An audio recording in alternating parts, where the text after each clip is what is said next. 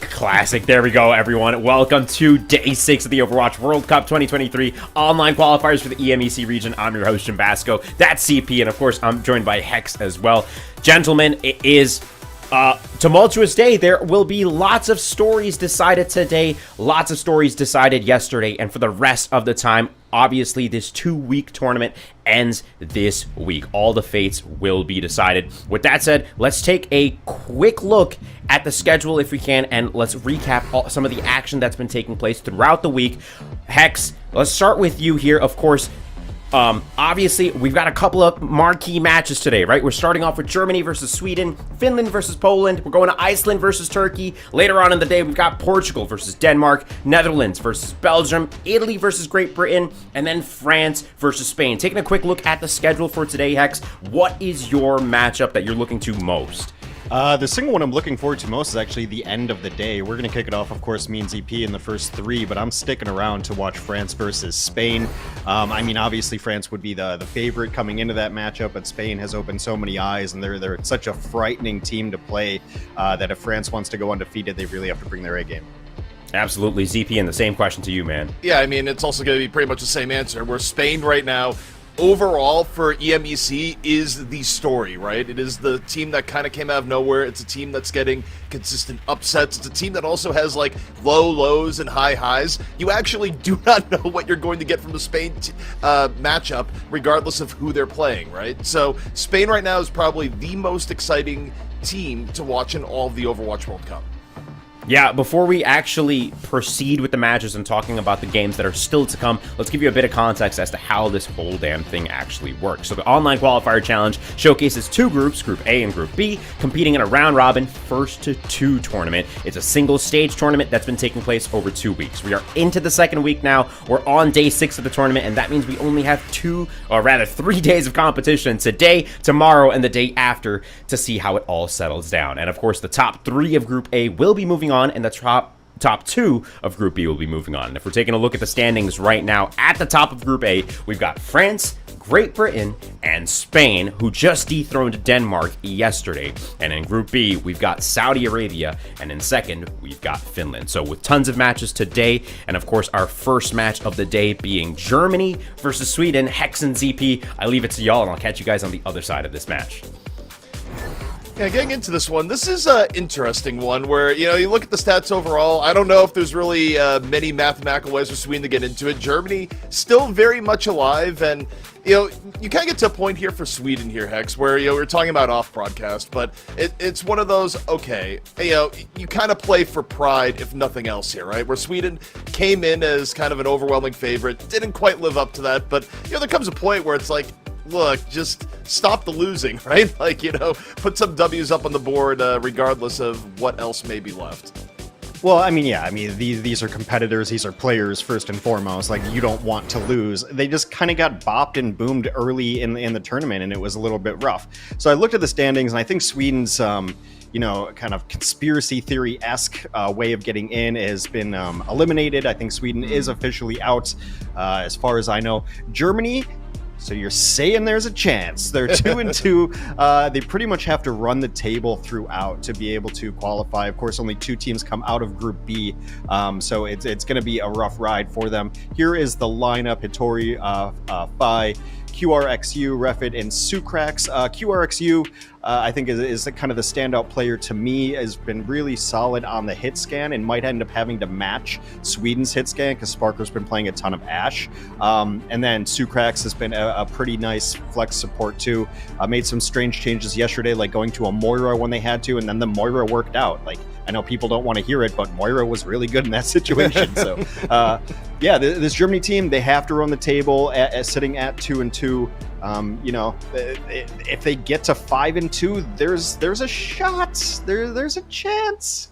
Yeah, but it's definitely the full. You're telling me there's a chance of it. But you take a look here at the Swedish roster. It does look like Theomatic is going to be in for Lulshus again. I know it's a topic you want to touch on, but also, before we get to that, you kind of look at this team, and I do feel like part of the difference, at least for a player like Kevster, is that you look at how aggressive Kevster, plays in the Overwatch League. I do feel like Kevster has had trouble adjusting to the fact that, he's not necessarily playing with complete all-star level supports in the same way that you do at the Overwatch League level. Not that Tile and Melon are bad, but, there is a little bit of a skill gap relative to some of the players that Kevster usually plays with. And I do wonder if that has, impacted the level of play we've seen from Kevster here so far. Well, I think part of it too is, the best meta for a Tracer right now is the Sombra Tracer, and I just don't think Sparker's really comfortable on the Sombra.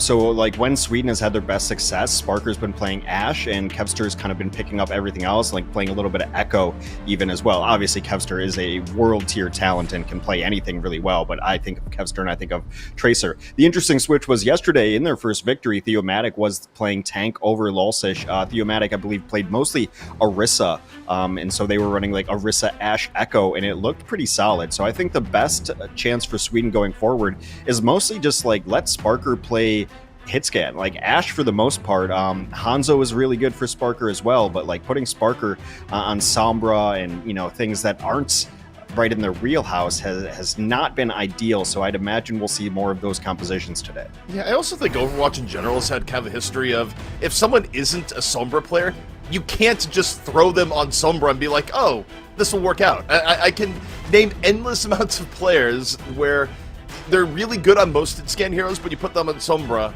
and it's not a good look. And, with Sparker, that just might be one of those cases, right? Where, really good player in general, but not quite feeling it on Sombra. And, at that point, it's better off not playing the Sombra. Totally agree. Yeah, you're spending too much time not shooting, right? So you're taking away the best ability. And I think at the highest levels too, it's just there's such a mechanical and game sense difference of playing Sombra versus almost any other hero, where you can be, where translocators need to be, when the EMP timing is, who the EMP is going to hit, those kind of things. And I think we've even seen it at the Overwatch League level. There's 1 or 2 good Sombras, and the rest are fine. Yeah, it's kind of one of those things where when you're watching a great Sombra, But we got Sweden going to be rolling out of the gates here in 20 seconds, and, assuming they're not going to swap it up too much DPS-wise, I don't know if I believe the Kevster on... he could, but the Sparker on Ashe is something I definitely believe.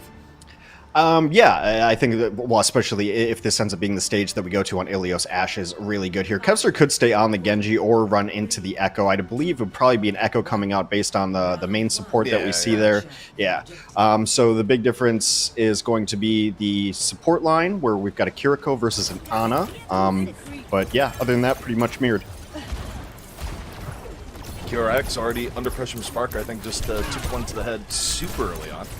But right now, both teams just trading out early poke, and yeah, I mean, in this early stage here, you look a lot to the Ashe, you look a lot to the Echoes as they, just look for early openings. As I say that, QRX gets caught, Theomatic just feasting off a quick dive, and that puts Sweden in a really nice spot for this first fight. But as I say that, Kevster gets caught, so all even.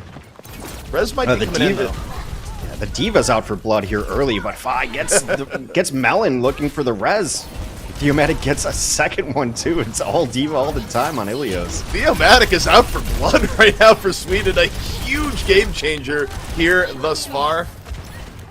Not going to say, hey, Lulcius was the problem, but Sweden does look scarier with Theomatic in the lineup. I think, it's not necessarily about being a problem or not. Yeah. Maybe it's just, you just need a change, right? I mean, obviously something wasn't working, and maybe that's not one player or anything. It's just how the compositions are working, or maybe who's calling it. But, obviously something had to give for Sweden. You don't want to go through the World Cup where you were probably, a group favorite and not get any wins. But yeah, Sky Battle, Kevster takes it, and the Mercy. Yeah, that was the old double team. Sparker in the back, Kevster in the front. More Kevster than Sparker, but still, Kevster just rolls right in and looking a little bit more like the Kevster of yore here. Yeah, it has been all Sweden so far. Germany's going to have to find something here. I mean, they will have a smaller, advantage as far as individual outplays, because they're going to have a nano boost. So it's going to be interesting to see who the nano goes on. Usually it's going to be a Diva, just for that dive ability. So we'll see if they end up using that. Diva or Echo are usually the two targets you'd expect here. Kevster, though, coming in for the back, immediately assassinates two. Can't drop a nano when you're dead, and so far, this has been incredibly one-sided and much more like the Sweden we kind of expected to see from day one. Yeah, definitely. Kevin Pearson really going to town here, just kind of dropping it in the back line there. And it's kind of the angle that we've seen these Echoes take, and I think it's why you see Echo on this map a lot. There's this angle up top where the supports and even the long-range hits can want to set up that Echo can drop in on. We saw it a bunch yesterday as well. All right, Germany going for another attempt here. Still have the nano reserve. Did not get a chance to use it in the last fight. And it goes on to the Echo, so it goes on the Pi early on here. Melon goes down, just accepts fate falling over. But Kevster gets QRX, and Sweden still has options to maybe pull this back. Kevster still in duplicate right now. Sweden, 97%. They're going to push this to 99 at the very least, even if they do lose this fight. Tori gets the remake kill of the Kevster. I guess that's one way to send Kevster back to spawn, but very dominant start from Sweden. Yeah, I mean, Fi is getting some real good work done on this Echo, though, with style points. Most of the work got done on the duplicate from the Ashe, and really well played, but still not flipped over yet. Yeah, that's the ridiculous part here, is that Sparker comes back in and gets QRX. Sparker on the Sucrax, and Germany's just getting picked off. I thought they would at least get the flip here extended a bit, but no, Sweden's having no part of that. 100-0. Incredibly dominant start here on Ilios. Yeah, and we can look at the DPS all we want, but the one difference between these compositions was the Ana versus the Kiriko, and you saw Sucrax get kind of bopped a couple of times in a row, and once that flex support is down, I mean, your Mercy either has to decide to heal the entire group or to stay in the sky, and it puts a lot of pressure on. Whereas on the other side, they were running a Kiriko, and Kiriko just has that escapability. So you get dove on by the Echo, or you're taking damage from an Ashe from a bad sightline, then you can just teleport out, and you're fine. The escapability is so much higher there. So I think that was the big difference, is that Sucrax was getting kind of picked off, being a stationary target, and just not the healing throughput that Germany needed. So we go over to the ruins. Kevster going to be swapping off onto the Tracer. Tracer Sombra versus Ashe Tracer. Again, I like the fact that, we talked about in the preamble, keeping Sparker on the Ashe, probably the right move here, given everything that we've seen thus far. Sparker, as we talk about, finds Lucio early, and that's going to be a quick pause.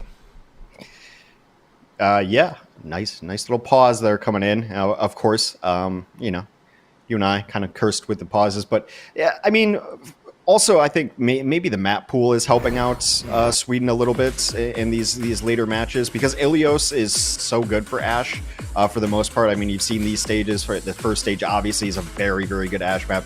This one as well, because this map is often thought of as a Widow map. You know, Ashe, Widow, similar enough that you can play it. But I think it just came down to Sweden being like, let's just play our best players for the most part, you know, or at least let Sparker play their best heroes. And then Kevster has the versatility to pick up whatever else. So I think they just realized that their composition wasn't working. And maybe now they're just feeling a little looser too, like being kind of eliminated. Now you just get to play, you show up, hang out with your friends, you're representing your country, and maybe the looser play style allows them to be a little more aggressive and just, you know, not as tight and make sure that you hit those shots. It is a funny concept that transcends the barriers of sport, though, right? Like, whether it be esports, traditional sports, anything like that, right? The idea of, like, well, now that you know, the pressure's off, what can you do? And you do see teams suddenly play a whole lot better, you know, relishing the fact that they can play spoiler and, you know, what's the worst that can happen, right? Like, there is that dynamic that sometimes happens, and to an extent, I think Sweden is benefiting from that. Obviously, I think some of the changes they've made have been beneficial. The fact that they're not running the Sombra as much, you know, the main tank change here so far has worked out really well. Also, just mechanically, it feels like Kevster is a little bit more comfortable than he was at day one. I don't know. Everything seems to be working for Sweden right now, and you know, you can kind of speculate as to why, and all the reasons you speculate, it could be a mix of all the above, right?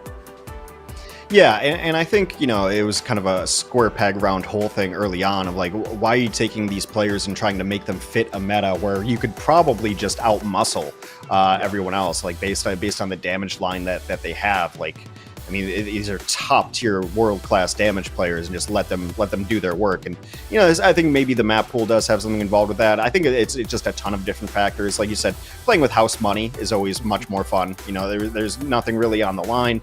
I mean, obviously, you want to win, you want to represent your country. So also, I think, like, Sweden, it's a big deal to get that first victory, too, because now there's even less pressure. It's like you're not getting goose-egged, you're not going over. So... yeah, I mean, Sweden's overall looking strong, and I think it's a variety of factors there. On the flip side of that, you know, like I said, Germany does still have a chance to come out of this group, but they have to win everything.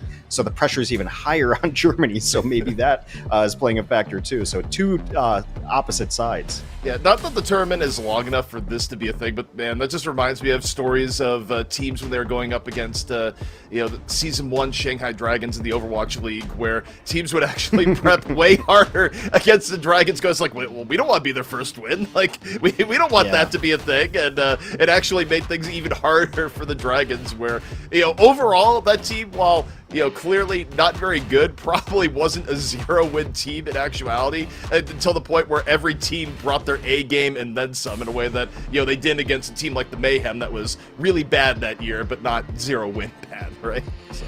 Geez, Season 1, it was 40 matches. Can you imagine? Yeah. 40 matches, and then every match went to 4 regardless. Oh, yeah. Yeah, there's some tough map 4s. I remember Season 1.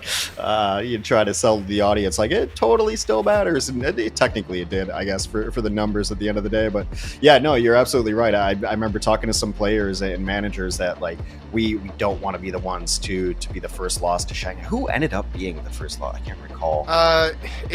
It was in Season 2, and was it Atlanta? I don't remember. That sounds right-ish. Atlanta Yeah, feels right in my head, but I don't remember exactly. Yeah, I mean, you know, time flies, and that was years ago. Yeah. Season was 2018, and you know, everything that's happened in the world, it seems like we lost a couple years in there, but it is a millennia ago. So we'll try to figure out why the pause is happening now. Usually it's just somebody drops from the server or something going on. You never know. Maybe a mouse disconnected, battery low, something like that. Who knows? Looking here, I just went to go, was my memory correct? It was not. Even though that would be fitting for some years in Atlanta, it was Boston, which is probably more fitting for Boston at the time. Okay. Yeah, thanks CB for the assist. And it was on Horizon Lunar Colony. Oh, another blast from the past. Yeah, I guess they brought I guess they brought Lunar Colony back for some quest mode. I don't know. Yeah, I mean, that map, though, Overcast. yeah, I forgot. Man, that was a thing at one point back, you know, in good old Assault, as we had to call it on broadcast. No longer a game mode, but, Yeah. Either I way. ended up calling it 2CP mostly because like we stole so many terminologies from Team Fortress 2. So yeah, it's even why we call checking for Sombra spy checking. Like that's absolutely 100% term from Team Fortress 2. All right, now, in case you're wondering what is going on, we were just filling because we had a player disconnect, and that's sometimes what you got to do. But we're getting very close to the, maybe it's time to take a break, maybe not. We're on the edge, right, where maybe the player's about to get back in. So that's why I kind of go down memory lane on some of these things, because, hey, that's just kind of where it took us.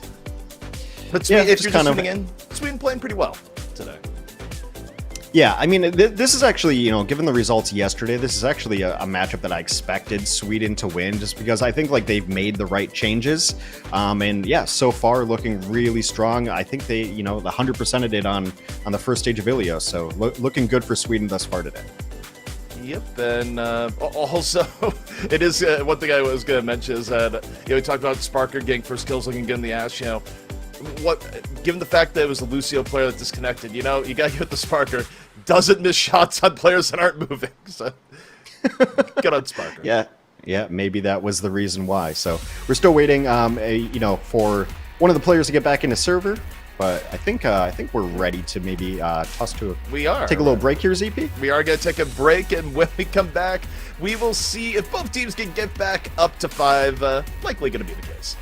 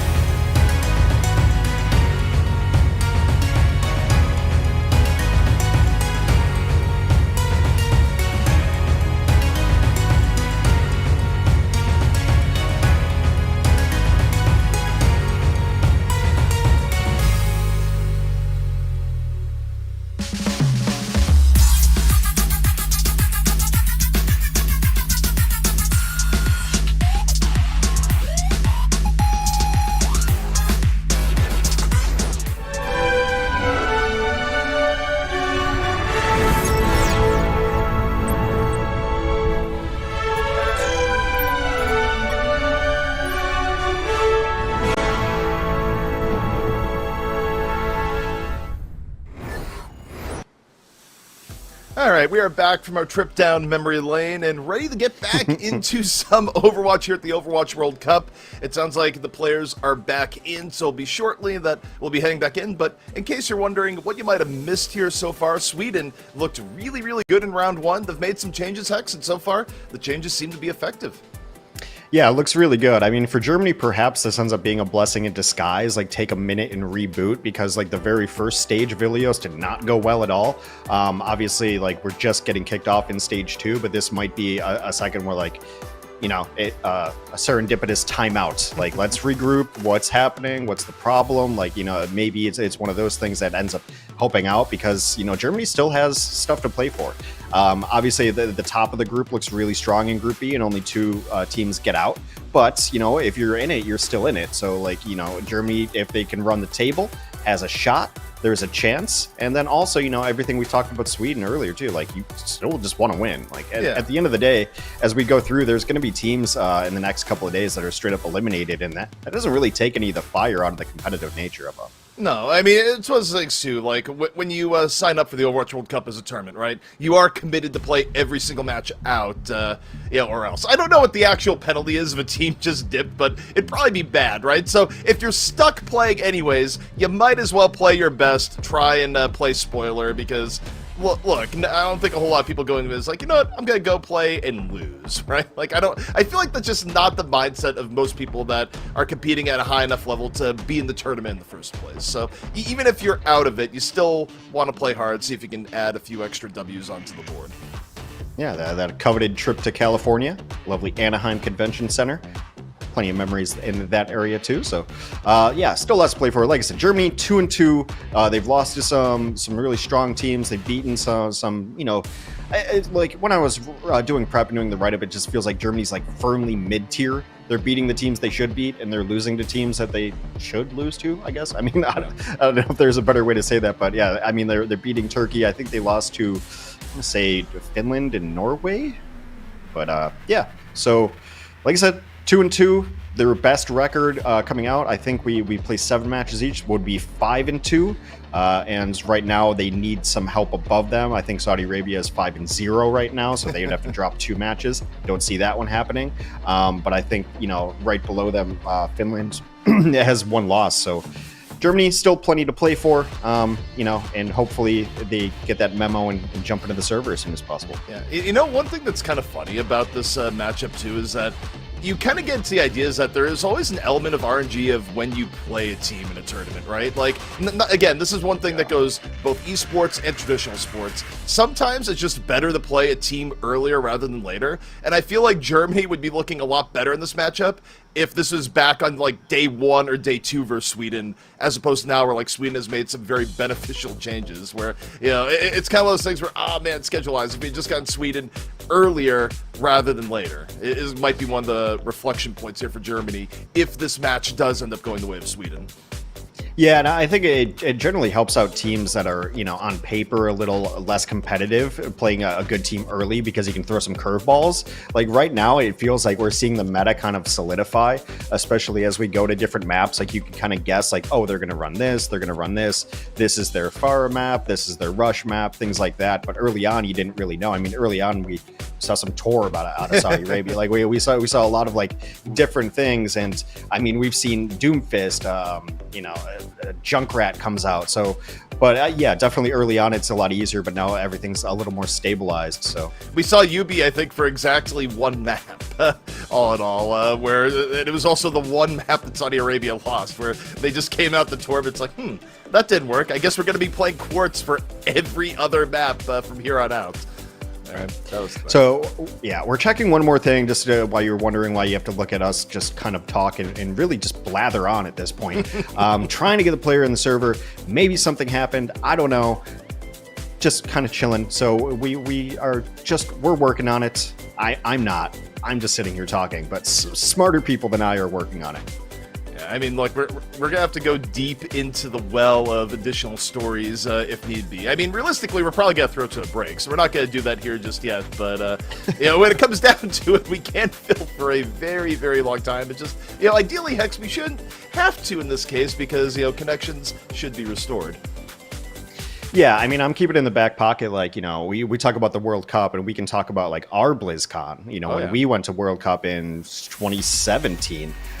So we'll save that in case we have to come back and fill a little later, because obviously the internet is being a little cruel to us. You know, the funny part about this year, this is the first year I've actually repeated a partner. I had a real like Defense Against the Dark Arts thing going on where, you know, this is 2016 I casted with Matt. 2017 I casted with you, 2018 I casted with Jake, 2019 I casted with Avast, and now we're going full circle again. We're just looping around. Bringing back the old hits, as it were. But that said, we are going to throw the break. When we come back, the players will truly be ready, I hope.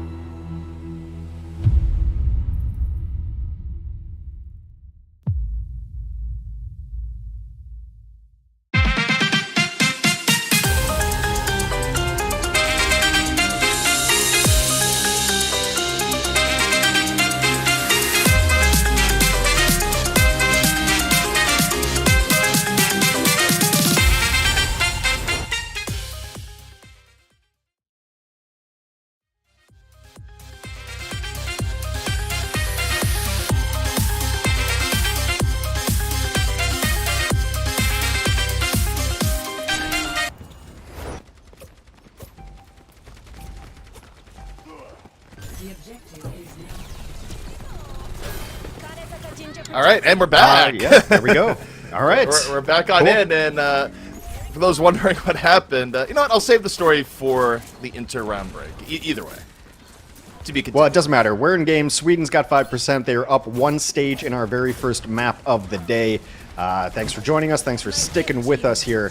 And so far, it has been all Sweden over Germany. Germany trying to keep their hopes alive, have to run the table for the most part for the rest of the tournament. Sweden winning first fight in no small part due to the quick hit on the Refid, who did get disconnected. But now it's up to Germany to try and get back in on the point. QRX under pressure early. Sparker shooting away. Kevster 91% pulse bomb. Little tracer on the side here versus Kai. Yeah, not necessarily the Tracer 1v1 you want to take, but if you're if you win that Tracer 1v1, it's that thing of legends. Put that on your highlight reel. Yeah, also the Tori just got cleaved heading in. So much damage on the Tori. And not the most successful dive for Germany, where I feel like Germany has to be feeling a little bit discombobulated after, you know, the disconnect. Sparker takes down Sucrax, and right now this is just nothing but Sweden. Yeah, absolutely, 100%. Germany is going to finally get some ultimates online, so really this is about dive execution. The target you'd have to imagine is going to be somewhere in the back line. You maybe, I mean, there's just not good targets for this dive. Like, do you try to get to Sparker, who's got Coach Gun and going to have Pio for them? You know, Skyle, you dive Kiriko and then just gone. So it's going to be interesting to see who they target. Sparker on the low ground.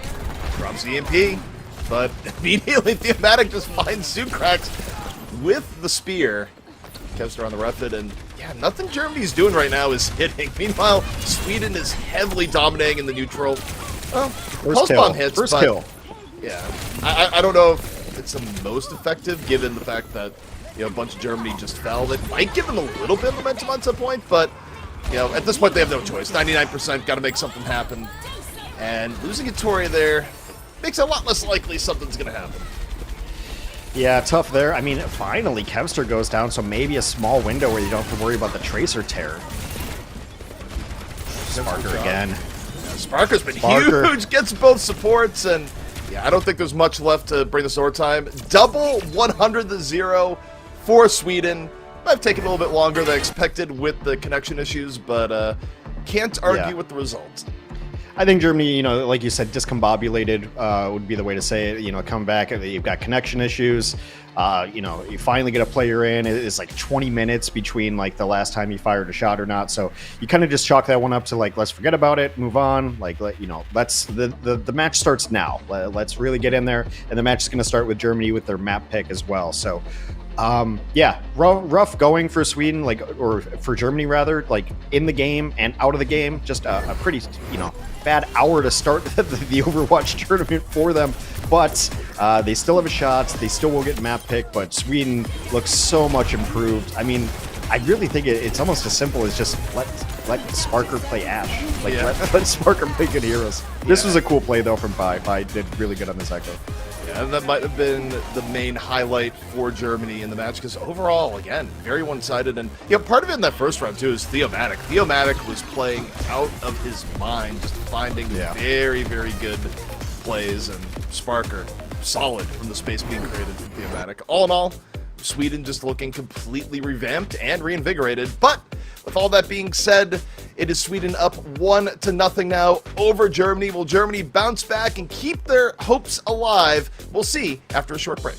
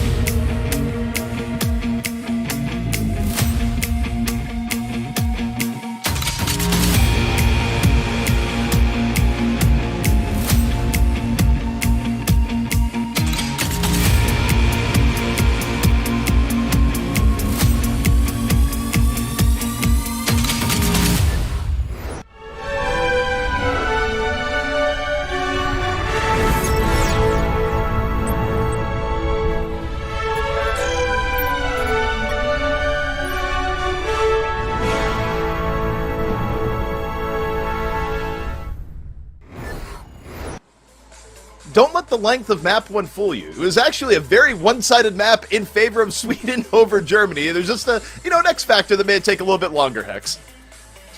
Yeah, a little bit. We talked about, maybe Germany just forgets that map happened. I'm forgetting the map happened. The series starts now, right? Let's get back into it. Completely one-sided, though. I think, Germany had 1 kill on the second stage of Ilios. It was a weird map, rhythm-wise, kind of momentum-wise. It was strange. But if you look back at the very first stage, it was pretty obvious that Sweden had the upper hand regardless. So, due to our formats, it means that the loser gets to pick the next map. In previous matches that they've lost, Germany against Finland and Norway, they picked Blizzard World and Gibraltar and lost both of those. So they're going to try something a little bit different. Circuit Royale, an interesting pick here. Yeah, Circuit Royale, I mean, particularly bringing Sweden here, where I feel like there's a lot, if you're Sparker and Kevster, you love Circuit Royale. I feel like it plays to a lot of their strengths, particularly in, being good at longer ranges. But, look, you can get into it all the time on map picks. It's like, do you play to your strength or do you play to your opponent's strength? And a lot of the times, you kind of want to do what you want to do, rather than trying to counterpick the opponent. Right. I mean, obviously it didn't work out on the other maps too, but I don't know. Gibraltar, also kind of the same scenario. Do you want to leave Sparker on Ash on Gibraltar? Blizz World is almost even the same. So, the map picks aren't ideal. So maybe Germany has a strategy here as we go into Circuit Royale. Again, Germany needs to be perfect the rest of the tournament to try to get out of Group B. Sweden, mathematically, out of it. They had an interesting scenario in a tweet the other day. Didn't quite come to fruition, but now kind of, showing their full power. It's almost tragic that it's taken this long to see Sweden unlock their correct compositions. Yeah. How are Germany going to be setting up here on the defense first? And, well, this is a little bit interesting. Nothing too unconventional, but I guess one thing that's worth noting here for it's going to be a spawn hold, right? Yeah, I was going to say, they're not doing the longer range stuff, where usually for teams on the defense, we've seen them go for more longer range in Circuit Royale, whereas Germany decides we want to fight up close and personal. Yeah, early on we saw a few teams do this spawn hold. So, I mean, yeah, it kind of makes sense, for Germany. If this is a map that you feel you can hold on to, don't let Sweden set up, don't let them get in the sight lines, just keep them in spawn and see what you can get done. Alright, Sile getting caught early. Alex able to land the old 1-2, and yeah, I mean, for Germany, just get time off the clock. I think for what they're good at, I think this may be the strategy to go for here so far. Sparker gets Scott. Really good pressure from Germany thus far. Just so long as they don't lose anyone early, but you take a look at them, really been getting low. Oh, as I say, that's 2 cracks against Scott. That's all Sparker needs. Just comes out from the side, 2 arrows down, and you lose your BAP that early. This is just going to be about how long can you hold now, because the result is fairly inevitable. Yeah, absolutely. I mean, it's kind of it's similar to Havana, how you break a Havana hold. You just end up getting a kill from your Hanzo. You need that pick potential. Sporker goes nuts. I mentioned it earlier, why Sweden's been playing better, and it's not just the Ashe. Sparker's Hanzo is one of the things of legends, and Skyle's got the same question we do, why no snipers? But I think you don't really want to play into Sweden's game. You don't want to go double sniper against Sweden. I just think that's a bad idea. So that's why Skyle. Makes all the sense to me. But yeah, when Sparker's Hanzo's hitting, it's definitely hitting hard. Hanzo in general, kind of a streaky hero, but Sparker has absolutely taken over games on the Hanzo. And now we just see Sweden pushing forward. Kevster, quick duplicate coming on out. The old double tank in play for as long as duplicate lasts here. Ram going forward. Cam Annihilation soon. Drops it as Sweden just keeps moving forward. You got the Orisa ultimate. It's a big one. Gets all of Germany close together, and that is going to be a very clean team wipe coming in for Sweden. Yeah, just absolutely bullying Germany off of the points. And it's a bully moment when you see the immortality field and no one's in it and everyone's running away. It was the saddest lamp in the world. A spotlight shining on no one right there. And Sweden continues to just bully through, push through right now. And right now, Germany's got no answer for this. Yeah, I mean, Germany's best case scenario going here, you come out the beat and get a quick kill off. And that's exactly what happens, where they open beat, find 2. exactly what they needed to regain a little bit of footing here on the second point. Yeah, QR has been really solid on these hit scan heroes. I think, able to play. I think Cass is probably their best hero too. So come in, committing beats. I like it. So Germany, like, you can't just.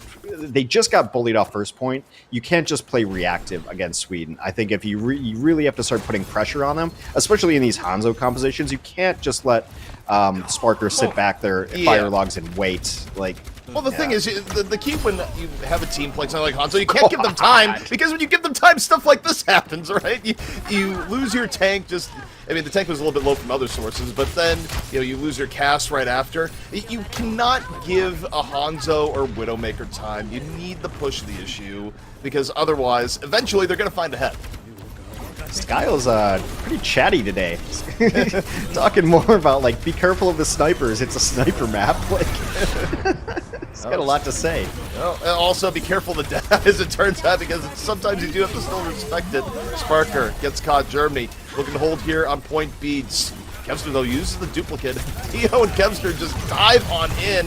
Kevster, though, pays for it with his life. Doesn't get the BAP off the dive, and Germany stands out pretty well there.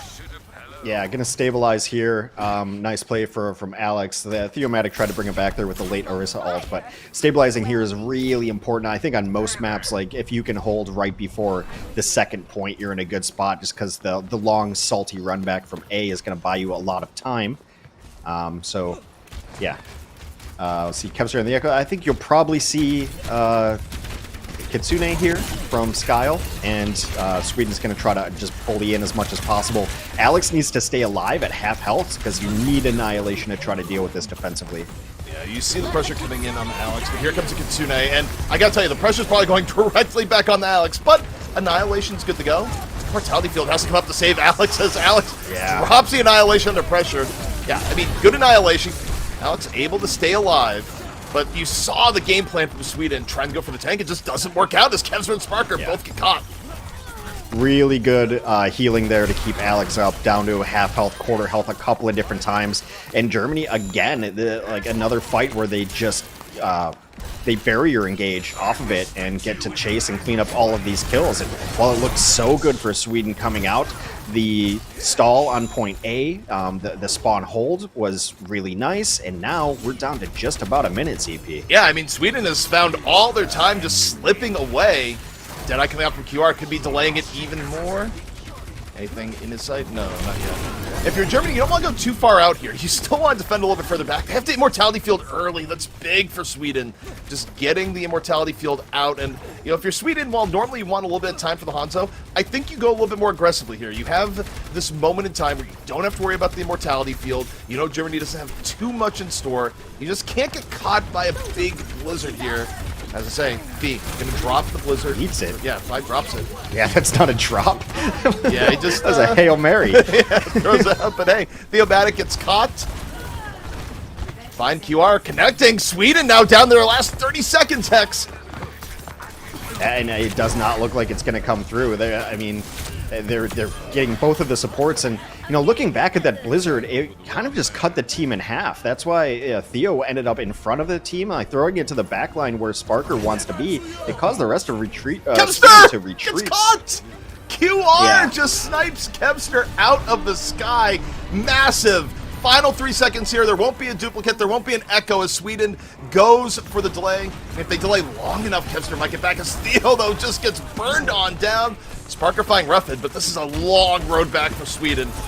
But the start of this road starts with Sparker. Sparker can find any heads here. Kevster's back on in, gets a duplicate off. QR, though, finds the Lucio, and this is just looking dominant from Germany on the point, and the Annihilation, that's going to finish it out. Absolutely, and Germany with their counter beat engagements really took it to Sweden a couple of different times. Really nice, but you have to just give up some individual plays for QR. It's in all the tape I've watched of Germany and some of their live matches as well, has always been kind of the standout damage dealer for this team, being able to pick up 2Ks, 3Ks, and on that cast especially. So Yeah, really well played. I thought like the Blizzard looked a little bit funny, but it was really good to cut off Theomatic from the rest of the team, to be able to put some pressure on the backline without having to dive the backline, just send in Snowball all the way back. Really cut the team off, and that was another fight, a counter beat engage. So Germany playing really well, picking their moments of when to bend but not break and then push back. And there were a couple times where Alex got really low, but you got to give Germany's support some credit, especially Sucrax, keeping them alive with immortality fields and making sure that the tank doesn't go down in some of these counter pushes. Yeah, also I just kind of go back to the part where Sweden, I think, had an edge in terms of ultimates and got really over aggro and pushing to the point that QR lands a Deadeye on Sparker, and Kevster and Theo, as a result, don't have the backup they need when they go really, really deep.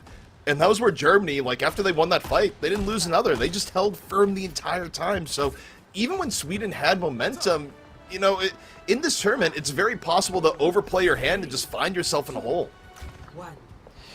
Yeah, absolutely. Sweden is not going to go for this straight-up spawn camp, but they do have double sniper here. Got to be a little bit careful. Taking that out of my head. How dare you? Yeah, Germany just comes flying out of the gate. Yeah, Germany says, no, we're going to be held in spawn, but Sparker just finds Alex early, Kevster on the follow-through. And you had to know this is coming from the Germany side, that you would be facing this sort of double sniper composition from Sweden. And, you know, it's one of the risks they took bringing them here, because this particular area, you know, Sparker and Kevster, if they're landing their shots, are going to be very much in their element. Absolutely. Speaking of, Sparker gets Alex for the second life in a row. Flex supports trade out, though. Or supports trade out, rather. Sparker just looking and waiting. Theomatic being down, though, makes this a little bit more complicated. Sparker and Kevster aren't going to have the cover they would like.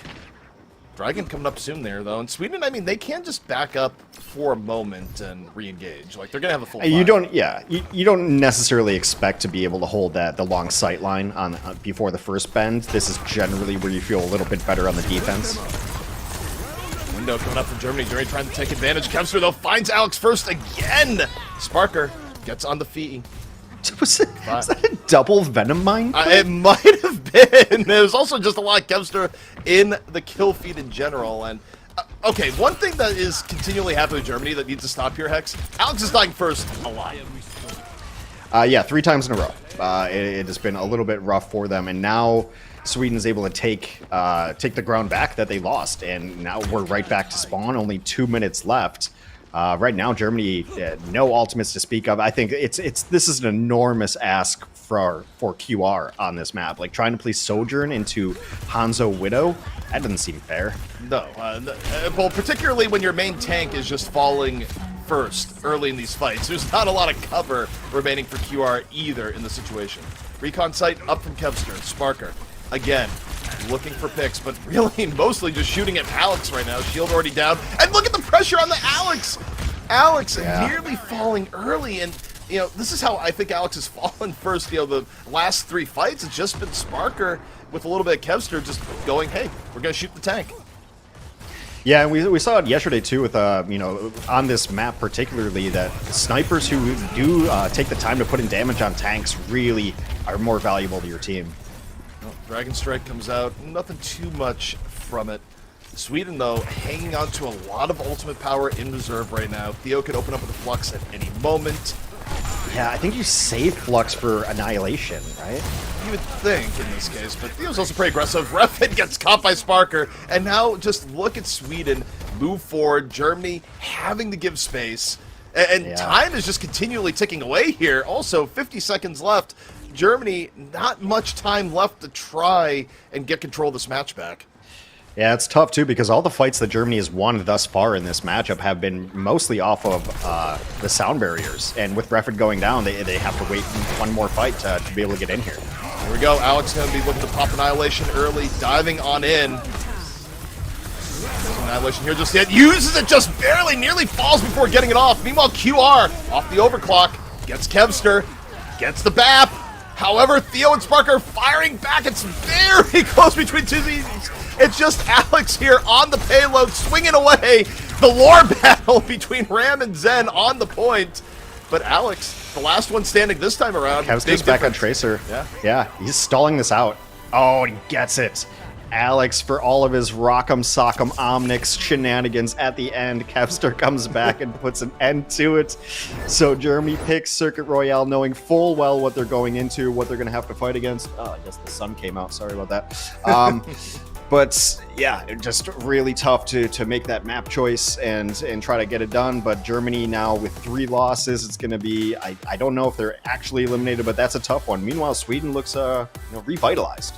Yeah, a very different look from Sweden. A look that, again, people thought this would be the Sweden we'd be seeing back in, day one.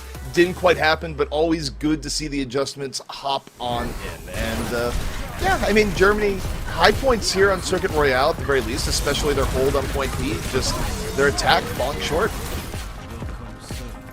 Yeah, I mean, like I said, the fights Germany won where they were able to pretty much use beat, where it was for the most part here. Then, the May ended up working out pretty well, but at a certain points, you're gonna, you can't give Sparker time or space to get anything done.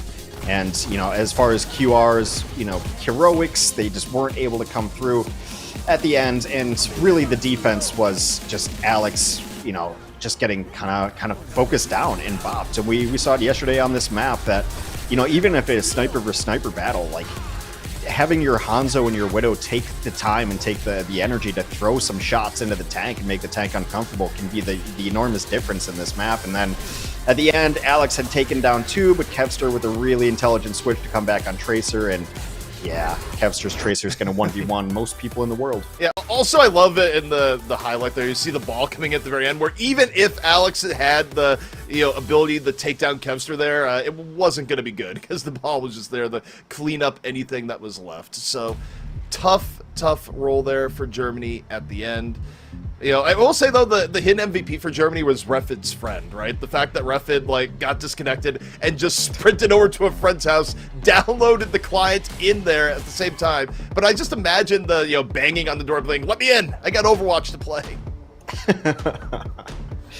Yeah, I mean, there was this long pause, but we've moved past it. Yeah, I mean, I just wish we had a revisionist history of where Sweden has this figured out earlier in the groups, right? Because I really think you look to the roster and how is this team not going to make it out of groups? And it could have been a much more competitive Group B, but as it stands, Sweden has found their composition now. Just a little bit too little, too late. But I think for the other teams, Sweden's just gonna try to play spoiler on it. Well, I know it's not too late. It's not too late for more Overwatch today. We still have a whole lot to go. 6 more matches in this broadcast alone. Coming up next, it's going to be Finland taking on Poland.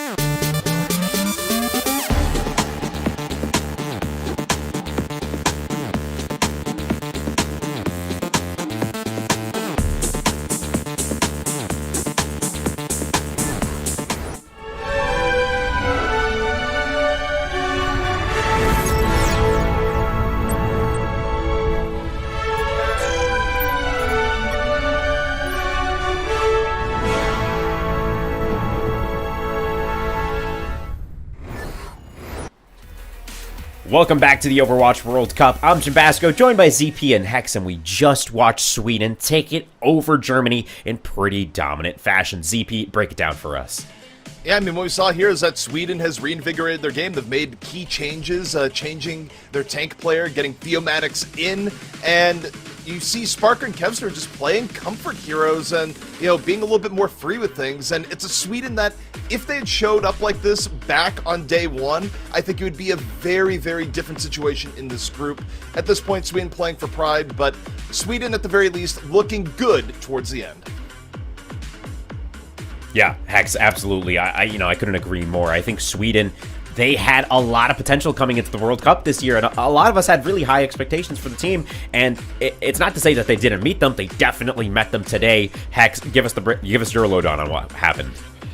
Yeah, I mean, it is just kind of a what-if scenario. What if this was the team that came out swinging, in the early days? Because we really thought that, like, at this group, it would at least be like a three-team group, maybe even four, but like right now it's just been Saudi Arabia and Finland, and Sweden's just been non-competitive because of just early missteps and early mistakes. But you see the potential of this team. Unfortunately, it is unrealized potential going forward, but yeah, it's kind of a sad story. You see the great talent on this squad, and they should have been up there competing to get out of the groups, and it just didn't fall their way. Yeah, a fantastic team, of course, living up to every one of our expectations today, but perhaps not in the past. But we've actually got an interview with someone from Team Sweden. It's going to be Theomatic. Maybe he can give us some more insight as to what was going on, and we can talk to him about his victory. So CP and Hex, I'll be back with you guys in just a second here as we hop on with Theomatic.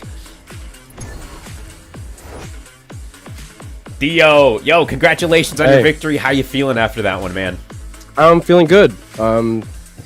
I mean, we had a lot of time between last week and this week, so, I talked to the coach about, wanting to put me in for trying some new stuff, and it's been going really well so far.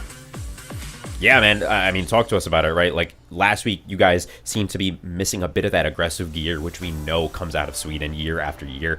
This week, you guys look invigorated, and like you said, that VOD review is really helping, but what else really clicked in the team, do you think? I mean, I obviously am, like, a longtime fan of Orisa, and you actually can place her pretty well into the current meta. I mean, she does a lot of stuff, like, just because she can't dive doesn't mean she can't pressure backline, so that's what I'd be doing a lot in those games. And then letting the rest of my team sort of handle the damage and the focus fire while I sort of manage the stuff, marking anyone that needs to be marked, like Sombra's tracers or your backline. It's been working well. Yeah, I mean, that pressure you guys are exerting is phenomenal, and it looked so clean today against Germany. So talk to us about the road to the World Cup, right? What were the weeks like leading up in terms of preparation, in terms of really, obviously getting ready for the world stage? It was a bit rough at the start. Obviously, our DPS line, Spark Kevster, they're in LA, so they had a lot of commitments up to Midseason Madness, so they couldn't scrim with us. There was a lot of times where we were scrimming with ringers for like a solid week, and because of that, we also weren't scrimming that much. At one point, we were scrimming like every Sunday. But coming closer to the actual match times, we started to really ramp up, and we actually got a lot of success, which you can actually see finally coming into fruition. Rough start, but yeah, we're getting there. You get in there, and that's what matters. You're putting on a show on the world stage, and, it's not the most competitive scenario, but it's awesome to compete on the global stage against, veterans of the game. So what does it feel like for you to be representing Sweden on a world stage in front of all these people? It's really nice. I mean, the biggest thing is obviously getting to play with like really good players like Spark and Kevster, and then like working together with them and getting better. It's a situation where I have to like rise up to like, not fail them in a way, but it's been really good. I mean, it's not really any like weird dynamics in the team. Everyone's just working together. It's just clean. Get in there and win. All right, that's the best feeling. That's really all you can ask for. Of course, looking forward at your last 2 days of competition here. You've still got Iceland and you've still got Saudi Arabia just around the corner. How are you feeling about those upcoming matches? I mean, we were, personally, Germany, I was a bit worried about because they could be good. But we actually rolled over them really easily. So I'm thinking, looking at Iceland, that should be also really good with the way we're going so far. I mean, Germany even tried to prepare a little bit, but I think we had the read in the end. We'll see what Iceland wants to do, but it should be an easy game as well.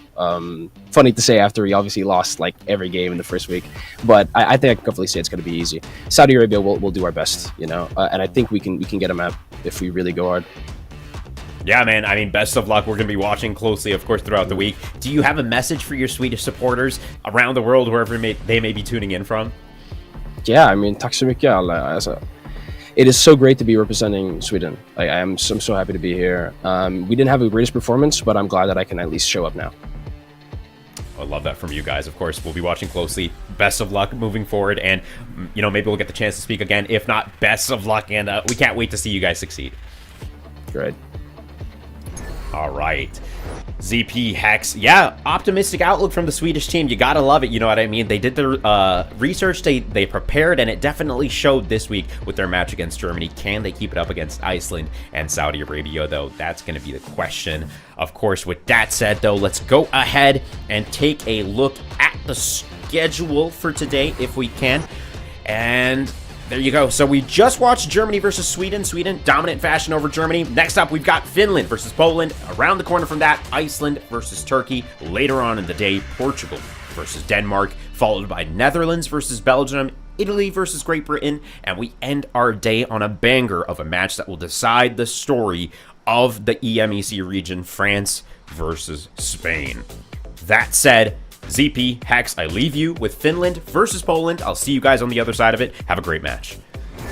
All right, Finland versus Poland coming on up, and this is one I feel like we've seen the Finnish team, Hex, just get stronger and stronger as these matches have gone forward and teams have gotten a little bit more comfortable with what appears to be the meta for the current patch we're on. So, going into this, I feel like this is going to be incredibly difficult for Poland. Not impossible to make a few waves, but, the Finland we saw play yesterday was absolutely lights out.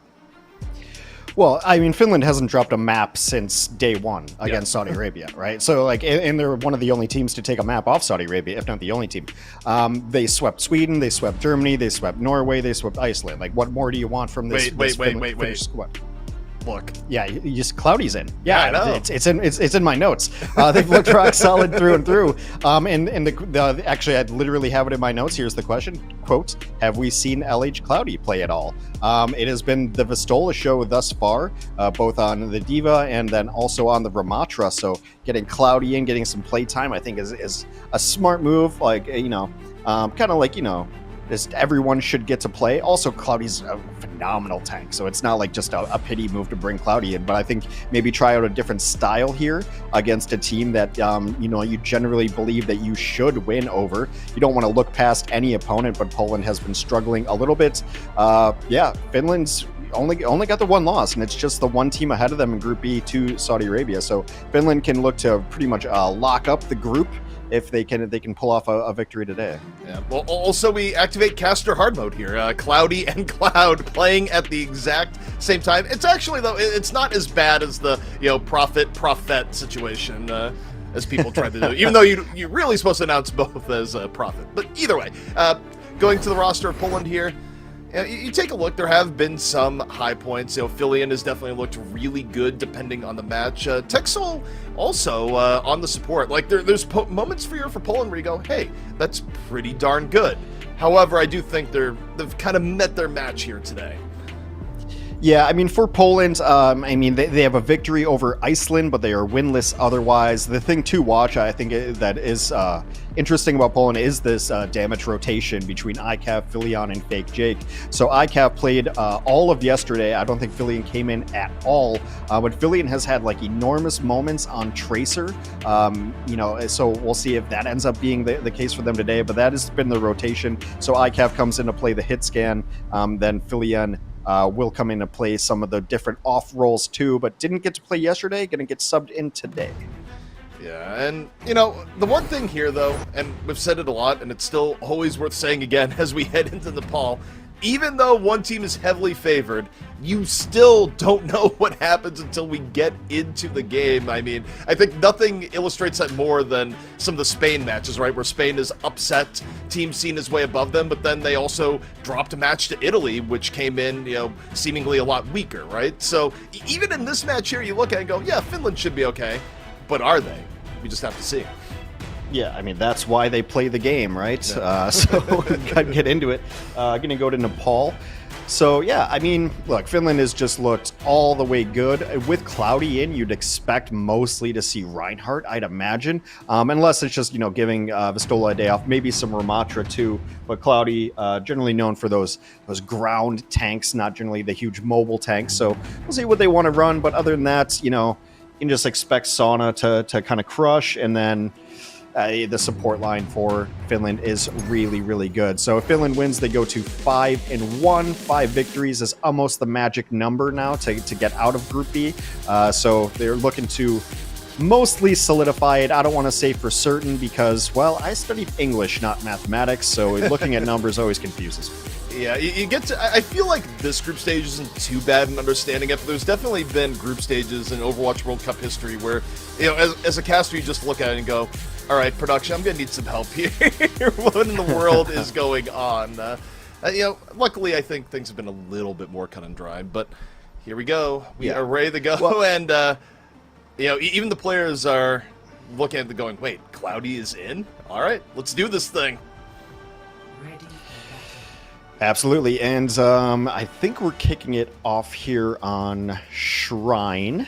Yeah, we definitely can run a Reinhardt on this map. It's not as good as Village necessarily for these compositions. Philion's going to come in, and yeah, I mean, it's so when we show you the rosters, the hero that you see on the screen is their favorite hero, and Philion looks like they're going to come out on their favorite hero, play a little bit of the Pharah here. So definitely a clash of styles as Finland's going to rush to the point and play, you know, just kind of ground control. Finland, if they run Cloudy, it kind of reminds me of the, you know, what you see with France, where, you know, France is running Ben Best, you can kind of expect the Ryan. I feel like it's the same with Finland, right? If they run Cloudy, probably can expect the Ryan in many cases here. But Finland already onto the point. It's going to be a Ryan v. Ryan battle.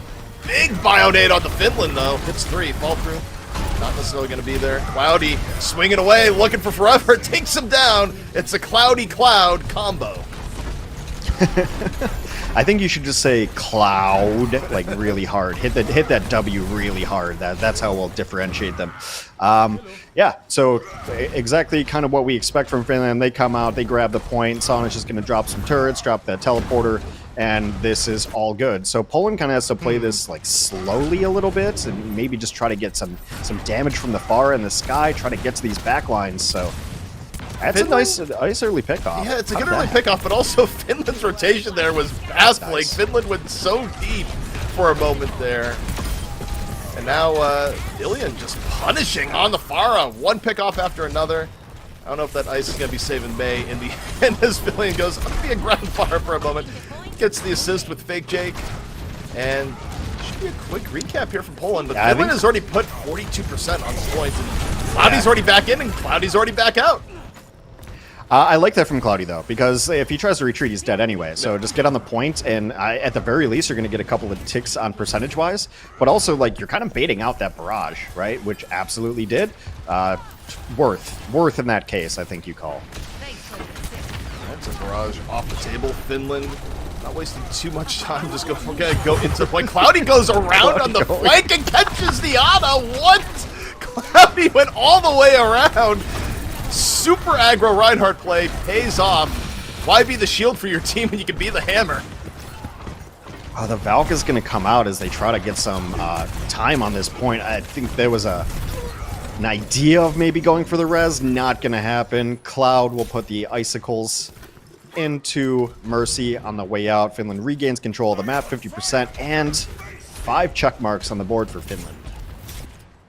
Finland is stacked going into the next fight, and you know, for Poland this kind of means the next fight they almost have to write off and then need to come in strongly after, unless they get an early pickoff.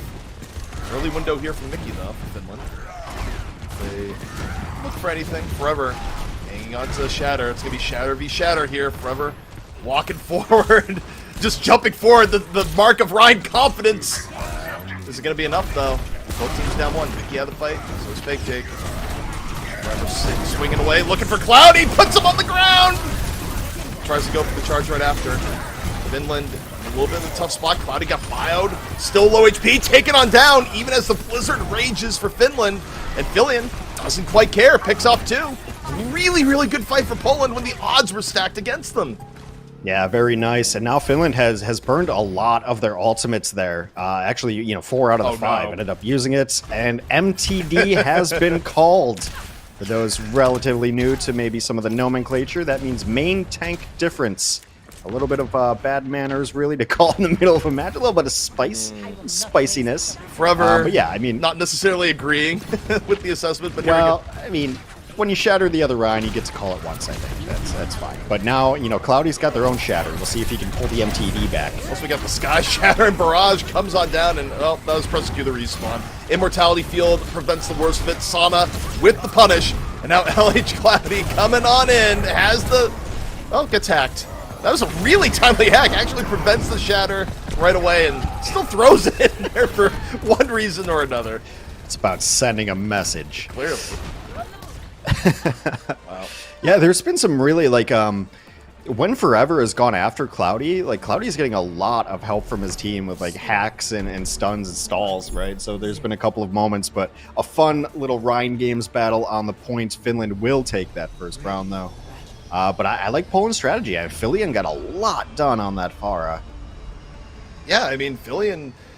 It's kind of, when looking at Pharahs here, we've seen, all flavors, right? We've seen Pharahs that get nothing done. We've seen Pharahs that simply annihilate the other team, like what we see with Saudi Arabia. And, Filian right now, I feel like is the happy medium, where Filian's getting good value, not necessarily annihilating the other team, but also not being invisible in the Pharah.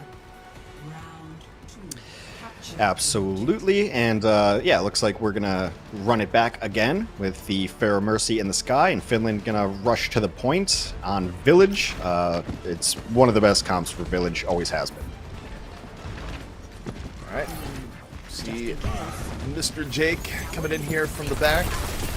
We'll hack on the health pack, a little bit of pressure as Poland just looks for a good way to engage. And Nikki gets caught. It's Filian again. One of the best early pickoffs you can get. Gets rid of the BAP. A lot of healing off the table here.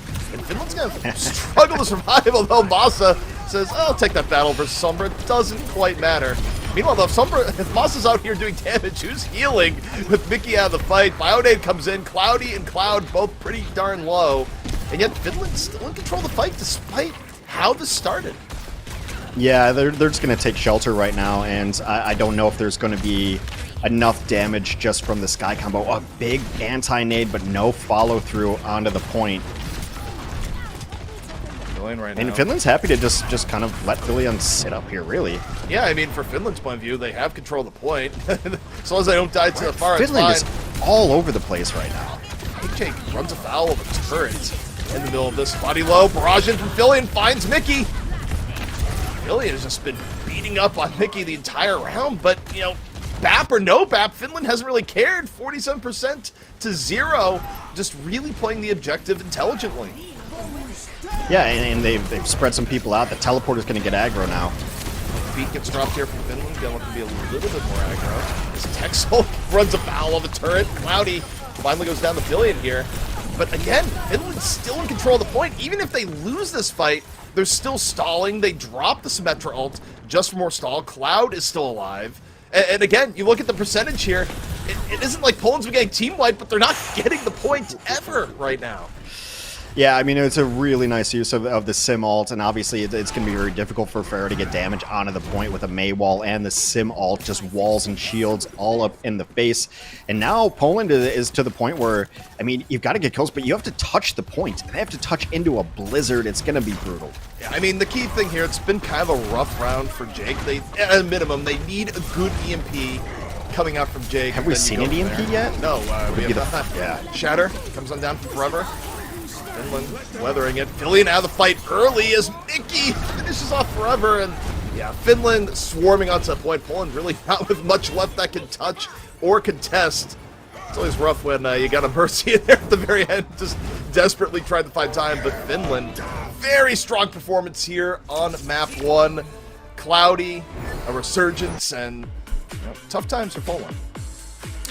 Yeah, I mean, nice play. It's nice to see Cloudy in there. The Nepal obviously is a good map for that. They got the good stages for a Reinhardt as well on Nepal. So nice RNG. I like Poland's strategy, the idea of running the Fair Mercy. It can run over a game. You saw glimpses of it, especially on the first stage. It looked good, but it's also a difficult ask because Finland is the one team that was able to counter Saudi Arabia's Fair Mercy combination. Obviously, that was with the Stola on the Diva, but you still have Sauna on the ground with the Cassidy that makes things very, very difficult. So Poland, so some nice moments. Get to call an MTD, which is always good for him. But yeah, I think you hit the nail on the head. That they just made Fake Jake's life very, very difficult, and to have the EMP come out at like 99% already on the board, a little bit rough there. But this stage is very difficult to play against a Reinhardt May composition, and I think they made the right choice by not trying to mirror it. It's not what their style is, so they went for something a little bit different. But in the end, 100-0. Also, I think, you take a look at that. I'm not sure I'm convinced of running the Sombra Pharah there, because you stop and think about that. Sombra doesn't really like getting onto the point or playing in and around the point in the same way like, say, a Tracer would. And Pharah really doesn't like getting on the point either, so there's very few options for Poland to actually have point presence. And, it's not too surprising that they're lacking on that last point. Yeah, but I do think that you don't really want to go and run a mirror against Finland either, right? So, what are your options at that point? You hope that you get damage boost, and you hope that maybe your RNG doesn't bring you to Village, right? Because Village is definitely better. You saw, on Shrine, they definitely got some more work done because it's more open and the Fair had more room to work. But, I don't think you can try to just run a straight-up mirror against it. Maybe it's something they haven't even practiced, so... Well, regardless, Finland continuing their map win streak here, looking strong versus Poland. Does Poland have anything left in the tank, left for map 2? We'll see after the break.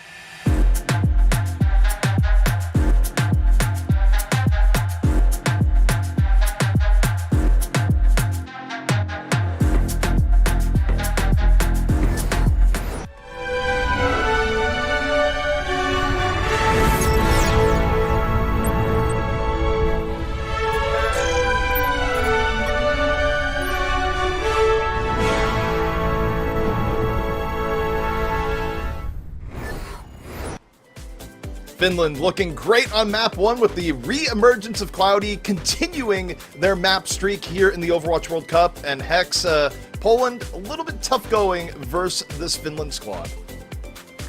Yeah, I mean, it's tough. I mean, Finland's just a team that's just really strong through and through. We expect them to get out of groups. Of course, I think Norway is still hot on their tail, too. So Finland with everything to play for still as they try to lock it up. Of course, we saw an interview, I believe, yesterday with Masa, looking ahead and still very confident that they can come out of groups here, which would be enormous for this squad.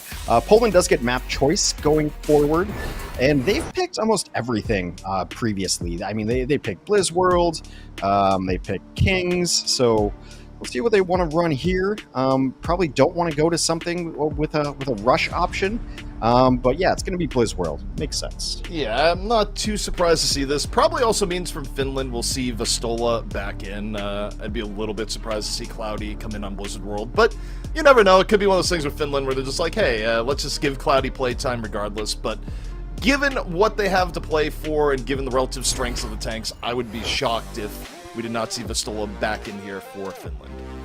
Yeah, I mean, the question also is does ICAV come in? Previously, Poland on this map did not run ICAV. They kept Filian in. It was actually Filian's one of their better games, too. They kind of went wild on Tracer on second point. So, going to be interesting to see what the if there's any swaps. Finland might just keep Cloudy in and just see how that goes. But, obviously the intuitive and logical play would bring Vastola in. Diva's so good on this first point, especially. Like, this first point, it's kind of interesting because it doesn't seem like a map that's like all about high ground, because it's not the highest of grounds, right? It's kind of step stools. There's that very first ledge that you take, and then you try to kind of bomb out the other high grounds. But yeah, the little step over the top for the defenders is so critical, and we've seen Divas and Winstons have to get up there and try to clear things out. Yeah, which is usually why you'll see mobile tanks. And all right, well, the mystery, which wasn't too much of a mystery, is revealed. It is going to be Vastola in, Cloudy out. But, very much as expected for how Blizzard World plays. Also for Poland, yeah. Filian is staying in and also playing with ICAV this time around. Okay, sure. So, I mean, that kind of shows me that they don't want to run the Sombra. Sombra didn't work out for them great last time, but yeah, I mean, Fake Jake has been the one to play the Sombra for them, so they're going to get off of it. Tracer Ash, the flavor of the day. Yeah, we'll see what they actually run out here on offense. I mean, the Sigma would be an interesting pick. I don't think we've seen a ton of Sigma. But yeah, asking no hog? for the hog. Question mark? Yeah, I mean, the hog was a great pick, man. I loved it. It was good to see. It actually got some work done, surprisingly, because I think it just kind of threw their opponent for a loop. So, yeah, Finland set up in this very first spot. Yeah, defensively, Vastola will be on the Ramatra. Okay, feeling going to make the change over. Yeah, Ram versus Ram, and then, yeah, Echo. Echo makes sense, too. Yeah, I like the setup here for Poland. It makes sense to me, but also for what Finland's running, also makes sense on both ends. I feel like, though, given that they're running the Echo, this puts a lot of pressure on the Sana, right? Like, Sana has to be the linchpin here for Finland to just check the Echo, and the rest of it, ground game for Finland probably can be a little bit more aggressive. Yeah, you would think. But yeah, I mean, Sana is definitely up to the task. One of the better hit scans in the tournament. So far, just kind of poking back the Rheinbed. Oh, Forever gets very low. Yeah, I mean, the Ram pressure on both sides is actually a little bit unreal. Both Vastola and Forever getting very, very low. Masa, though, gets around, finds ICAV, and that's just going to let Finland be so much more aggressive in setting the tone here. And you see that Vastola just walking up. They go for the wall. The wall probably going to cause Forever to die. It does. Really good opening here from Finland off that early pick from Masa. Yeah, I mean, Poland is probably going to give it another life and another go on this Echo Mercy, but it's really tough because the back line, the back line consists of Sana, but also Mickey's there too with the Baptiste, and it's a surprising amount of damage that the Baptiste can put down. For a while, there was the joke in the pro community that he was just better soldier. So like, you are facing double hit scan in the back line. It's just gonna be really hard to find a good angle, but I think you play it out until you get duplicate and see if you can get anything going there. Right now, looking at Sana in the back, the one hero that Poland needs to deal with Bob coming out and has the windows. Rasada's super scary. Don't want to really challenge him right yet. Flipper got shot out of the sky really early into the fight, and yeah, I mean, it's not much of a fight in the end. It's a full shellacking from Finland on the Poland. Yeah, I mean, that's what I was talking about, too. So it was Mickey who ends up taking down Flipper, not necessarily Philly on it. And the tragic part about that is, like, Poland didn't even get to use the ultimates from that combination that, you know, kind of would have dictated if they're going to stick to it or not. Now, I think you see those check marks, and it's really hard to try to get away from it, to try to ditch out on ultimates. Finland did have to commit 2 ults, still have a nice 3 in their bank. Yeah, I mean, Poland's maybe, I don't know, Bob initiation isn't the worst thing. But ICAV goes very low. Yeah, Cav got extremely low there. Forever pushing into the back. I feel like Pistol is going to annihilate really early into this fight, if it's required. Immortality Field already gone. Forever getting poked down heavily, and then some as Cloud throws out the Blizzard. Texel gets caught over near the Blizzard as Cloud picks up 2. Yeah, I mean, like Poland went really, really aggressive on that dive. They kind of sold all out to get Sauna in the back, and this is tough. As Forever realizes, this isn't going the... Oh, no. They're like, we're still not going to remove you from here. You got to go to the waterfront. This is what you hate to see as a D.Va player. You know this can always happen, but you're not a fan. Probably shouldn't have remec'd. That was the moment. They knew they mec'd up. Yeah, that was just mean. Tough going here. 30 seconds left. Poland will have 1 good shot at this, and let's get the duplicate off at the very least. Oh, the Widow. Cav's gonna go to the Widow. High risk, high reward. I mean, look, when you need something to happen, I don't hate it. But do you like it? Do you love it? No, I mean, it's there's a sliding scale. We'll see. I'll love it if an actual pick comes here, but we'll see. Finally, dupe comes off. Oh my god. And dupe goes away. Yeah. Cloud. Just crunches the dupe immediately. Yeah, Forever That can't is a remake. They can't even touch the point. Nope. Full on hold on Blizzard World from Finland. 0 percentage on the point. Full on. The fullest of holds, you might even say. The fullest of holds, yes. Chock full of holdiness. Yeah, that was rough. I mean, I just feel bad for the D.Va. Yeah, I mean, there's D.Va staggers and then there's D.Va staggers. I mean, that didn't have any, like, Reinhardt's charging you away from the end of the map and canceling charge type shenanigans, but that was still... I know, I'd give that a 7 out of 10. You know, historically, still pretty good.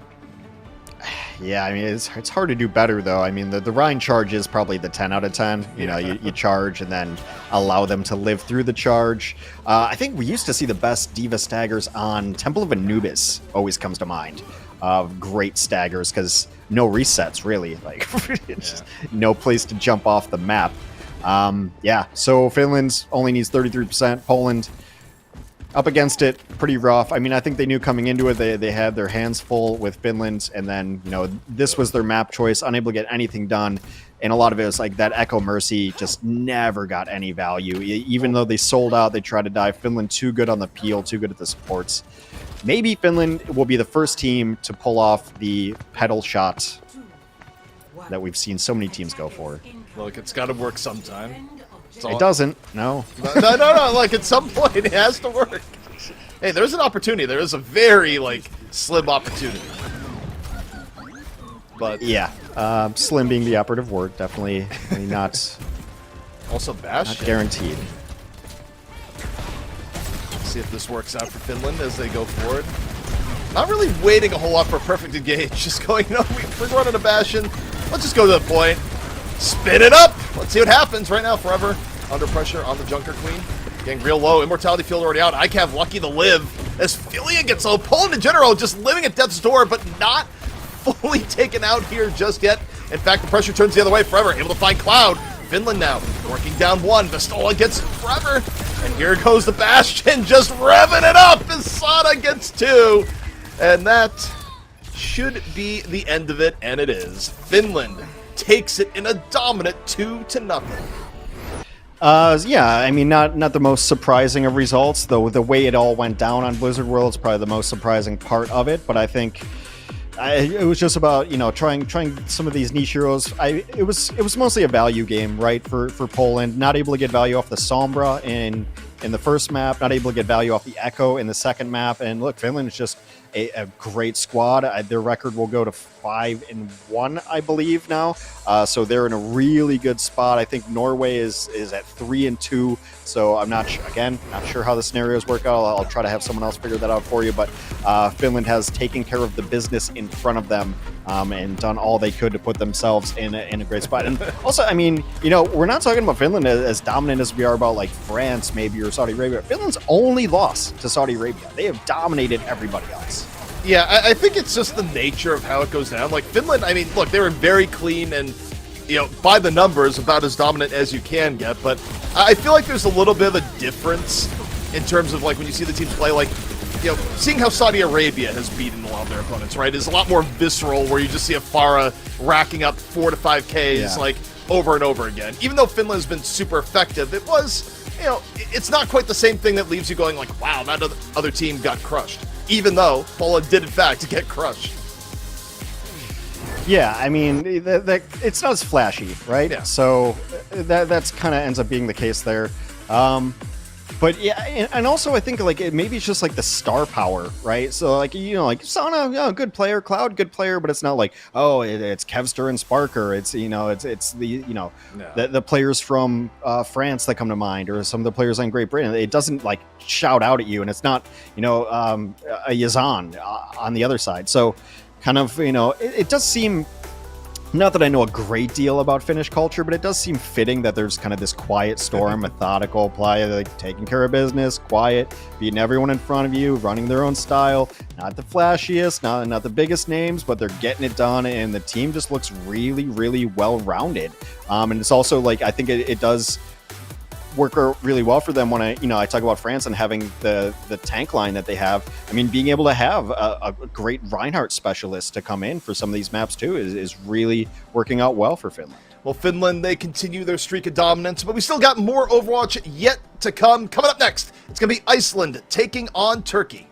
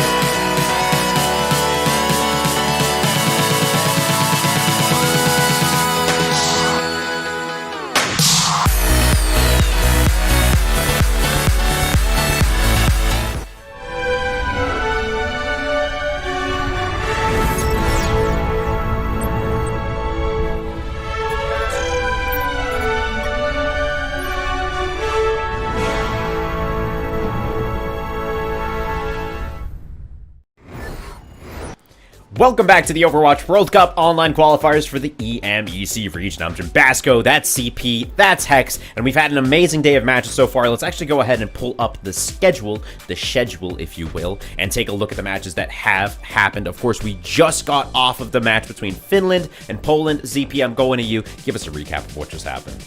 I mean, the recap is Finland is really good and can win with multiple different setups, and they even showed shades of France in regards to being able to swap up tanks, where we finally saw Cloudy get some action. Looked good on the Reinhardt, and look, across the board, Finland might not be as flashy as some of the other teams in the Overwatch World Cup, but they are deadly efficient, and they just continue their winning streak.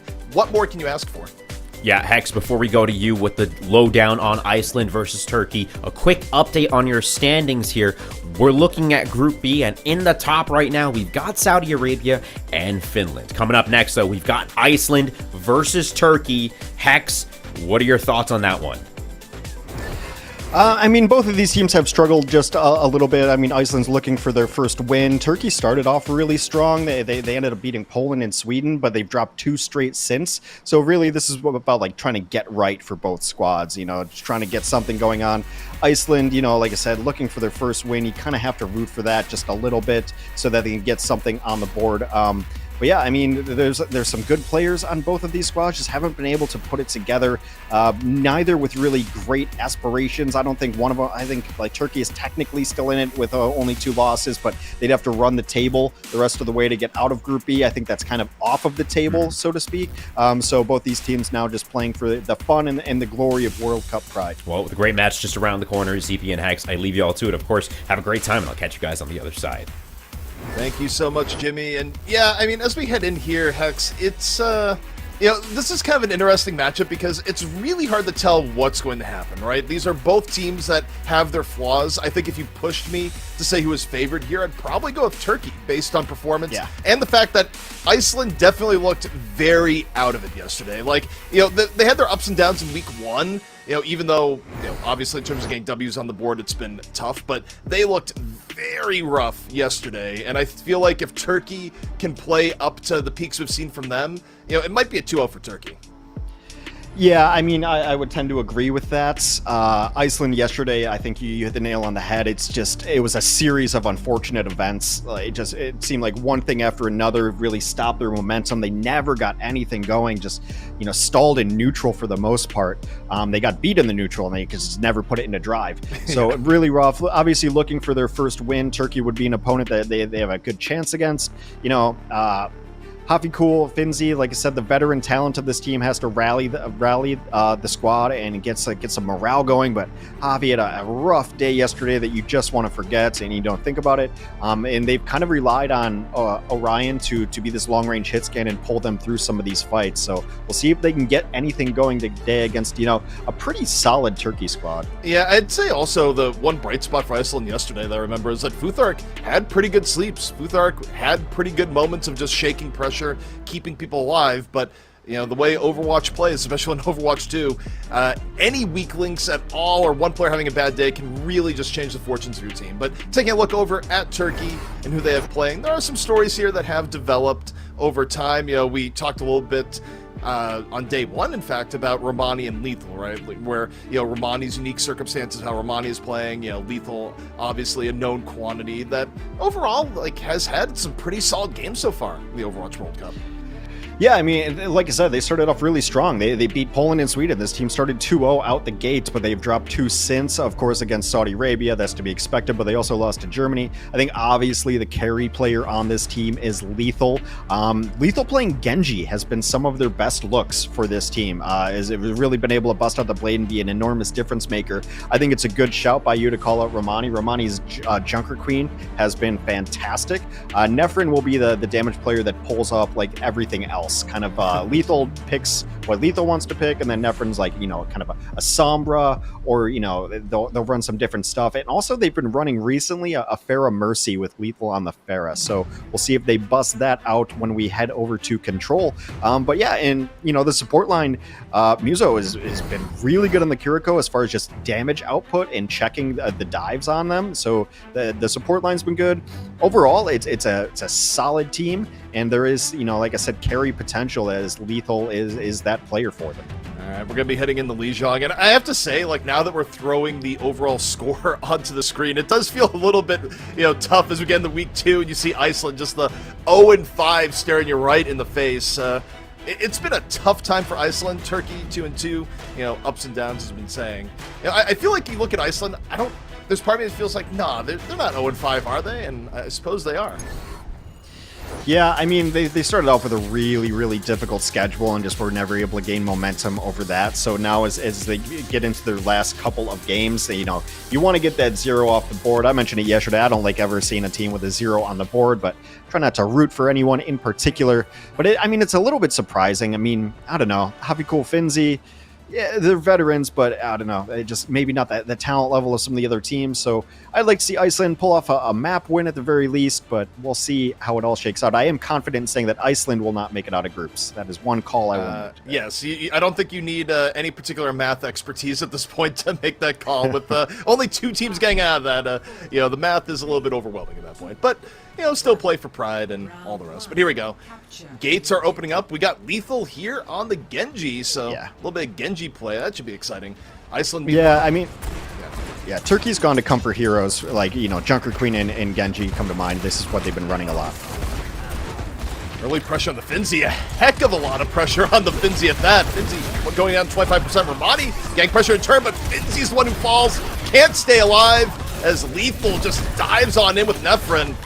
Dies to have to cool, but the rest of Turkey just flood over Iceland.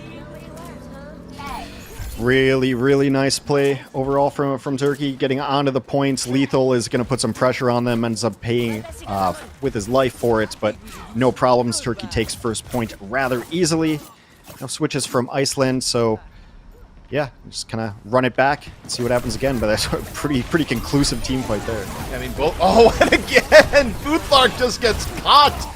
Kidnapped early on into the fight. Nefren onto Orion, and again, the fight is over nearly before it begins. Iceland just comes in and gets their clocks clean. That was decisive. Yeah, that was rough. I don't think I've seen 10 deaths that quick in any game that I've watched in quite a while right there. Yeah. So, yeah, Romani's Junker Queen has been difficult to deal with, and then just all the follow-through comes through. Iceland's, I don't know, you got to get out here. Maybe you just Coalescence just to get some the bio! Or no, not bio, the Rampage is massive as Iceland just goes in and out. My goodness, Turkey just not giving them any room to set up. Romani with a massive Rampage to set that up. Unreal. Is it 15-1 right now as far as eliminations? I think the only death so far for Turkey was Lethal in that first fight, right? Yeah, I believe so. Yeah. So, Iceland, you just have to get some pressure out here. Coalescence to open. Also, this is a really good vantage point for a Blade. Is Lethal even going to use it right now? Cole's out. Lethal just goes, I don't feel like it. Half the Cole got taken by Romani super early into the fight. Transcendence already used. And this is where Lethal, you gotta feel like, just waiting. Dragon Blade out, finds Futhark. Anyone else? Yeah, goes for the Moira. Makes it a twofer.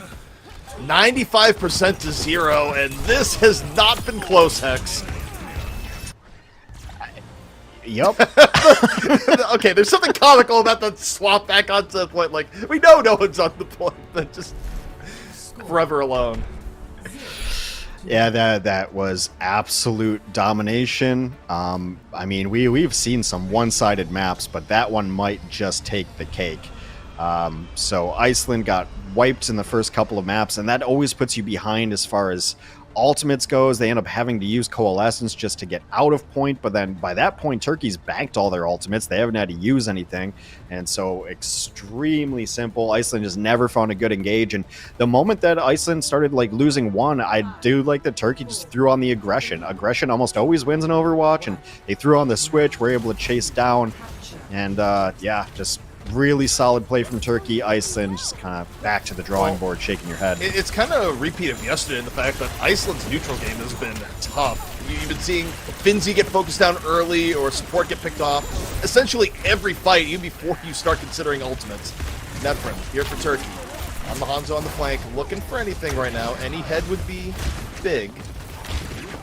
Iceland reasonably solid on the point. Orion finds Lethal, but Nefrin counters right back with the Hanzo. Really good vantage point still for Nefrin here as Turkey goes for a little bit of rotation. More bodies on the point as Iceland, are they going to be able to get onto the point before the cap? Doesn't look like it. Orion goes down. Happy out of it, and that is a quick capture for Turkey and a one-team fight at that.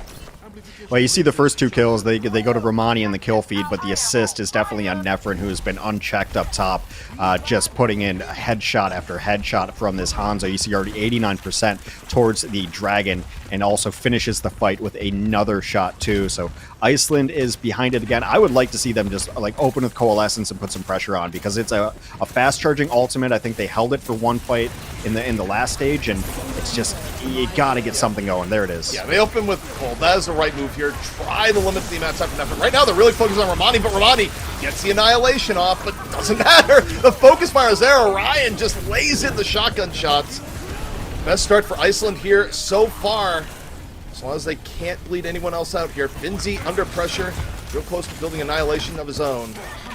Lethal down, and Iceland looking like their first team fight win of the map here thus far. And you kind of called it. They need to go with the cold, and they did. Yeah, I mean, you have to. Like, they I think in the previous stage, Futhark with a 4-piece, by the way, just to let everyone know.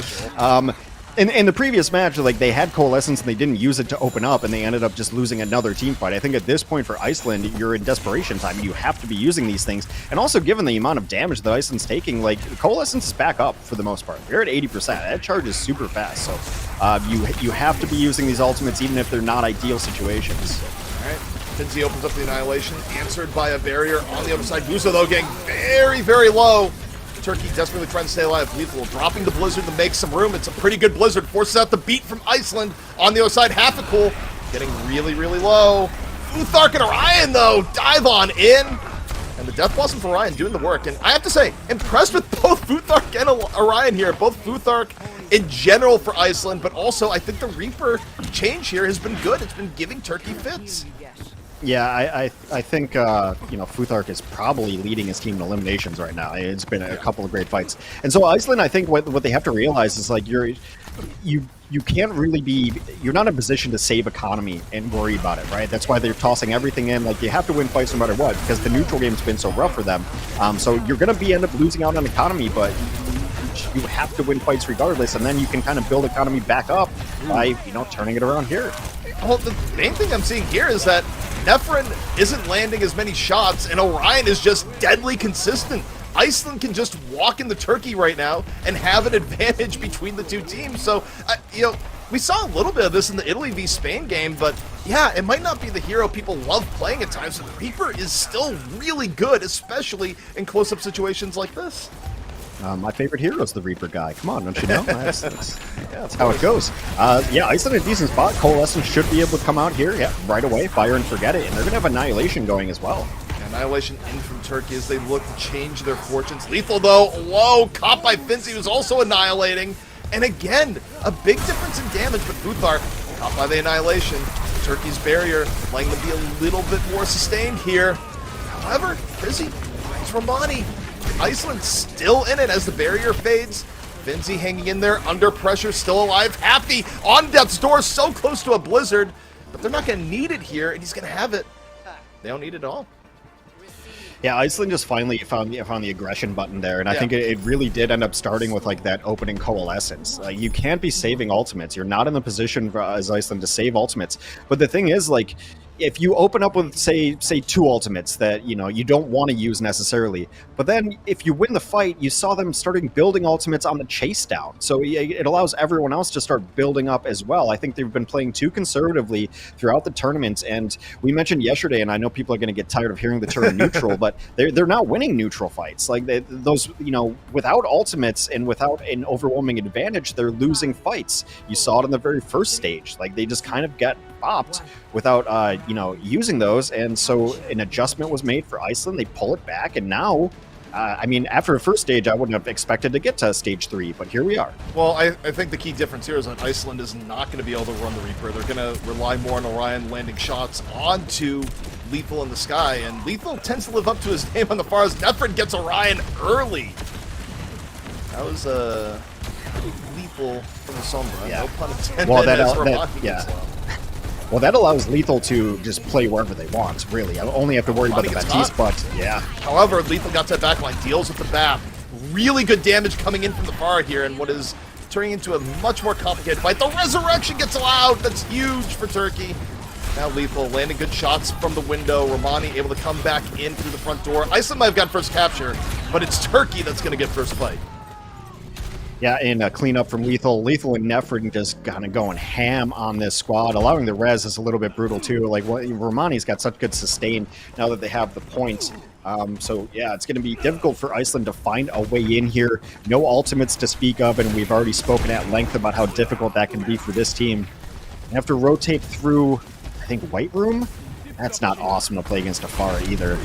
I mean, Orion on the cast, a lot of pressure as Lethal just lands the rockets. Gets a May as an early pick. Don't see that as often. Good counter, though, from Orion onto the Neff. Iceland, though, you're stuck with 4 in the White Room. This isn't the most ideal area. You have to use your Immortality field early. Nothing about this engage right now feels that great for Iceland. Turkey in a very good spot. If they could get Lethal. Oh, Lethal comes in! The barrage gets 3. It might have been good if they got Romani, but they're so focused on Romani, they didn't look above their heads. Yeah, I didn't see that one come in, so obviously Iceland didn't either. Really nice play from Lethal to get the barrage value, and now you can kind of cycle these damage ultimates as well. You can have EMP for the next fight. Romani, from what I've seen of their Junker Queen, is kind of a fire and forget it rampage, the moment they see a couple of good targets. So Turkey coming back really good. It's so hard to answer Afara on this map. Also, the EMP is devastating from Nefrin. Now you see them, now you don't. Brutal EMP follow through here from Turkey, 72% to 13, and Iceland once more on the brink. They're going to have some options here for the next team fight, Hex, but all in all, a long way to go if they want to bring this map back into contention. That's what we was talking about when we talk about value with Sombra. Just the one ultimate gets a full-on team fight. Turkey able to save their support and tank ultimates. Iceland, well, now's your time. Use them if you got them. Well, they got him. Time to use them, as it were. Annihilation out early. The Deadeye catches the Kiriko. Pretty nice start here for Iceland. Rampage comes in, but Romani gets immediately punished after. They get the cap. Reasonably healthy here after. Still have to worry about the Farah in the skies, but Lethal is... Oh, he got Happy! That's big! There's too much meat on the ground now. You're not going to be able to chew through this as far as time to... Well, Nefrin's back in. I thought it was time for a reset. No, I think Turkey, they want to be a little bit scrappy here, and getting Orion out of the fight definitely allows them to scrap. Romani's back on in, so even though Iceland's in control, they can't really rest at all. As Finzi gets bursted! Lethal able to find it at the end, comes back in, Luzo on the Futhark, and again, this is a fight Iceland cannot lose or the map is over as Turkey gets all the cleanup they need. That's going to be it. Turkey takes it here on Lijiang. Iceland did kind of take it to him by grabbing around, but Hex, the more we see it, and I'll keep throwing back to Italy versus Spain game, I feel like right now, if you are getting outskilled in traditional meta in this patch, you go to Reaper. I feel like Reaper right now is the great equalizer, and we've seen teams that are otherwise getting outmatched and outplayed. When they go to the Reaper, suddenly it's a different ball game. I look at this as Iceland. I don't know if Iceland has a dedicated coach or not, but if they do, you just look at this and go, play the Reaper, man. Doesn't matter, just play Reaper. I mean, it works at some ranks on ladder, so I don't know work in Overwatch World Cup. Absolutely. I mean, I think... so it was about like not getting ultimates on the very first stage, and then Iceland adjusted and kind of was getting really good value out of ultimate second stage, and then the third stage, Turkey turned it around and we're getting extreme value out of ultimates. To get a 3-person barrage is one thing, and then follow it up with a 5-person EMP to clean it up on the second. So also Turkey's Farah composition was just really difficult to deal with. I mean, Orion it's shown that they're a good hit scan player, but it's just a lot to ask for one person to be able to deal with that. No answer for it, and Turkey's able to clean that one up with Lethal in the sky. I'm just glad that Iceland showed up a little bit, because that first stage was rough. Yeah, it was not close. But also I have to say, in general, for Iceland, even in some of their games that they've had where it's been very one-sided, Futhark continues to impress me. I feel like Futhark even when everything is going wrong, still finds ways of making plays. Definitely one of the brightest spots on this Iceland team. You know, even when, like I said, everything else has been going pretty poorly, you can count on Kuthar to have some good moments. Yeah, I had about 8 eliminations in 2 minutes on Control Center here. Yeah, and then just, I mean, where else are you gonna push from? Like, you have to push from White Room because otherwise you're on the bridge, and that's not ideal. So they try to push through there, but Lethal gets aggressive. Then this was the follow-up ultimate too, and this is like where their economy got really strong. The following fight from this, actually, you know, Turkey ended up using 3 ultimates and not getting it, but they were able to scrap it out here at the end. Another EMP, and just some really good value. I mean, I think that when I keep using this word, but I think that the damage value, especially from their ultimates, were a bigger deal because we didn't see like Hafi with a giant blizzard or anything like a big Deadeye. Deadeye's a really hard ultimate to get value out of anyway. So just getting the barrage value and the Sombra EMP value was probably the big difference in stage 3. All right, so Iceland versus Turkey. Turkey comes out strong on map 1. Iceland, though, showing that at least if they run the Reaper comp, they can take the fight right back. Will Iceland be changing things up as we head to map 2? Join us and find out.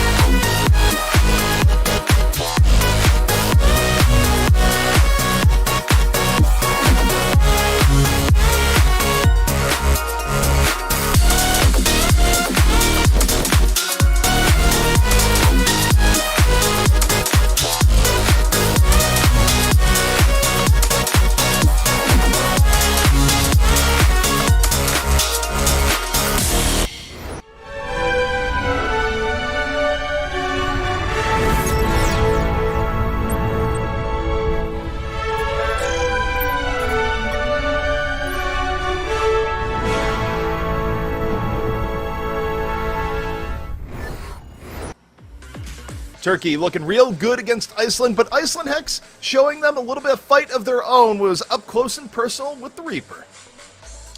Yeah, I mean, you've been talking about how good Reaper is during the break. Yeah. You know, I mean, so we talked about it just a little bit theoretically. Like, when everything's going kind of wrong, it's just one of the most consistent heroes. Like, you're going to get damage done for the most part. You get damage done, and also, like, the Wraithwalk is so good of, like, avoiding utility. So if you get antied or anything like that, then you're able to get out of it. So we've seen teams rely on it a couple of different times, and it's worked out pretty well.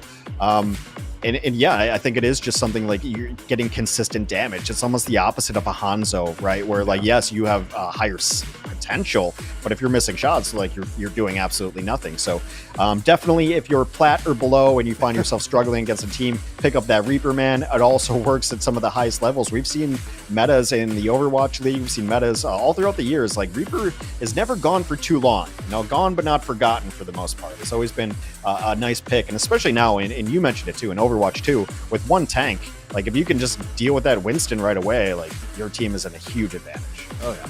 But now here we're headed to the next map, where it is going to be Watchpoint Gibraltar. This is a map that Iceland has liked going to a lot here, Hex. They have won on it previously, one of the maps that they have gotten a W on. But, you know, is it going to be the choice here against Turkey, is the question. Well, I mean, they beat Poland on it, as you mentioned. So the last two losses that they've had that they've been able to pick this map, or they've been able to pick maps, they picked Gibraltar. They also picked it against Finland. Results were not ideal there. So yeah, I mean, it's, now that I think about it, this was what we saw yesterday on Gibraltar, right? When they lost to Finland, and it was just a very, very bad day for Iceland. So obviously looking for a little bit of redemption. This does seem to be the map they favor, and yeah, now thinking about it, it's they like to put Orion on Ashe or a Widow and try to go with something like that. For the most part, if Hafi is going to be on this Tracer again, like, you have to have a better performance than yesterday. It was one of the, and not even to say anything about Hafi's play or anything, I didn't see the first person POV, but it's just one of those rough days as Tracer. We've all had them where it doesn't matter, like, your head is just attracting bullets, you're getting hit by every sleep around corners. It's just one of those days as Tracer, and Hafi's looking to redeem himself. Interesting swap here from Turkey. Romani out, Revenant coming on in. And other than that, you take a look at Iceland. Iceland not going to be changing anything up, but they are going to be running with Hafi on the Tracer again. So we'll see if it is a better day, as it were. Yeah, so interesting here that they're not opening up yet. They usually open up with a teleporter and try to get everybody across onto the left side. This is also the most European conversation that's going on in chat. I don't think we can repeat what's going on there, but oh man. Don't see that as much here in the States. Orion, okay, right now on the Widow. Looking for usually the pick. Usually you want to hold that window there, but so far, I mean, Turkey's just kind of giving up the points. Revenant was going to kind of play bouncer here and make sure that the Widow doesn't get too comfortable. And the Widow battle could be fun. Yeah. Nephrin on Widow of their own. Widow v Widow. Pretty quiet here thus far. Happy getting a little bit low. Just poke in the underpass. It just looks like one of those days again. Like, you're on Tracer on the cart and you get body shot on your shin from across the map underneath the cart. Like, oh, geez, Happy. I hope the days in Gibraltar get better for the Tracer. No kidding. A little bit of Widow v Widow here. Nephrin forced back. Going back in, looking for the shot.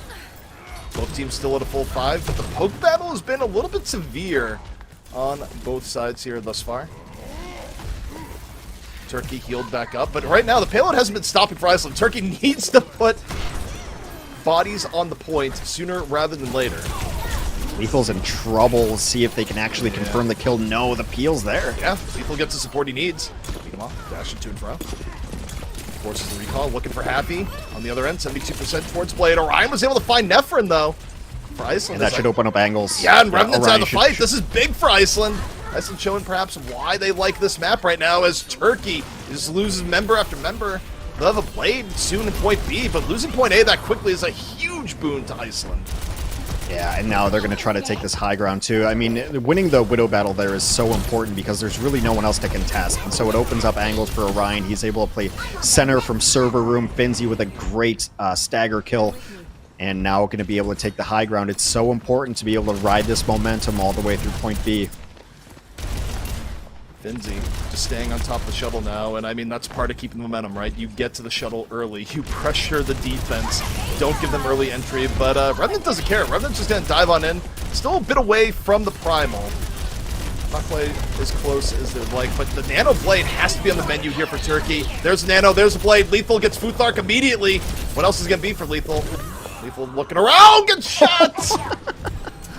Big shot coming in from Orion as Iceland keeps up the pressure there nearly through point B, and the Nano Blade Hex is tragic. It's been pretty good so far. Let's see. Like, hold on, this fight's still going. Happy Rally gets caught. pops in late. Yeah. Yeah, I mean, pretty good rally here from Turkey in the sense of, well, both the rally and also just the rally in the concept of just getting back in. I mean, yeah, it stabilizes them because it looked all bad, but getting the Winston back in too, and now you see Iceland being pushed all the way back. Yeah, I mean, one of the downsides of running the Widow on the attack too is if you lose Happy, you lose a lot of your pressure on the point. And you're asking a lot of the Widow at all times, even with Orion getting, you know, a few key pickoffs. So Iceland kind of on a full reset here, but they did get the payload pretty far that if they win the next team fight, they'll get the point. Quick Nano coming on to Finzi. Finzi just mows down Nephrin early. Nice early pick here from Iceland. Opens up Orion to have way more room. They lose Futhark, though, to the counter dive. Unless they win this quickly, they're probably not going to win all, but they get rid of Muzo. Big picture from Iceland, still alive. Yeah, it's kind of a low health kind of situation now with both of the Anas out of the mix. Finzi has been really getting the better of this tank duel so far, and now with Reverend down, he's able to just dive wherever. There's going to be no peel for the backline. Finzi looking healthy on the point. Two big pickups here so far. Krizzy able to find Farrak. And Iceland keeping up the pressure here on the point. Orion's been landing shots in that, even if not getting credit. And that got credit for that one. Finds Lethal, Pulse Bomb out, and Iceland looking so composed right now. They get through point B, 3.5 minutes left for C. Very competent offense coming out here for Iceland. Well, they've been able to capitalize on their first kills and what it means for the shape of the fight. So early on, we saw that when Nephrin went down, Orion was able to take a more aggressive angle on the Widow. And when Revenant goes down, Finzi's able to dive the backline and not worry about leaving his own backline because there's no counter dive going to be able to come in. They've responded to how their kills are shaping the battlefield, and they've adjusted accordingly. Pulse Bomb on the Finzi. Finzi, though, still reasonably healthy. Turkey right now looking for any life to their defense. Mana boost on the Revenant. Revenant's going to be jumping on in, likely building Primal. Sleep on the Revenant really ruins a lot of the push in here from Turkey. Iceland able to disengage after a great sleep by Futhark, and the troubles for Turkey just continue here, Hex. Yeah, still no push on the payload, though. Iceland's struggling to get around the corner. Dive goes up. This might be ill-advised, but nice healing comes down. in. He doesn't get down Primal. Again. Didn't build the Primal in time, was just a little bit away. Finzi, meanwhile, picks up two, drops the bomb.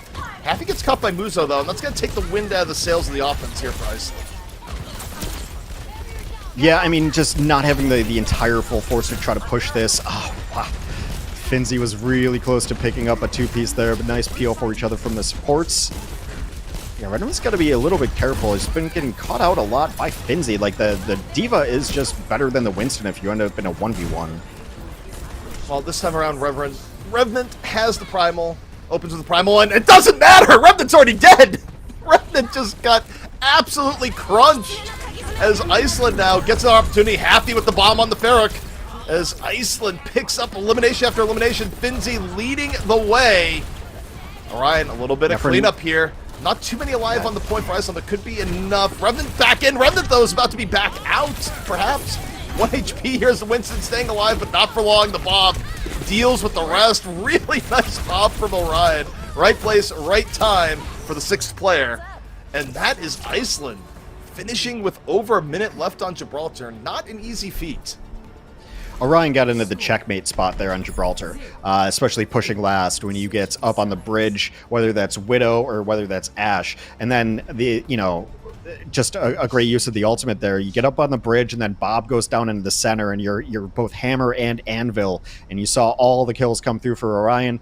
We theorized before that like they picked this map because Orion is so comfortable on long range hit scan. It's the first time we've seen it be like ultra effective though, being able to get the win the Widow battle 1v1s. Javi started to get some value out of the Tracer a little bit late. There were a couple of like interesting missteps there from Javi, but not the biggest deal. But for me, the big thing is Finzi really timing the dives, taking out the tank often, and then Finzi really prioritizing taking out whatever was going to counter Orion, whether that be the dive tank or whether that be the counter Widow. And Orion had more space this game on both Widow and Ashe than he's had in any previous Gibraltar that Iceland's played. Well, a huge reason for that space was just the difference we saw between Finzi and Revenant. I mean, look, yeah. I don't like trying to go ultra simplistic and be main tank difference, but I don't know. That round was pretty darn close because we saw Finzi crushing, getting multiple eliminations at the right point, right time. Meanwhile, the focus fire on the Revenant just saw Revenant in spawn more than making a difference for Turkey. And that was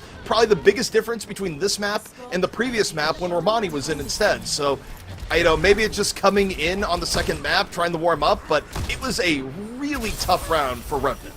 But also a very good round for Finzi.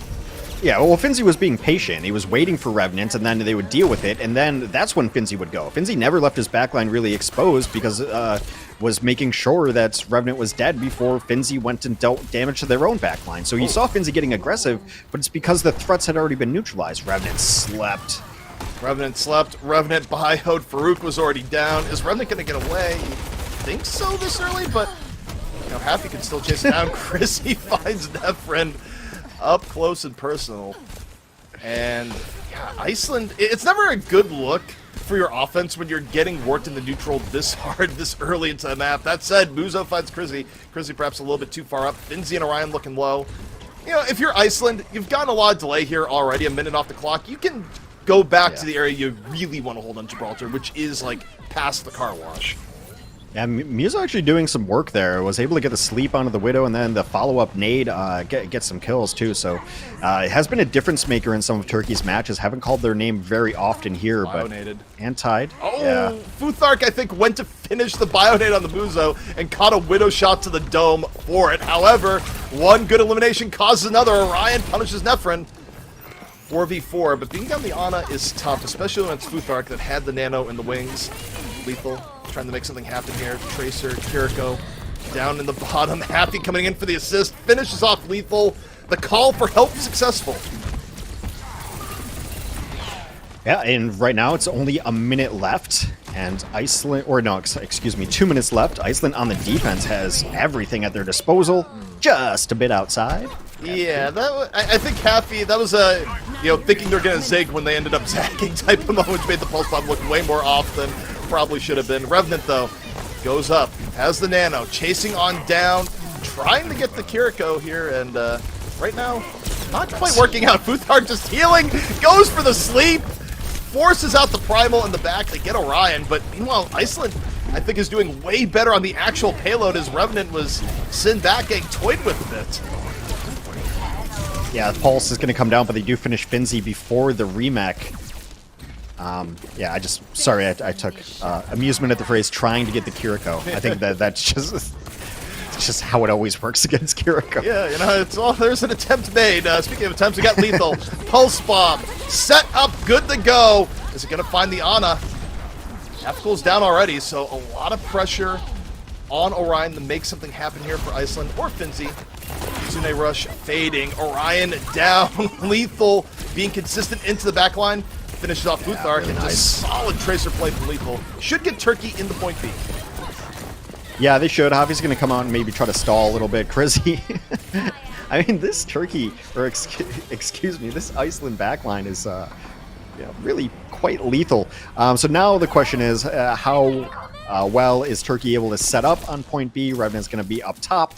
You will see Finzi momentarily fight for this high ground, and the battle over the shuttle is so critical because you need to be able to get your Widow up in decent spots, too, to be able to counter their Widow. Yeah, and that's a fight where right now Revenant doesn't really want to fight, wants to wait for everyone to get on over. And now contested payload has to be having nightmares about Futhark, though, on the other side, as Happy finds lethal. Iceland in the neutral, we talked about a lot. They've been playing way better in this game. Whether it be tank difference or not, it just looked better across the board. We've seen Happy come out into play a lot more often, and tough approach right now from Nefren. Yeah, Iceland just winning 1v1s, whether it be either of their damage dealers, the Widow or the Tracer, or like some of the tank duels that have happened too. So I don't know if that's, maybe it's Iceland's support line that's giving superior support, but it definitely have looked so much better in these individual battles in the kill feed. Finzi again, there's the tank kill. Yeah, Finzi just goes on in, had the Nano, so it wasn't too complicated. And Finzi just gets to walk forward and hold down mouse 1 for a time there. Heavy pressure coming in, gonna reposition up to the high ground. Nice sleep. Right, taking a quick snooze. Finzi finds Nefren, and yeah, Finzi has just been playing so well on this map. And again, I'm not sure if it's because maybe the Winston isn't the best idea here. Revenant, you probably hold on to the Primal, even means dying at this point. You have so many dead. If you get pressured, using the Primal would be kind of rough. But Turkey needs healing, is the other thing. Yeah, 90 seconds left, and Turkey's going to have to try to find a way in. This is where we talk about momentum on this stage particularly. Revenant is going to take the high ground here, but I'd imagine Finzi's just going to come back and try to bully them off as well. Yeah, the goal here is force Brown. Happy lands the bomb in the back. Puts Iceland up 5v4. Orion under a bit pressure. Primal already out. Revenant gets hit with the bio. Lethal. Nice little finish there for Turkey, and it's been lethal keeping Turkey alive. It's some rough fights and rougher engages. Picks up 2, rotates back around. Finzi gets Muzo, but Iceland is definitely working from behind here. Happy-cool, though, gets on the Kiriko. Nefren off the respawn on the Happy. Now things getting a little bit scrappy as respawns get involved, as Nefren, though, starts to heat up here, Hex. Yeah, it's a nice two-piece. It was a little bit interesting because what happened in that last fight where Reverend went nuts, it was just like dive versus counter dive. You saw in the stairway was where the fracas was going on the other side of things, but Turkey was able to finish up the eliminations much cleaner, in large part thanks to Lethal's follow-through, whereas Iceland was unable to finish out their counter dive. But still, Iceland in a good spot. 20 seconds last fight here. Yeah, Iceland, even better spot with how that opens up. Crizzy and Futhark connecting, and here with Revenant on a little bit punished. Revenant is super low. Should be finished off here in a moment. Finzi drops the bomb. That's one way to take down your tank counterpart. 5 seconds left to go, and can Turkey even keep this one in contest? It's not looking great. And no, it is Finland, or Iceland, coming back in. They force map 3. Another map win for Iceland on Gibraltar. I think, if you ask them why do you pick Gibraltar, that's what they had in mind. That's what goes through their head is, oh, we're going to get our Widow set up, we're going to have that going, our tank is going to dive and counter dive and do really well. Finzi is probably the best match I've seen him play so far in the World Cup. Definitely some big highlight moments. The only misstep was when they tried to counter dive, the support line of Turkey was able to keep each other alive a little bit better, but that was because of Lethal. So Iceland, good for them. They finally pick up a map, and Iceland has a chance to pull off a match. Iceland could put a 1 on the board. Yeah, and we talked about the storyline here. You don't want to see any team leave with nothing but zeros. However, I still think you have to really focus on the tank setup in this game here, where yes, Finzi had an incredible game. I don't think even with the Winston v Diva matchup, it was a great game for Revenant. I feel like the difference between Revenant being in and Romani being in was so massive here for Turkey. And it makes me feel like regardless of what strategy is being planned into the next match, I feel like you're going to see Romani come back in just because everything just kind of flowed from the tank play in this game when you look at how things changed. And Iceland played with a remarkable mass SpaceX. And I feel like Turkey's going to make a change after this map. I really do. You would think so, and also, going into push as the game mode, there's definitely maps that favor a Junker Queen, which we've seen is probably Romani's favorite hero, best hero. You can definitely take it to, Esperanza. Almost any of the ones in the pools. New Queen Street, Esperanza, and Calisio. You could run a JQ on all of them. Previously, they've gone to Esperanza when they've had the push map choice, so that might be something they're looking forward to. But yeah, it's a tough matchup 1v1 anyway. You have to play a mobile tank to play high ground, so your only options are to play either Winston or D.Va. But I think Revenant found themselves in 1v1s versus D.Va, which is not good to begin with, and then 1v2s often as well, and it was dying a little bit early too often. And when Revenant died early, Finzi just hit the boosters, like literally and metaphorically, just went in and found the back line. There was nothing to worry about because didn't have to worry about his support line. So really interesting play there, and yeah, good for Iceland. You know, they've tried again on Gibraltar. I think they're like 2-1 on Gibraltar now. Yeah. So like this is definitely their map. Well, Iceland, they bring it back on Gibraltar. They put the series in contention. Can they finish it out? Get the map 3 victory here and their first W on the board. We'll see as the finale continues after this break.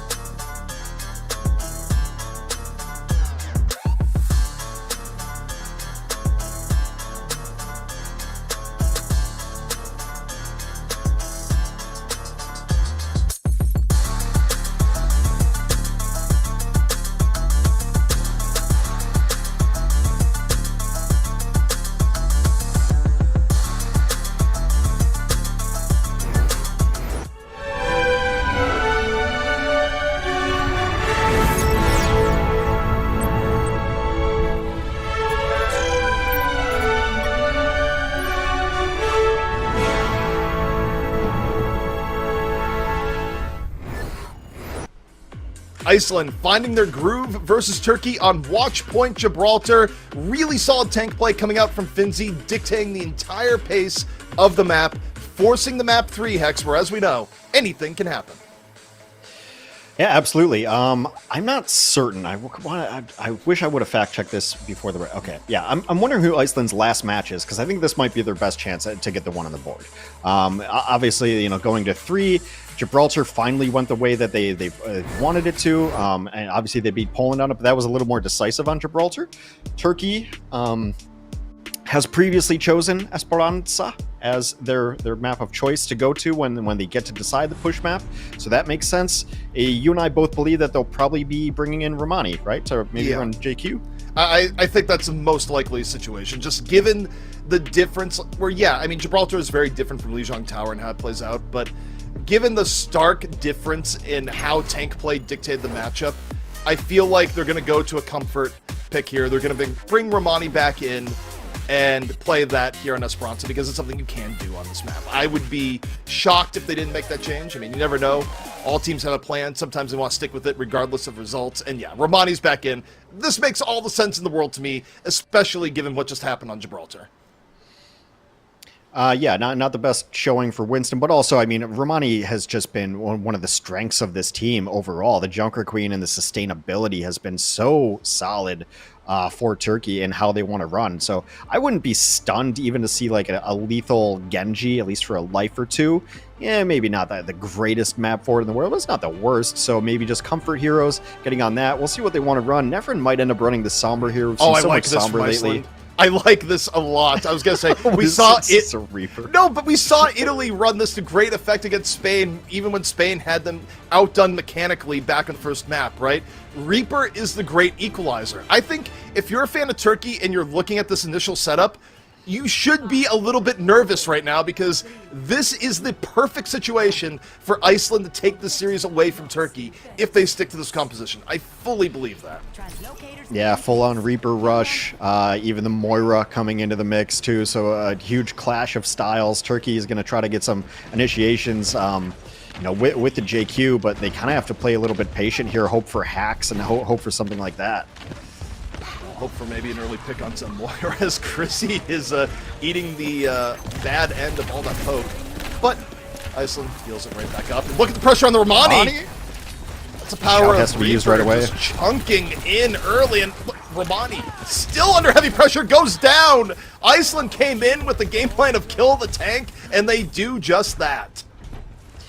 Yeah, I mean, right now Iceland's playing as a huge clump, so maybe a switch to an Ana might be helpful to get some anti-heals going on, but right now this is just death ball. It's death ball comp. Yeah. I mean, look, there's nothing more classical European Overwatch than just getting your entire team together and running at them in something that's really healy, kind of tanky, and hard to get pickoffs on. Yeah, wasn't it the Nordic countries who kind of came up with 3-3 very early on? Yeah, right? the old NIP squad. Yeah, that's right. So definitely a European style of sustain, tanks, big beefy damage. Yep, Cole comes out. This happens when you run Moira early. And look at the pressure on the Romani here. Romani had to swap to the Ram. Muzo goes down trying to keep Romani alive. A lot of collateral damage coming on in. And Iceland gets to play a style here that they really like. And I mean, Turkey, they're in danger here, Hex. This is push. You can't lose fights in a row like this on push and expect to come back. Yeah, forward spawn. Turkey does make the switch, at least pretty early on. Lethal's going to stick onto this, hoping for an equalizing blade, but other than that, they have mirrored it out. Beat up for Earth. Might want to use this to engage. You really can't let them sit with forward spawns this long. No, I mean, Turkey, they need to make something happen. The blade comes out, the blade goes away. Lethal immediately punished after the blade comes in. However, the rest of the engage for Turkey going pretty darn well, because guess what? They are on the Reaper now as well, making it happen. Neferin with 4 on the cleanup. Yeah, the beat engage, but another interesting wrinkle. Turkey, Lethal just doesn't want to play Mei, apparently. So Lethal's off of the Genji, is going to go to the Sombra instead. Can be really good as far as if you're running a mirror to swing the economy back in your way. Also to be able to hack like a critical target, maybe hacking a Lucio to maybe get him out of beat. There's plenty of decent targets. We'll see the big difference, like, I think going forward is going to be Hafi versus Lethal and who's getting more out of their hero. Yeah, I think that compositional difference is huge. Now looking at Neferin, Death Blossom good to go. Both Reapers ready to start spinning. Nephrin, look who he sees on the bottom. Romani's already down though, so this is kind of a catch-up Death Blossom. Pushed away. Iceland, well-timed beat from Futhark, keeps everyone alive. And down Romani, you have to concede some room here if you're Turkey. Yeah, I mean, they did end up losing their Lucio, so they're not going to be able to rush in, but they've gotten better picks. So far, Hoppy with a really good value out of the Blizzard. So now, I mean, I'm just keeping track of the compositional difference. Lethal's going to have to win the next fight with EMP to keep it even here. Lethal's had good But again, so far, though, at the very least. Yeah, no, it's been ticking up pretty quickly. But do remember, like, Iceland came out in this composition, whereas Turkey had to switch into it. So Iceland has the lead here. Cole coming out here from Crizzy, opening up the fight. Romani going to answer with Annihilation. Orion getting really, really low. One for the Death Blossom in the back. No elimination off of it. And there's the EMP built up by Lethal. Hits 4, but Romani's down. The fall through isn't there. Iceland just sustains through it. So the EMP knocking the value that Turkey wants. And instead, Iceland just gets to walk forward, and they're going to add to their lead here, Hex. Yeah, I mean, it was... You don't often hear this, but it was a really beautiful coalescence by Crizzy because Orion was in a really weird spot. You could barely see the health bar peeking out, right? And it was in a brutal position, but able to keep Orion alive during that. And I mean, you can't overstate like how valuable the Reapers are in these compositions. If you lose your Reaper, you just don't have enough damage to push through. Early Annihilation forces out the beat from Turkey as Finzi just goes in. Annihilation gonna be fading here soon. Beat long gone. Romani very, very low between the two tanks. Now getting healed back up. Iceland, meanwhile, healthy. It's gonna be Cole versus Cole here. Cole early on Turkey. Cole answered here from Iceland. Haffy has built up the Blizzard. We'll get the Blizzard before the EMP. Blizzard gonna be dropped here. Haffy goes low, stays alive, sets up Finzi for the kill on the Nephrin, and the Blizzard lets Iceland move forward. Enormous value, and Lethal is nearing an EMP of their own, but have to pull back right now. Like, you look at push, and Iceland's doing really well, and this comes back to like almost the first stage of like, just win fights. Who cares what it costs? You know, like, I know it sounds like simple, but a lot of teams are like, well, let's not use this, let's not use this. Iceland's just, let's just win fights. We're already in the lead. Big EMP, it's all 5. Yeah, can't ask for a bigger EMP than that, and this time, unlike before, the follow-through is there. Finzi might be throwing out a few right hooks on the robot, but this is going to get pushed the other way. Still, 113-26. Turkey is in real danger right now, Hex. Well, I mean, it's push, so there's 4 minutes left. Yeah. There's plenty of time to get something going here, but Iceland's done a really good job of like taking fights and stalling things out. If I'm Iceland in this next fight, I'd throw an Annihilation, throw in Death Blossom and hope. Like that's how they've won fights going all the way back to map 1, is not worrying about what it costs or not worrying about the follow-up, and especially when you have, you know, a 90-meter lead in push, I think that's the strat. Yeah, I mean, Iceland could just make this very slow. Futhark, though, gets caught lethal with the icicles. Now, is Finzi still going to annihilate here? Orion goes for the Death Blossom. Death Blossom annihilation. Iceland decides to commit. This is high risk, would be high reward, but doing it down players early. Finzi gets 2! Still doable here for Iceland. They've made something out of nothing here. Orion hanging on. However, the Cole in from Muzo might be the finisher here to an extent. Some respawns coming in, but I don't know about the ult commitment there from Iceland after losing Futhark so early. Yeah, that one's a little bit tough. I mean, they did get some value out of it, but really it's just a later coalescence from Muzo pulls it back, you know, late into that fight. Now, you know, obviously Lethal has made the switch off of the Sombra. I mean, you get a 5-man EMP. And now Blizzard is going to be ready. Turkey's in a good spot. Look at this! Nephrin just comes into the back! No one checked that corner! I mean, it was more of an entire street! No one looked left! Unreal! Nefru, please. Gets it done. Easy kill there. Turkey will now have forward spawns. They've won 2 fights in a row. It's starting to snowball out of control. Iceland might be in a position now where you have to play a little bit slower, hope to get a Blizzard. But speaking of Blizzards, Lethal's got his locked and loaded. Iceland is still behind on ults too, but despite how these fights went, because of the fight where they, you know, threw good money after bad, essentially. Now we'll see Lethal. Where's this Blizzard going to go? Iceland, a Blizzard of their own, also locked and loaded. It's going to be a tale of Blizzards left to right.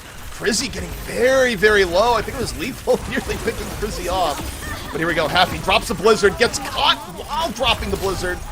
Is fall through going to be there? No, Crizzy's down. Turkey moves through.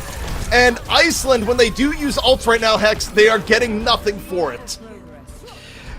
I mean, I don't know. I mean, I've been imploring Iceland to use ults as soon as they can. It's the only way they're winning fights, but now Turkey's just getting better value out of it. And that was a picture perfect right there.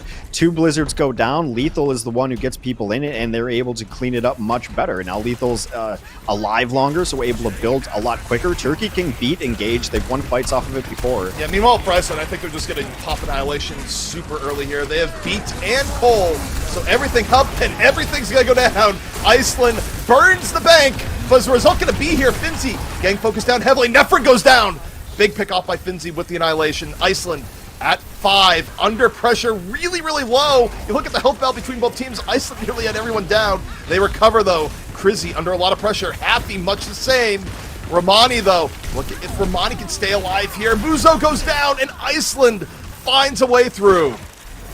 Yeah, that one was kind of in the books the moment that Nefren went down. Like, as long as Iceland was able to sustain a little bit and play it patient, the damage output is just so lessened without your Reaper, and conversely, Iceland with their own Reaper up with just an enormous push. So Iceland still 20 meters ahead, will take the robot back, and you know, wow, that 4 minutes flew by. We're at 30 seconds. Iceland needs one more fight. Yeah, Turkey gonna need likely I think you play patient. Yeah. Wait for Blizzard. Happy's at 81%. You can definitely delay this a bit.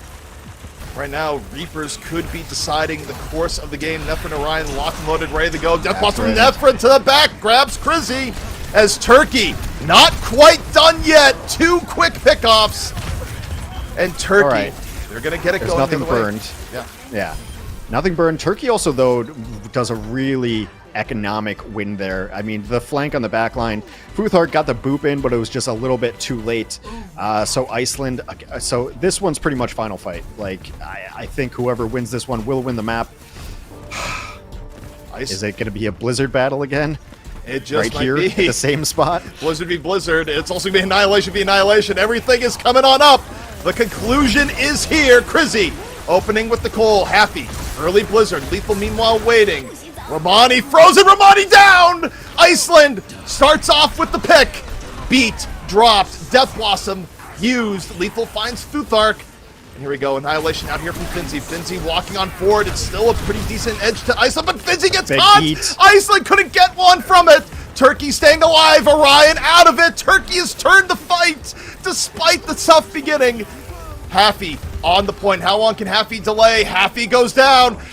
The robot keeping it pushing forward. Finzi onto the emergency ball. It's ball v Doom here at the very end. 103. Turkey keeping going forward. Not over. Not over at all. Nefren does have a Blossom, though. Could close it out. The ball is in. Nefren holding on to Death Blossom. Looking to get to the back. Starts spinning. Where's the winning? Iceland able to back out from a lot of it. Happy's still alive. Finzi getting low. Finzi gets one before falling, but he got the Moira. That's huge. Can Iceland capitalize here? Futhark on the Romani. Both teams down tanks. Nefren and Orion setting the pace right now. Both Reapers in the fray. Orion gets Nefren as Iceland. They look to hold on. Turkey losing member after member. Will this be Iceland's first win? It is. They take it over Turkey in 3. I'm so happy. I love a team getting their first win. Good for Iceland. They will pick up their first one. And just really scrappy at the end there. I mean, the penultimate fight, it was much better Lucio ult. The beat comes out a little bit later and you know, prevents that Annihilation from getting anything. And that's when Romani drops the switch from Finzi like onto ball. Like, you know, obviously, like, you felt like you had to do it, and it's like a really good stall mechanic, especially like with their spawns are going to be a little bit closer. But the trade for Moira is enormous. We talk about like when Annas go down in some of these compositions, like how much healing that is. Moira's all the healing here and just critical. So every single one of these fights, a lot of them were like mirrored up as far as ultimates went, and a lot of it was just ended up being value, like who gets a better Blossom, who gets a better Blizzard, and things like that. So Iceland pulls it off in the end. They win Gibraltar, which is their home map, and then are running out this composition. And you think about it, it comes down to they picked the right comp first. Yeah. So they had a huge lead going into it, and that's just how push works out sometimes. And you see games like this, and you just wonder if Reaper is underplayed, especially on maps like this, because again, you think back to the Spain-Italy game. This is the second time we've seen one team seemingly outmatched a little bit. You play the Reaper, and then the other team feels compelled that they also have to play Reaper. Like, the Reaper sets the tone, and, I'm not trying to overhype this, because I don't even necessarily think it's the absolute best hero pick, but I think it's one of those things that it's easier to play consistently and frustrating to the other team when that happens, and it just, the first team that plays Reaper can kind of force a Reaper battle, especially on maps like Esperanza. I mean, it's very, I mean, not very, but it is somewhat Goats-like, right? Yeah. So it's because, the May has such great sustain with Ice Block and the wall and everything like that, the map control. It's very much like, well, May should be a tank kind of thing, and May's a little bit of a tank. Reaper's got a nice health pool, and he's got sustain. It's a sustain composition where you push through and do a ton of damage, and that's why the Moira works well into it. And also Lucio, of course, healing's fine, but it's all about that speed and the beat as well. I think it's a good comp. I mean, I think you really have to outplay it if you're going to run like a Tracer Sombra. And Winston into that is brutal. So yeah, I mean, I think it's a really good composition that we've seen work extremely well. And just straight up, congrats Iceland. Get that one on the board. That's so important. Happy for them. You never want a team to come into the World Cup and get absolutely zeroed. So good for them, and happy for those guys. Yeah, really good to see Iceland get the W on the board. But guess what? We still got plenty of Overwatch left in the tank here today. Coming up next, it's going to be Portugal versus Denmark with Epitomes and CB on the cast.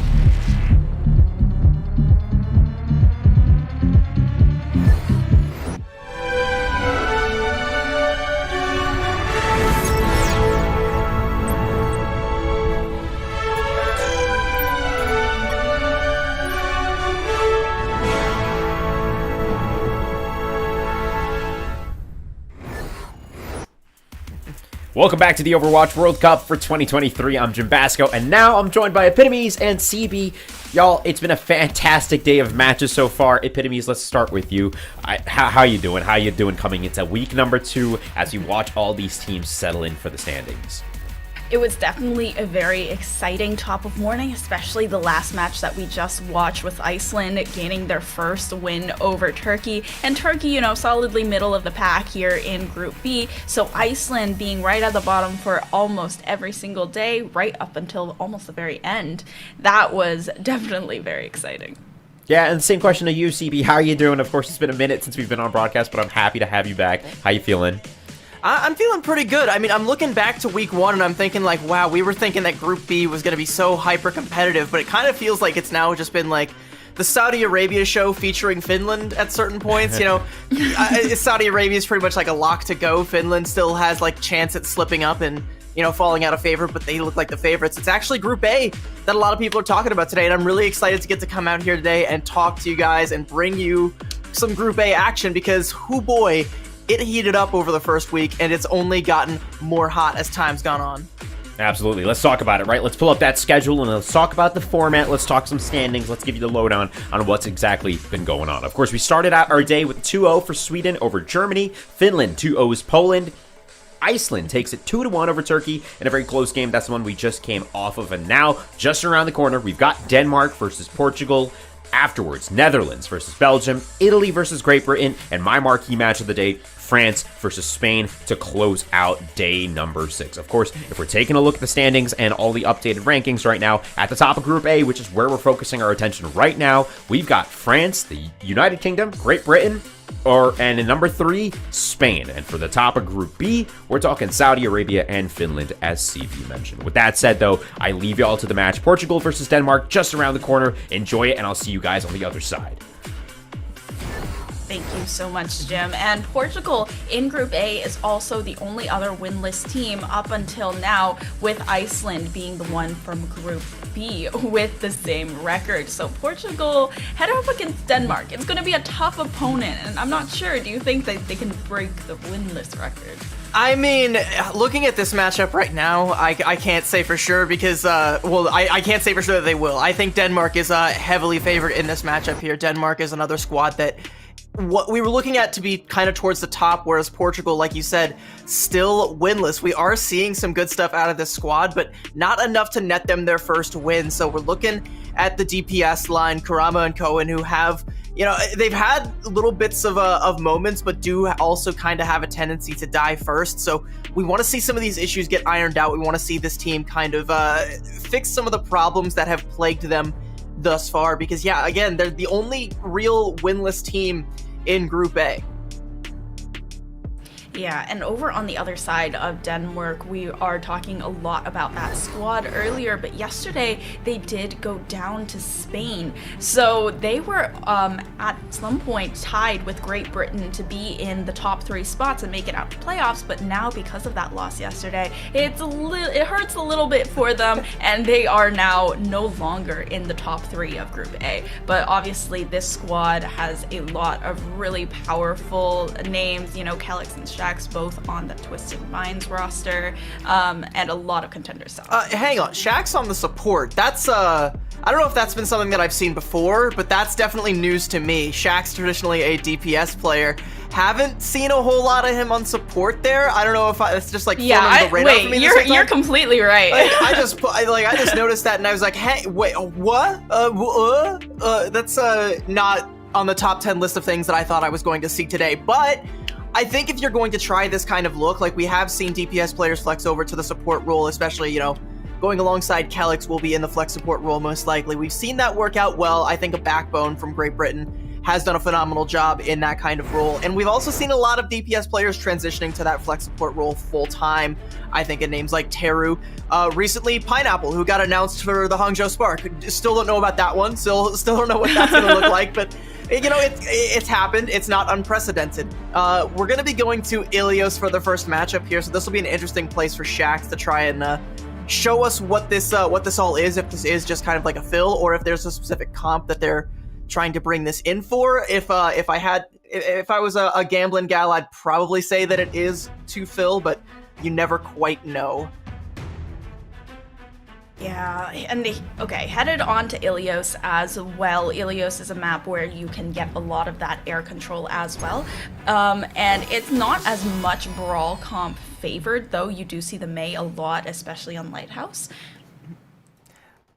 Yeah, absolutely. And there's a lot of different things that you'll see on Lighthouse. We'll cross that bridge when we come to it. We're going to start things off here on Ruins. Yeah, and I do kind of want to highlight this match and all of the Group A matches going forward, because there's kind of like this vortex in the middle that's sucking in a lot of the teams. You know, you've got France at the top, Portugal and Belgium at the bottom, and in between that is just a vortex that's pulling every other team in. Denmark still sits kind of towards the top of that, but it's all because of that previous loss to Spain. So, I mean, Denmark, like, if they go down in this matchup here, that would be catastrophic. That would put them down towards that lower end where they're, you know, they're going to be under threat of potentially getting locked out completely. This should be an easy dub for them here, but they need to make sure that it is, win this as dominantly as possible. So we're going to see them come out here on that Ramatra rush. We got Shax on the Baptiste, and Shockwave is going to go over to the Ashe. So this is looking to play to a lot of different strengths here. Again, eyes are going to be on Shax and how he performs in that flex support role. Meanwhile, Portugal, dive comp with Ana Brig backline and an Ashe of their own, and Karama's dead first. Yeah, that was one of the problems that you mentioned earlier for Portugal. Karama going down early, unable to harass that backline anymore, and they just have so much free range. Shax here being one of them, and, you know, they're going to take that point pretty early because of that early pickoff, and just going to wait for the next fight as well. Yeah, the next fight should kick off as soon as Karama's right back in the fold there, because Portugal didn't lose anybody. They're about to lose Ego, though, if they're not careful. An Immortality Field comes out to save Mulfig, and guess who's dead first again? It would be Karama. That's twice right off the bat. I really don't want this to be the case, because I want to see more out of this Portugal squad. There's a lot of talent on this team, but, I mean, you can't just keep, going in, getting caught out like that. Something has to change. Yeah, Denmark you can tell that they are very confident going into this matchup as well, kind of harassing them back towards their spawn. Karama is back once again, but very isolated here. So this... Okay. That was just a shot from Shockwave, Karama. But I guess he's not allowed to play the game this time around, and just going to play Spawn Room Simulator while they isolate Ego and take down the Winston as well. Hex was talking about it earlier, and it's just like, sometimes you just have one of those days on Tracer where just nothing's going your way, except for bullets. They're all going your way right towards the skull. Denmark pretty much at the touch the spawn door challenge. There's another icicle to the dome. Karama can't catch a break, as no one from Portugal can catch a break, really. Like, Denmark's just gonna be merciful and back off to give them space just to make this interesting, but I mean, so far it's been anything but. Yeah, I mean, Karama kind of trying to be the tip of the spear and be that initiator for Portugal to get themselves into the objective, but just every single icicle magnetically attracted to his head, you know, like what we just saw. And the rest of the squad didn't even really need Shockwave. You know, you have one of the DPSs solo contesting the Tracer, and I feel like that matchup should typically go in Karama's favor, but it just does not. Don't worry, Shockwave Mulfig, now getting harassed suffering. down though. There's a Primal Rage just to contest there coming out from Ego, and Karama actually does find a pick up onto Mulfig here, so Portugal might actually be able to find something if they just press forward with this rally. The Bob does come through to help contest for Denmark, and very quickly Ego goes down. They're trying to come through with the rally as well. The touch does come from Rod, but it goes down very quickly afterwards, and the beat from Kalex is going to just make it impossible for Dizzle to shred the rest of Denmark's team. Karama can't go for a touch, too busy with the hands full on Naga, and first round going to Denmark. Denmark, I mean, so far they're playing like they're angry about that loss to Spain. Like, they're just trying to blow off some steam, and Portugal is their punching bag right now. I really have to feel bad for the way that first round went, but it's only one round of control. You know, there's still plenty of time to shake it off, come back with something a little bit better. We did see one kill come out for Portugal. That was Karama killing Mulfig. So Mulfig, going to be the big disappointment of the team, having one death. Very unfortunate situation. I'm sure everyone's going to be bullying him in the voice comps for that. But overall, like, Denmark, they look pretty clean. And it's another one of the situations where it almost feels like, again, they're angry. They want to step up and they want to show just how dominant they can be over a team that has not really had much of any success in the group stages so far.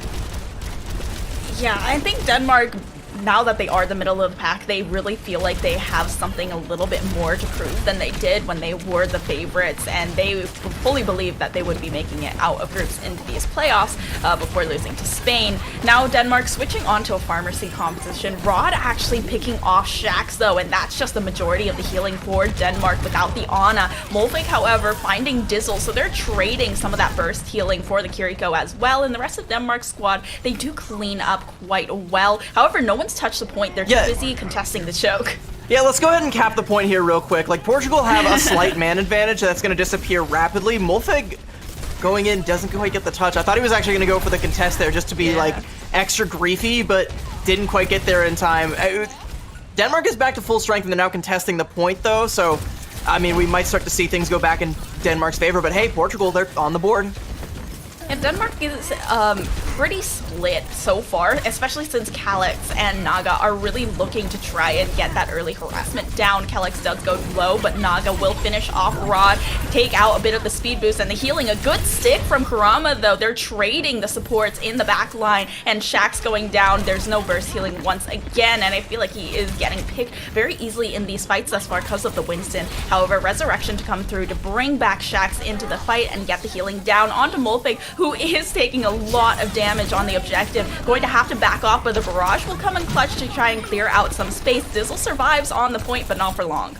I mean, there was a little bit of a glimmer of something brilliant coming out here from Portugal. It's not this, by the way. Ego getting chased down there by Shockwave. That's not at all what I was going to call out. But so Shax is kind of a weak link in this composition from Denmark, not because of, you know, his lack of experience on the flex support or his ability, but again, because in the Pharmacy comp, the Pharah is going to have full custody of the Mercy. There's not going to be anybody really alive or available to peel for Shax. Like, Molfig would have to try and come all the way back in order to do so. EMP is going to come out from Kohen, but yeah, Naga just claps right back. That ends up amounting in pretty much nothing, and Portugal have folded here in this fight.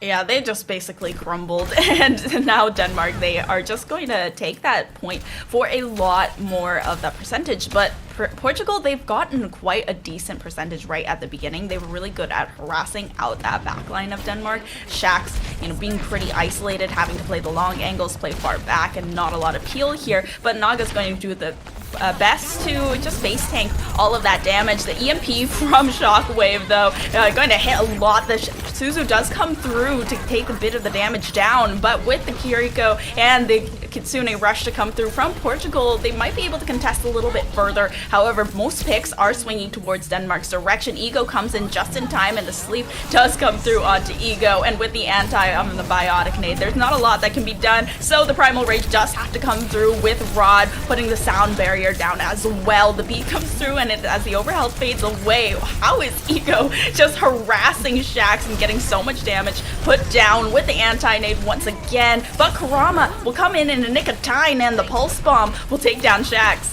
Yeah, when Kurama's able to stay alive long enough, eventually he will strike gold. He is capable of coming up with these big Pulse Bombs and these big kills here, but it's taken so long for them to find much of anything, and Naga is still raining down death from above. There's one for Kohen there, and despite that little bit of, that little glimmer of hope that Kurama gave Portugal there, it feels like it's all been snuffed out. This rocket barrage is just academic at this point in time. That should be Denmark capping this 1-2-0. Naga, a huge sore spot for the Portugal squad as well on the first map, especially here on Lighthouse, since they don't really have anyone that can deal with the Pharmacy composition. They had the Tracer and the Sombra, and they were really kind of focusing down on Shax getting all the healing out so they could then focus Molfig, but otherwise the Pharmacy was kind of just left unchecked for most of that. They were able to get rid of it for a while. Sometimes they were able to focus down Naga with a well-placed hack, but otherwise it was really difficult to contend with all the damage being put out, and they were really just looking to harass the supports. It did also kind of feel, again, like they were trying to put too many eggs in their, like, Grief Naga basket towards the end there on Lighthouse. Like, I mean, like I said, Shaxx is kind of the weak link in that composition, because playing the Ana, you don't have the support, unless Kelix has the Valkyrie, and that was really, like, one of the only times that I saw them trying to pressure out the Ana there, was while Kelix had the Valkyrie. Hey, we can sustain everybody, I've got chain heals for all. They can't really, you know, get that out of the way. They can't deal with the Ana, so you can't really take out Mulfig because the healing's constantly coming through. You're spending all of your time trying to take down Naga in this Pharmacy, and you're not, like, successfully, definitively doing it. So, I mean, like, the only time Portugal's really able to find much of anything is when they can force Shaxx to the low ground and hit a Pulse Bomb on him, or, you know, Kurama gets a Pulse Bomb and sticks it to somebody else. But, like, that's not reliable. You can't be trying to win or die, like, your whole, like, live or die situation based on just a Pulse Bomb. It's, like, one of the least reliable ultimates for fight wins in the game. So, like, you have to have something a little bit better than that. Yeah, they just really stylistically didn't have anything to counter the air control that Denmark had in this first map, and it was just a real struggle with the Tracer having that on the Ruins. I mean, that was just Kurama, really, really unlucky round. But to start off, it is going to be their map pick over on the next one. Yep, Denmark have a statement to make. They have some frustrations to vent from that loss to Spain that has just thrown Group A into complete disarray. Denmark looking to right some of those wrongs. It's going to be Portugal's map pick for map 2 right after the break. Don't go anywhere. We'll be right back.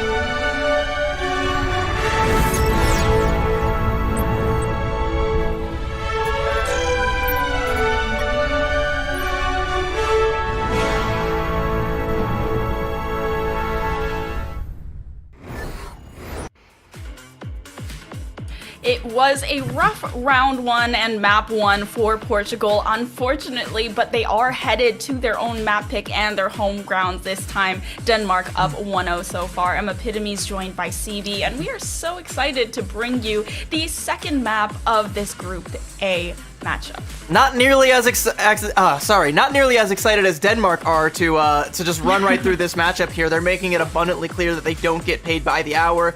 They are going to just try and ground Portugal into a fine powder and move about with their day.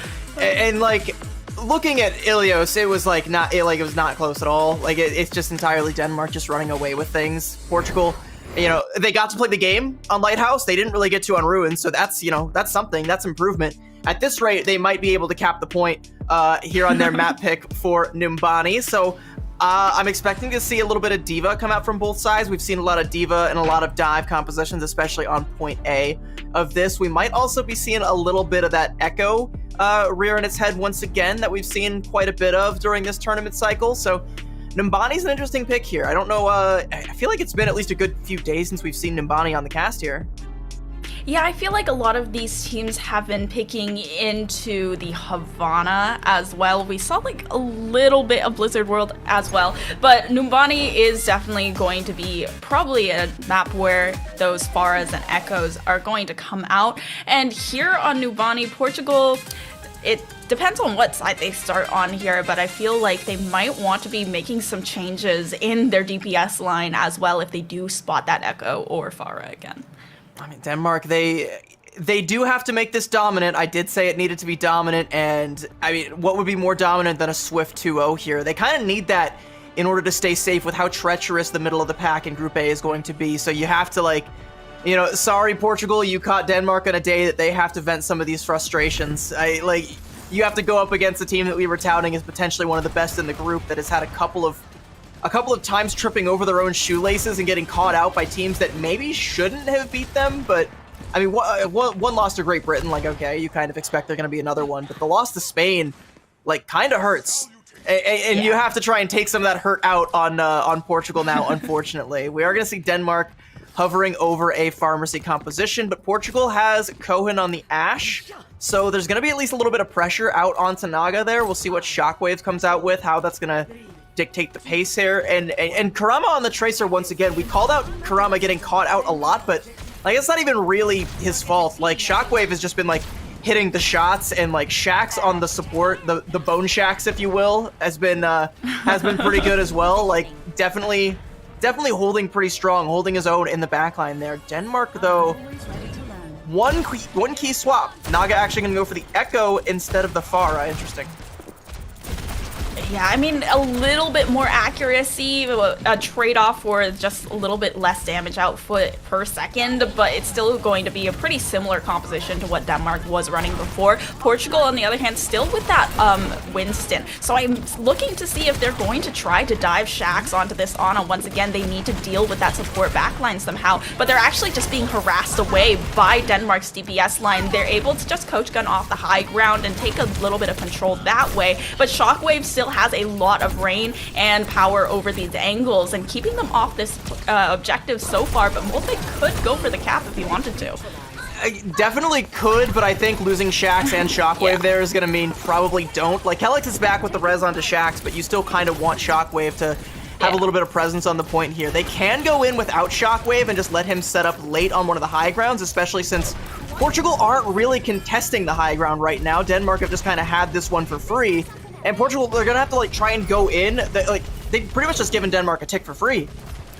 Yeah, the way that they're playing makes them look a little bit afraid of Denmark almost. And Naga, I guess that's rightfully so, since Naga just shredded down their, 1,000 HP tank. And Kurama going to have to use the recall as well, looking to harass Naga once again, and does escape the damage from the sticky bombs, but not able to contest the objective at all. The payload is basically just starting the escort for free. Yeah, I mean, the high ground that surrounds point A is what makes it so hard to attack point A Numbani sometimes, but if you just give it up for free, like, you just let Denmark have it like Portugal did there, then, yeah, they're just gonna rain down punishment. Like, Kurama was the only one, realistically, that was contesting that the whole time, and was just a duel with Shockwave. Meanwhile, the rest of Denmark, they just, cap the point. They don't have to worry about all that death from above.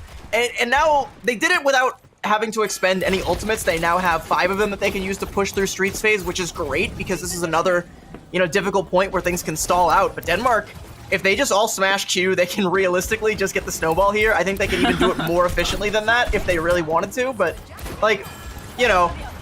worst case scenario, that is still an option. Yeah, and I mean, we have Ego switching onto the D.Va as well, so there's not going to be the ultimate there. Now the rally does come through from Portugal, trying to sustain all the damage, but Naga still finds Dizzle, and they're missing that burst on the Ana once again, but very decently can proc that Inspire and keep the teammates up, but on the high ground and... They just capped the cart. Look how far back that fight even, the cart got before that fight even started, and it's not even halfway done before Denmark just capped the point. That's the kills come towards the tail end there. Denmark didn't even really need to do all that much. It's like you said, Portugal looked like they're just scared. Yeah, it's like they're kind of hiding in these corners. Like, you have a Brig on, or you had a Brig, and realistically, I feel like you could have the Brigitte playing upwards with the tank instead of only trying to protect the Ana, because Denmark hasn't really been heavy on the dive thus far. But instead, they're switching onto the Kiriko this time around. The duplicate does come through. It's the Junker Queen duplicate onto Naga, and the commanding shout helps protect a lot of Denmark as they're trying to be dope. But Dizzle finding Shockwave is a huge pick to make them have less rain over those long ranges, but that Naga also forced out of the duplicate before using the Rampage. So Denmark does have to disengage for a second here, and Portugal will have a bit more control over objective. Karama looking for a damage on the back line and going to have to use the recall, but nope, Shax turns around, just one shot with the primary fire, no damage fall off, and immediately the Tracer falls. What is Rod doing? Rod, I don't know. Okay, yeah, the switch step to get on out of there. That's that Kiriko a little bit difficult to deal with towards the back there, but yeah, not able to get out completely. Molfig gonna go in to hunt down the Fox Girl, and again, Portugal, they're playing just so scattered, so scared, and so all over the place that Denmark are just running right over this. We're looking at a potential 3-minute time bank here. Yeah, I feel like this is basically one of the only times we've seen them contest objective at all, and Ego immediately goes down because of the lack of support from the rest of the team. And Karama, look at where Karama is. They're so far back, and I know it was to harass the backline, but it's just there's no value that can be found because of how well they're peeling for one another back there, and it just feels like not a good day for Portugal thus far. If Portugal manages to full cap this, and with enough time to force extra innings for both sides, Denmark will have more time in their time bank on overtime than they started with. You start with 4 minutes, they finish with 3:15. That extra minute boost they would get, that would just put them over the edge, right? That would put them to where they have more time to try and get a cap than they even could have possibly needed to get it the first time around. So Denmark they've made it pretty quick.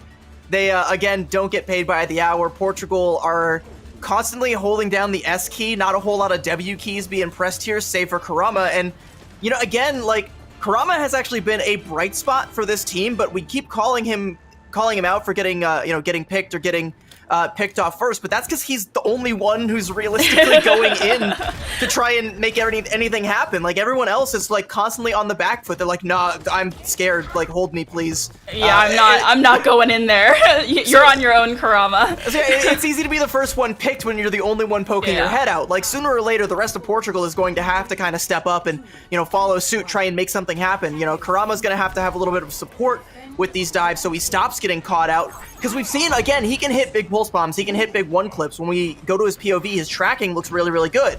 It's all solid, but where is the rest of the team? Yeah, it does feel like he is very isolated in a lot of these fights, and Tracer not really looking to rely on the supports, but it's still a sore spot. Okay, nice job from Cohen though, going onto the Sombra, harassing out that Mercy and immediately taking the pocket away from Naga. Now going to have to take a long walk back from spawn. Naga's going to make up for lost time and trade out the Sombra though, just a little bit of revenge for the Mercy, and they're still not really able to cap the point just yet, backing off and disengaging just just slightly, but Kurama still having a lot of control over here, over on this high ground bridge, looking to harass out the support once again. Shax does go down as the falling, and with the recall back onto the high ground and looking to also harass out Shockwave. Now without the DPS line in play, Kurama just going crazy over here on the Tracer. One clipping both DPSs. It's Molfig still to contest though, and is going to force the Tracer all the way back. Does collect a health pack, but with the recall is going to get out once again. Kellex switching onto the Brig. Interesting choice here to protect the Ana, but Molfig getting down very low. So they find Kellex on the Mercy very early there, but because he swaps over the Brig and is dead and can't quite get up to the high ground, they were able to find Shax, and that might have been Portugal's best opportunity, having both supports down, but everyone's back now. The EMP's out. They do find Kellex again, but they lose Dizzle in the process. They might have another chance here, but it's still kind of scrappy. Yeah, they do have that little bit of confidence back now. Naga duplicating Kiriko. Very interesting choice here. The Swift Step does come through, but they're forced out of the duplicate pretty early. Shockwave trades it for Ego, though that ultimate for the tank player is a trade that I would take. However, now with the Translocator out, Shockwave does have to move off the objective, but Portugal is not capping the objective either, as the rest of the team of Denmark does come back to join them. Oh, it's a good sleep there from Dizzle, and a pulse bomb there onto Shax. I think Portugal, they've done enough. They might be able to close this out. They just have to keep Shockwave at bay and not let Molfig get the touch. They do find the cap. They've made it through point A. Time to start Streaks phase. And now they're just really looking for ground control as well, switching Naga over to that Tracer and looking for the backline harass, going into the dives along with the Diva. The defense matrix comes out to stave off some of that pressure and damage, and Naga was really looking for something early there, but is going to have to back off. In terms of ultimates, Denmark is just keeping such a good pace though. Even though Portugal have been on these picks for longer, they've been cycling through the ultimates, and Denmark's haven't been holding on to theirs. I mean, that EMP, though, that Shockwave has, I think this means Denmark are going to want to try and go aggressive. You can even see Shockwave right now, like, looking for an opportunity, and you better believe they're going to pounce on it. They've even found Cohen's Translocator. I mean, Cohen's going to find Naga, but that's still punishable without that Translocator in play. But I think it might mean that Denmark, change of plans. Shockwave not going to pull the EMP there. No longer worth it without the DPS to follow up. And now the Nano coming out from Shax onto Kellex. Really interesting choice for the Brig as the Nano target. But now the Kitsune rush from Portugal's side will force them through. The rally comes out to defend against the push that Portugal has here. And the EMP finally from Shockwave is forced through. And it's going to allow so much space for Denmark to just take free reign over this road. Now with the side of Rod, last player standing here. The Swift Step comes through, unfortunately goes down. Not able to get out alive, but that was another situation where Portugal are playing very kind of scared, kind of reactive. You saw Shax invested the Nano. Dizzle and Rod both invest their support ultimates at the same time. Great stick there from Naga. Not going to find much of anything that'll get healed up, but a statement pulse bomb. But regardless, like once the Nano is off the field, you don't really have anything defensive to try and counteract the EMP from Shockwave, so he just goes in before Cohen can go in with his. Cohen, though, has a pretty good angle, and there's an EMP onto Shax, but no one can get to him up there. Like, Ego doesn't go for the jump. They punish Shockwave, but Shax is still able to live through the EMP. And the sleep onto Ego as well, and is going to be followed up by an anti very decisively. Ego does survive, but Rod goes down, so we didn't actually see the Suzu come through to try and cleanse that out. Now Kellex looking for Cohen as well with the shield bash, and Molfig is allowed to once again harass further, push them past that payload, and they have not capped that second checkpoint just yet, but they're so close. Yeah, there seems to be a little bit of a comms issue there for Portugal. If you're going to go in with an EMP on a high ground support like that, your Winston has to be ready to go in and pounce on top of that. Either that or your Tracer has to also be there to burst them down. Despite the defense matrix peel coming out from Molfig, here comes a Nano from Shax onto Kellex here to try and repel the dive from Ego. Yeah, okay, Kellex is going to stay alive for a second, but unfortunately Kurama was also putting so much pressure onto Kellex as well, so that Rig is going to come out very quickly. Shaq's still alive for that sustain heal, and self-destruct is forced through from Molfig, but no remech allowed because of how much pressure Cohen and damage he was outputting onto that Baby Diva. Now with the two DPSs, the only ones really contesting this payload against a tank is going to be a tough one, especially since they have Rod right by the side, getting a lot of healing down, but so much damage being done by Shockwave is going to make Ego fall back, having sent back to spawn. how does your Tracer kill both supports at the start of that fight and you don't cap the point off of that? Like, that's just bananas. Like, Denmark had no healing. They had a Tracer and a Sombra, and then the D.Va came back, like, later on into the fight. They just couldn't dislodge two of the, like, flimsiest DPS heroes in the game. And yeah, sure, they're slippery. You can't always catch up to them, but they have low HP bars. Sooner or later, you're gonna take them down. But it just takes them too long. Now they've killed Dizzle. You have 20 seconds left. You're gonna have to wait for that. It's gonna have to be like a last-second touch, probably from Cohen, maybe Kurama, but I mean, Kurama's already getting checked, so his way in is gonna be heavily guarded. Is he even gonna be able to touch? We got 10 seconds. Only one fight for Portugal to try and cap here. Okay, we do see Kurama trying to go for the touch, but nobody is actually on the objective just yet. They've made it, though, and the EMP does come through. It forces Molfig out of the mech, and Kurama, Ego, both finding so much value here off of this dive, and the hacks from Cohen are making this so much easier. These players are like paper to Portugal thus far, and a last-ditch effort to touch this payload and get it to the objective is going to come through for Portugal. Kurama finishing off that last support and giving them another minute and a half in the time bank. That was the EMP that they needed about a minute ago. It comes just a little bit too late, but they're still able to cap. They still have a little bit of time, but it's not looking like at this rate, if Denmark comes out here and wins like even one fight with Shockwave's EMP, that Portugal likely won't be finishing with time in the bank here. There's the EMP. The backline's just deleted, and yeah, back to the drawing board, Portugal. Ooh, yep. Denmark is just, the only thing they had to invest there was the EMP from Shockwave, and immediately Denmark will crumble. Now with two ultimates in the bank with both the Nano as well as the Pulse Bomb, they should be able to find some pick on the back line if Kurama lands one of those good Pulse Bombs that he has been hitting. But now Molfig looking to take control of the high ground and keeping Kurama off of the back line of Kellex and Shax. But Kurama is going to land that big Pulse Bomb we were talking about, now a DPS and support off the line. And I mean, not having Kellex means Shax's life is going to be on a timer if you know, Ego tries to go in for a dive there, or if Kurama decides that it's going to be so. Kurama once again coming up huge for this squad, but they're not quite done. 15 seconds. They only have a Nano and a Primal to work with here. They have to find something. Yeah, the Nano does come through, that Primal being built up very quickly. Kurama looking to harass Kellex out of the fight. However, with the hack, Ego is able to find something onto Kellex. Now Shax doesn't have any of that defense, but with the Nano out and the Primal Rage from Ego going to take down Molfig, and the self-destruct doesn't find anything. No touch on the objective as they head into overtime, and with 0 seconds left, we'll cap to third point. If you're a member of the Denmark team, rather annoyingly, Portugal do cap the point, but with no time left in the bank, they cannot win this map. They can only hope to draw it.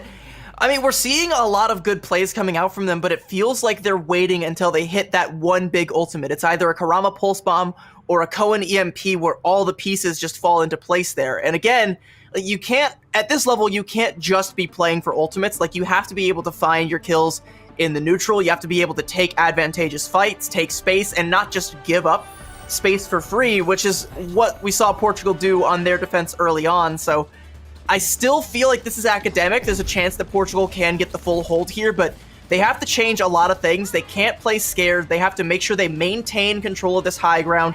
Don't let Denmark just have it. Don't give up any ticks for free. Like, play near perfect from here on out. And Kurama, as long as he doesn't get caught out and he keeps pounding, Portugal have a shot. Yeah, Portugal, they are really looking to take control of that high ground this time around.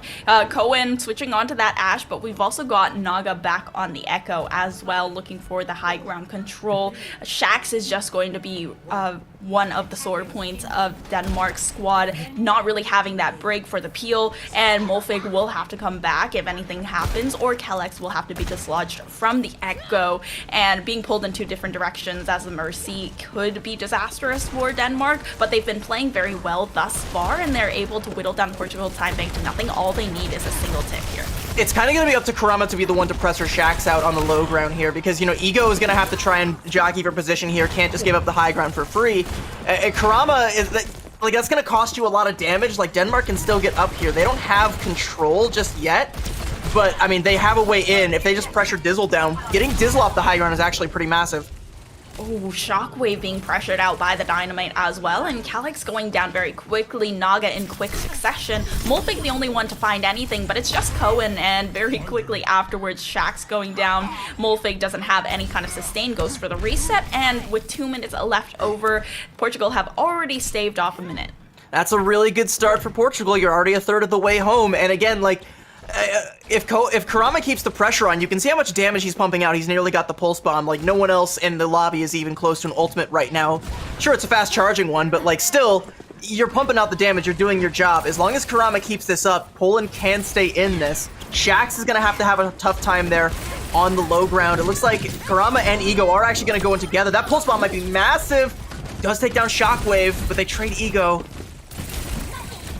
Excellent pulse bomb from Kurama, but trading out the tank isn't a good look for Portugal thus far. Kurama still putting a lot of pressure onto Naga, who switched onto the Tracer, and Calyx back onto the Brig as well. Kurama the only one contesting here, and going to have to recall as the rest of Portugal's squad kind of comes back. Ego now back into the fight, and it's a high ground fight on the tanks, but Ego is forced to drop down. Molfig still having a lot of control up top. The anti-nade, however, will make it so much harder to defend Molfig. So the Nano does come through. The self-destruct in the back pocket for Molfig as well, but the Nano should allow Molfig to take down Shockwave. Rod should be quick to follow as well. The Swift Head come through. Ego taking down Shaxx. Now without the sustain from the backline of Denmark, they are backing off and disengaging. Shockwave, however, very quickly to answer onto Dizzle, and without the Ana once again, Ego looking to go down. Naga finishing it off with the Pulse Pistols, and Rod doesn't have any place to go. That first tick comes through. Denmark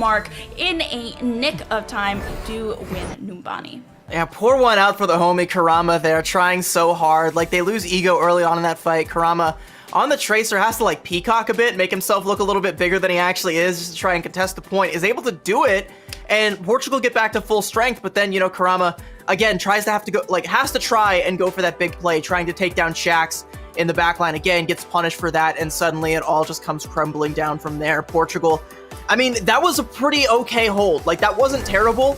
It was pretty good overall, but they put themselves in a situation where they needed more than just good enough. They needed something spectacular. They needed kind of a miracle there, and that's kind of where they are overall. I think with this loss, they have pretty much solidified and locked themselves out of making playoffs. I mean, it was already statistically very unlikely, but I think now, no matter how that, like, vortex in the middle of the pack shakes out, I think Portugal are now out of the conversation. So hey, maybe we'll actually see a little bit of a turnaround from this squad, kind of, you know, a la Sweden, where we have some more bright spots from this team going forward, as they don't have that pressure any longer. But I mean, pressure makes diamonds, and Kurama definitely is a diamond in this rough squad. Yeah, it definitely felt like there was moments of brilliance that Portugal had, but as a squad, Kurama was really just like the sun of Portugal's team. And Cohen sometimes was there to meet with them. Ego was there to meet sometimes with the dive, and the backline was there for sustain. But as a team, it didn't feel as cohesive. What Denmark was doing, it felt like there was a lot more communication. Even just the ultimate cycling from Denmark felt that much better. They were able to follow up every single time with these ultimates, or nearly every single time, unless Portugal had something in their bank to counter them. It's the aggression that we've seen from Denmark that's kind of been like their trademark since they, you know, made their debut on day 2 of this tournament cycle. They've been very aggressive. They've been dictating the pace of a lot of these fights, and yeah, a couple teams are capable of playing up to that, but when Denmark is in the driver's seat, it looks like no one is capable of kicking them out of it. It's just one of those situations where it's like, yeah, you do kind of have to get them out from behind the wheel and try and snake something out underneath them, but I mean, it was not Portugal's day to be able to do that. It was all Denmark, and this was the win that they needed. They needed it to be decisive. They needed it to be 2-0. Make sure to keep that map differential up, because the rest of the pack is still looking mighty scary, and not even just scary, but unpredictable. Like, this can go in about 1,000 different ways. Again, the fact that Spain beat Denmark is like, it threw everything into disarray, where again, there's like 5 teams that could realistically qualify for the 2nd and 3rd position. France looks to be kind of the favorites. We'll see them later on today, but everyone else, they still have to fight, they still have to sweat, they still have to stress, and Denmark, they needed this one. For sure. And now that we see the middle of the pack kind of shaping out here in Group A, we are going to see another middle of the pack team up next, the Netherlands, which we kind of thought would have that brilliant shine to them over here in Group A. We knew that they were some big names in that team, and they are going to be playing next up against Belgium. Yeah, I'm going to be looking forward to that one. That's going to be another one that's going to have some massive implications on that middle of the pack kind of that like suck sandwich that we've got right there in the middle as everyone's trying to break free from that. Netherlands, a team that still has the potential to do so. We'll see if they're able to do that on the other side of this break. Don't go anywhere. We'll be right back.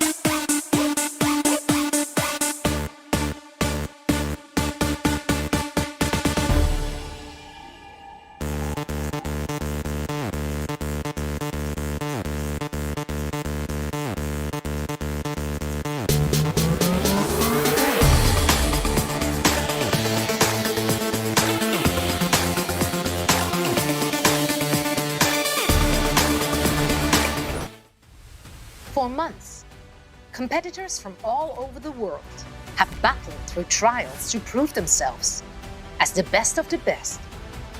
Now the teams have assembled, ready to fight for the title of Overwatch World Cup champion. It wouldn't be the Overwatch World Cup without an epic in-person conclusion at the place where it all began, BlizzCon.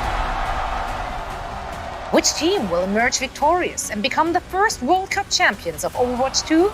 Tune in to find out. Learn more at overwatchworldcup.com. You heard it here, the World Cup Finals on LAN at BlizzCon 2023. Tickets will be going on sale very soon, so make sure to keep your eyes posted on all forms of social media should you want one, and details are live at overwatchworldcup.com. Welcome back to the Overwatch World Cup. It's day 6 of the action. There are only a couple more matches and then 2 days remaining to see who will make it out to the main event. I'm Jim Basco. That's Epitomes. That's CV. We just watched Denmark go up against Portugal. Epitomes, break it down for us. What did we just watch?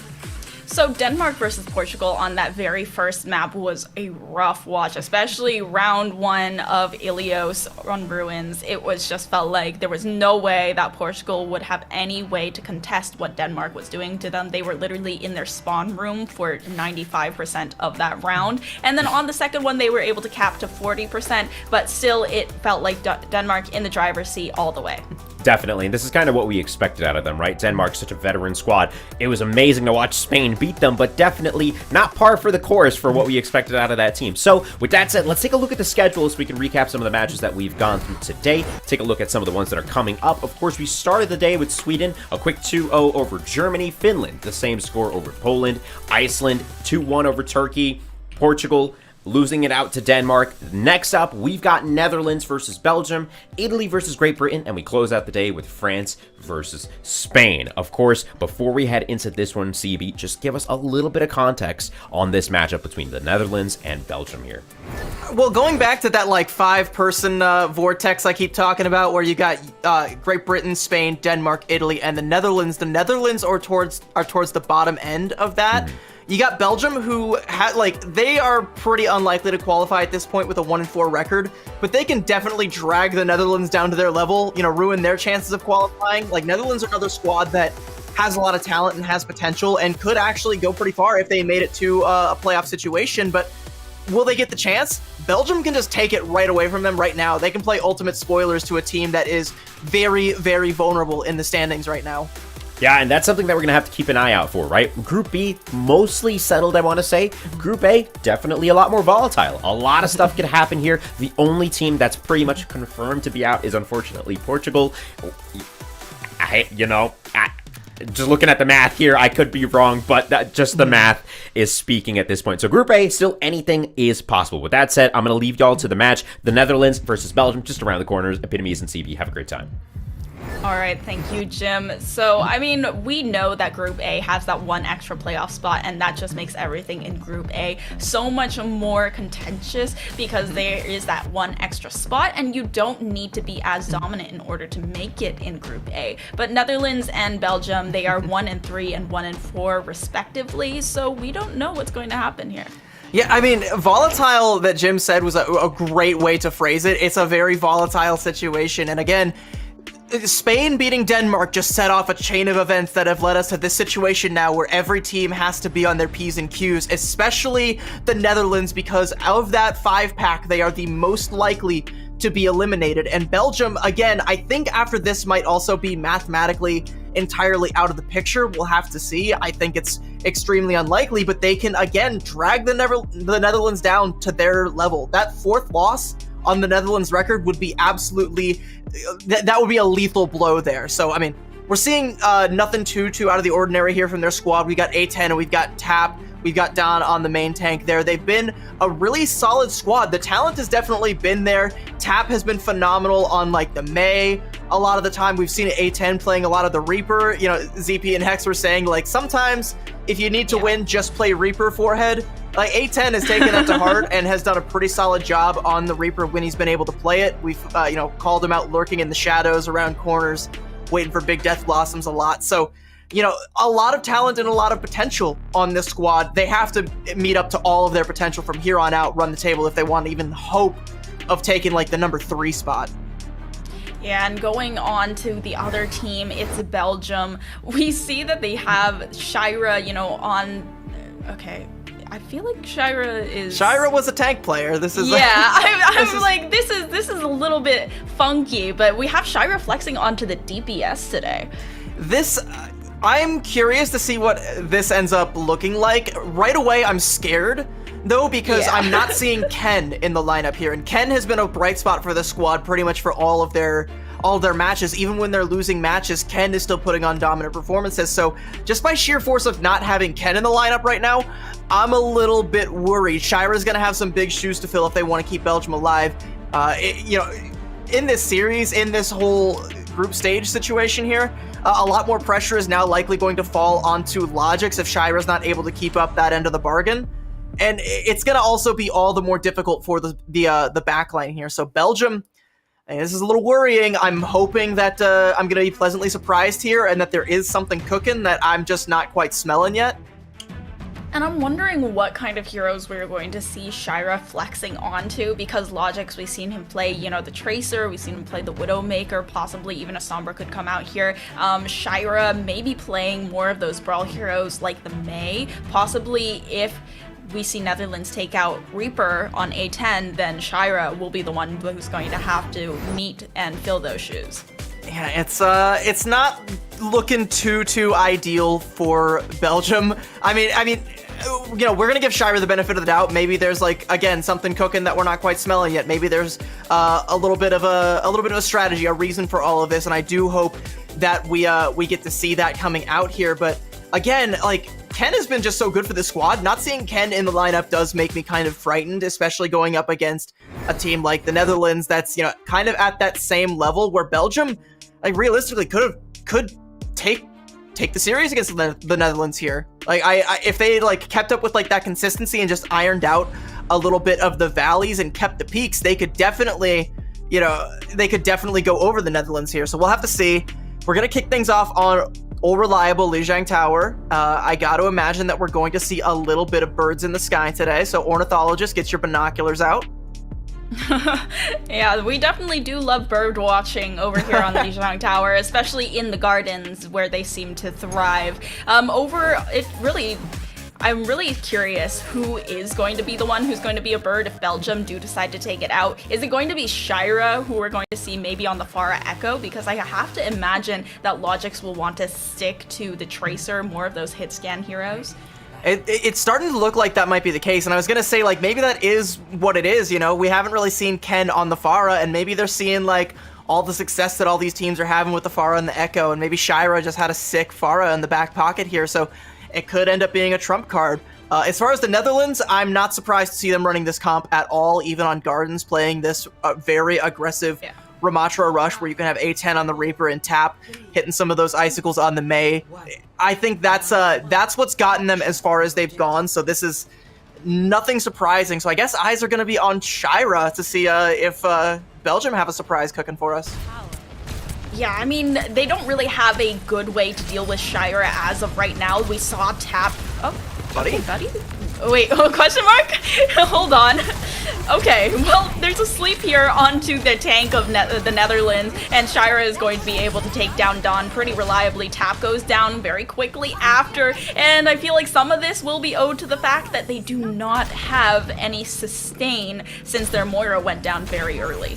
Yeah, I'm not quite sure what happened right there, if that was just a kill feed bug and Buddy went off the map or something. It did look like, it was under a lot of fire. Yeah. It looked like Buddy blew up from at least our point of view, but I'm not entirely certain. Regardless, not having that Moira is definitely going to temper things down a little bit. Don's going to swap over onto the D.Va so they can hopefully try and keep Shira in check, but Shira almost has a rocket barrage already. Yeah, and not to mention, they still don't really have anything to deal with Shira thus far. If Shira is forced to play inside of the tower, it's going to enclose the space a little bit more and allow them to get more value on the Tracer and the Reaper, but the barrage goes through very quickly. Mercy not connected, so no picks from the barrage, and A10 will take down Shira. There's no resurrection just yet either. Skytor with the Javelin spin trying to zone out the rest of Netherlands players. A10 goes down because of it. Dawn still contesting alongside ANJ, just riding the walls and getting that little bit of speed boost, but Chaba uses the resurrection, brings back Podanova so they can have that little bit of extra sustain. Logix trying to spam down the back line from Netherlands, but they are staying alive as Buddy takes out the Coalescence. Logix will finish off the kill on the Moira that he failed to finish before, and Shira, after returning to the fight, will help get all the damage out and Dawn out of the mech as well, but the self-destruct zones for a second. Still, Netherlands, even after all that, are not able to cap point. I mean, Belgium like they used every single ultimate under the sun there. They're gonna get up to another pulse bomb here soon because again, pulse bomb you charge pretty quickly. But I mean, Netherlands, they have a chance here. They have a way in. They have an ult advantage. Tap can just go in with a pulse bomb here, put this all to rest if he finds anybody. He's gonna find Pot of Nova, but they trade out ANJ, so no sound barrier up for the Netherlands. A bit of a trade there. I think taking out Skytor gives them enough. Yeah, Don with a really good 1v1 on to Skytor, but the tank comes back in very quickly. They don't have Potonova to keep them up as reliably, though. It's only that Mercy who Shira just has custody over, so they're just going to back off, regroup with the team as the point flips over. But 98% Belgium just really needs one fight.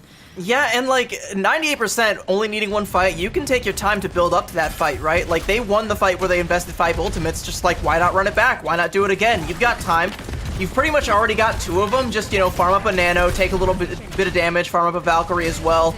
Maybe go in with a Terra Surge if you even need that, and they could just take the win right here on Garden. So the Pharah pick from Shira already paying dividends. We'll see if they decide to use anything early to try and go for an early flip.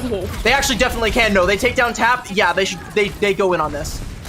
Yeah, and the barrage as well should be able to reliably take down backline or at least zone, but A10 falls. They do trade Shira very quickly there, but Logic goes in with the pulse bomb, and Skytor is going to be able to find the baby diva out of mech very quickly. They also res Shira, so there is not much to be said for that fight from Belgium. They just all press Q, and then there is no touch possible. That was so good from Logic to take down Dap, and there's the Death Blossom as well. A10 was looking for the damage, but it's just not there. Skytor is basically full health. However, the Coalescence from Buddy will shred Logic's health, and Chaba will go down as well. The Terra Search will fortify for a second, but Skytor still falls. What a last-second tap from ANJ allows them to flip that point back over. ANJ looking to go down, though. Shira will not let all that slide. Dan, however, trades.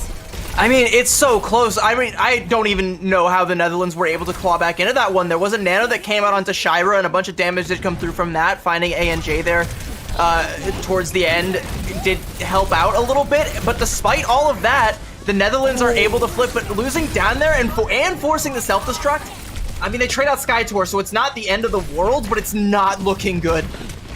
Yeah, Shira on fire right now, and we were at first thinking, what are they cooking? But we should definitely be letting Shira cook. Here with the Rocket Blasters, A10 taking a lot of damage, forcing out the Wraith form as the heal comes back through. Dawn in through the window with the Blasters, but now they're looking to focus down ANJ instead. Tap, however, still looking to harass this backline. The Pulse Bomb comes through, it doesn't find any sticks, and Chaba's able to escape with the Guardian Angel. Now Dawn out of the mech. There's not much else that Belgium can do, using almost everything in their bank. And Netherlands, they have nothing. The last time ANJ was able to touch with the help of the sound barrier, still the Lucio riding on the walls outside and in the tower, and A10 weaving in and out with the Wraith form. A10 goes down, and ANJ will follow in quick succession. But Dawn, once again, they've stalled enough time. Now the Diva still outside the turret, but is able to get in with the blasters, but with no sustain. There's no battle of attrition for Dawn.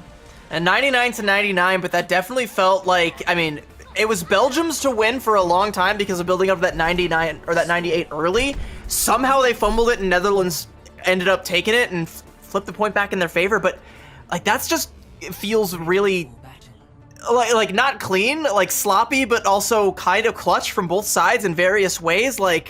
I'm not even entirely sure what I'm seeing, but I do like the Shira pick. For the Pharah now. We asked what they're cooking. Whatever they're cooking with rocket fuel right now. And we're going to Night Market. I think if you're Netherlands and you wanted to play this rush composition, you were hoping for Control Center, but RNG has frowned upon thee on this day, so we're going to the other Pharah map. Netherlands gonna go for the TP play onto the point here, where Shira's gonna be just trying to look and peek and get some rocket damage in through the windows. Hopefully Netherlands are able to sustain. Otherwise, Belgium are gonna take an early lead in this series. Yeah, they are all going to TP onto that point. They have this Reinhardt now. They should be able to just shred that shield so quickly, though. So Shira shouldn't have much trouble with this, but they are looking like they're postured to have that first capture. It definitely looks like it, but it hasn't quite unlocked yet, and there's still some presence where Skytor can try and go in and maybe go for a contest. He'd be alone, but could do it. They are actually going to give it up. Netherlands take the first cap here, but Logix wants to go in. A couple of health bars for the Netherlands getting low. Belgium can flip this. Okay, Belgium can flip that very decisively as well. The rest of the team very preoccupied with what's happening outside of this little city center. And Logic's now going to dash after catching the point and blink towards the rest of the squad. Is able to find one before going down, but Dawn is going to trade that out. But now it's just the Reinhardt here on the objective, looking to contend with all the damage being outputted by the rest of the squad. And the rest of the team is nowhere to be seen. Just the Lucio was not enough sustain for Netherlands to stay that on that point. When I said Belgium can flip this, I had assumed that there would be someone coming back to contest Logic's and there would be a fight, Yeah. not that he would just take it because Netherlands decided to take a fight in an entirely different hemisphere, then come back, lose their Baptiste, and just suddenly, like you said, have no sustain, and now they're on the outside looking in. This composition is great for capping the point, but not so great at holding it. Shira with a 4K. Oh my goodness. That was insane. That's precisely why the Netherlands tried to go for a TP play. That's all they really have up their sleeve with this composition. They have to teleport onto the point, and that's just like literally telegraphing where your entire team is going to be. You just put a barrage down on top of that teleporter. Bye-bye team. You know, Belgium's already up to 60%. Netherlands have to try and find a way in here. They're gonna have ults, but again, like, you have to have an opening to use them. Yeah, I mean, Belgium, they are on such a good pace with their ultimates here. The sound barrier comes through from ANJ, and there's the Amp Matrix looking to force the positioning, but when you're above, like Shira is, getting rid of the immortality field, there is nothing to be done for Buddy. Immediately, the Baptiste going down, looking to rely on the Lucio now. Oh, it's stick from the Pulse Bomb onto Tap, now missing the Mei and the potential Blizzard that could have come through, but they're able to flip the point. Not a lot of contention here from Belgium thus far. Shira just hovering above the objective and looking to get that damage down that way. The key there is that they only use their support ultimates there, so they still have the Sim wall and they still have the Mei wall. They've lost Buddy though, so yeah, they have to invest to try and maintain that advantage. Here comes the Mei wall. A10's gonna fall though. Netherlands, they might have to invest even more just to hold on. Yeah, the Valkyrie comes through from Chaba. They have that little bit of extra sustain here because of the Mercy, and Prudonova is brought back decisively from Chaba. Now with both support ultimates up, or no, both supports up for Belgium, they're able to cap that point very reliably. It's 20% to go, and again, like, Shira's gonna have that rocket barrage. You might even see the same thing happen again. A10's gonna have to swap over onto the Sombra. That's a good play, I think. Don also gonna swap over onto the Diva, but now we're in like full-on scramble to the point mode if you're the Netherlands. This fight's gonna be scrappy, and Shira can just stop it at will. Yeah, Dawn now switching over onto the Diva, doesn't slot into the composition as well, but Shira doesn't find anything with the barrage. However, Buddy is getting very low because of the harassment that Shira is putting in onto that support, now relying on the Lucio once again. Buddy getting picked has been the sore spot of every single fight from the Netherlands thus far. Chaba bringing down Podonova, and they just don't have that same kind of contention. No resurrection for the Netherlands, and every time their support gets picked, they are just in a struggle to get back to that point. Tap looking to contest, but Logic harassing them off. No touch from the Netherlands. The Belgium taking first map. Good God, we're not going into like a Pharah meta, are we? Like, that's gonna be a dark day for a lot of like the gold players. Like, a lot of people in the rank ladder don't know how to deal with the Pharah, but at least here on the World Cup stage in the EMEC region, we're seeing a lot of teams follow Yazan's lead, pull out the Pharah, pull out the Echo, anything that flies, get it up in the sky, and we just profit off of it. I mean, we were questioning the swap from Belgium there to put Shira on to the DPS, but if your Pharah is that sick and you're able to get 4Ks like that, it makes sense, right? Like, suddenly it doesn't seem so far-fetched. It doesn't seem so silly to have this tank player who just so happens to have a sick Pharah in the back pocket come out to play it on a Pharah map, no less. Yeah, I don't know whoever was in the kitchen for Belgium, but they were just like, who can play Pharah? And then they brought it out here on the Lijiang Tower, and it was very entertaining to watch as well, to see Shira be able to flex so well. And the fact that they played around the swap from Skytour onto the tank and Shira onto the DPS was really impressive from from Belgium as well. And not only that, but like on the side of the Netherlands, A10's best looks have always been on the Reaper, but playing the Pharmacy composition just kind of nullifies the Reaper altogether. Like, the only person on the side of Belgium that realistically could have fallen under threat of the Reaper was Skytour, but Orisa is very bulky, very tanky. She can sit there and absorb a lot of damage with the Javelin Spin, with the Fortify. It's hard for a Reaper to even burst that horse down, so, I mean, like, you've just entirely nullified A10's best look. Has kind of a shaky performance there on the Symmetra there towards the end, and it just doesn't add up there for the Netherlands. So Belgium, again, looking to drag the Netherlands down, pull them out of the vortex, but in the wrong direction. Netherlands don't want to be going south right now. They have to win, and also not being able to get a 2-0, that map differential is gonna hurt them later. So the numbers don't lie, and if you're the Netherlands, I'd be running all the numbers, trying to figure out the math if there's still a chance, but it's running thin.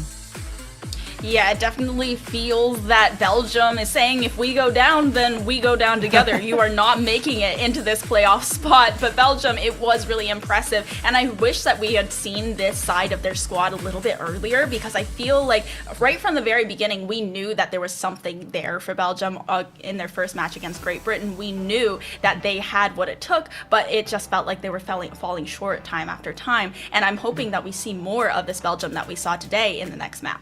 Yeah, in the next map, we might even see a little bit more of Shira, or are Netherlands going to counterpick this and, force Shira back onto the tank or the bench as it would be, whichever it's going to be. They have they have all the options in the world that they can do as long as it's not a Pharah map.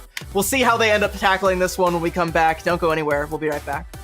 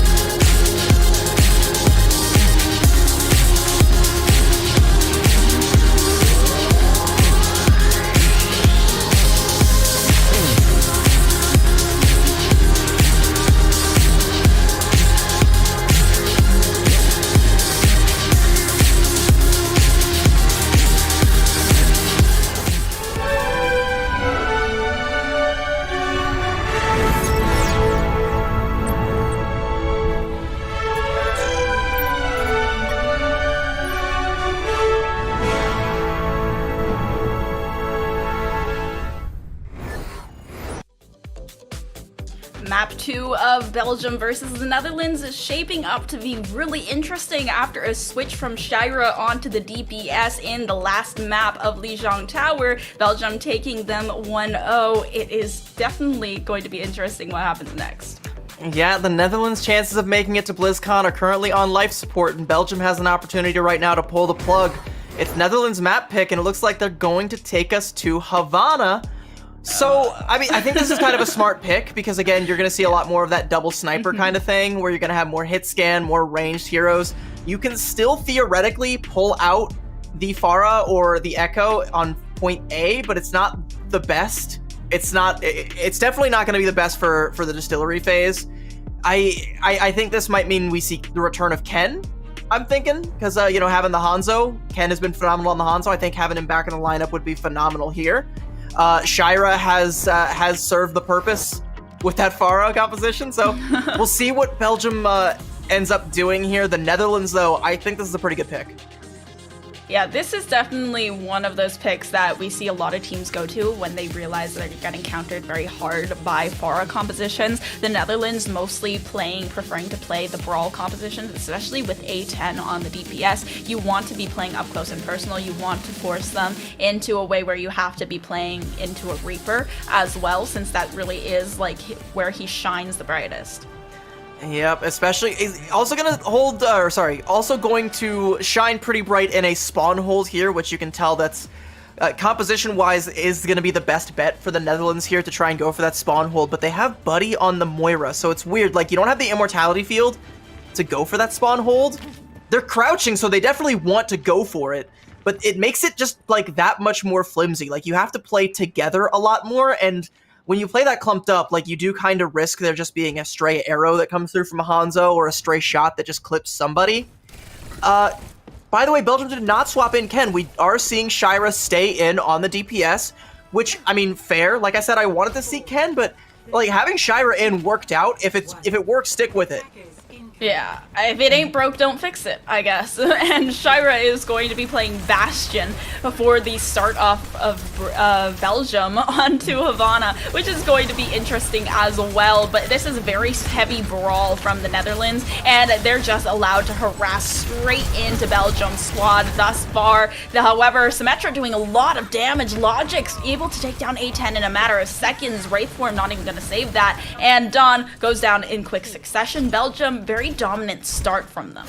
Yeah, great TP play from Logix there, just kind of flips the script on him, pulls out the Uno reverse card, says, now you're the defenders, and we're just going to go ahead and take this card. Bye-bye. And now Logic's going to go ahead and swap over onto the Sojourn. We got Shira over here on the Mei now, so we have a little bit more of a matching rush, but Belgium is going to play this a little bit more slow and methodical. You can see Netherlands, they want to do that thing right now where they just drop in on the high ground with this really fast composition, and it does net them Shira.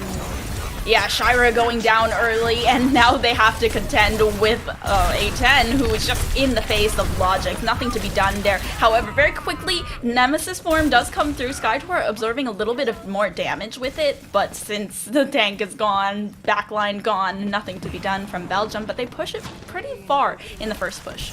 But this is like, again, even losing that spawn hold so quickly, this is why, because you can just go in quick and go for that hold here at the corner here, and it's going to be essentially where you would have held regardless, so it's entirely for free. And the Netherlands comp, they're designed to move fast, do damage, get in, find some kills, and then get out, and they're really, really good at that, and with that coordination, they can keep it going. A wall the section off Don as he goes in there, though.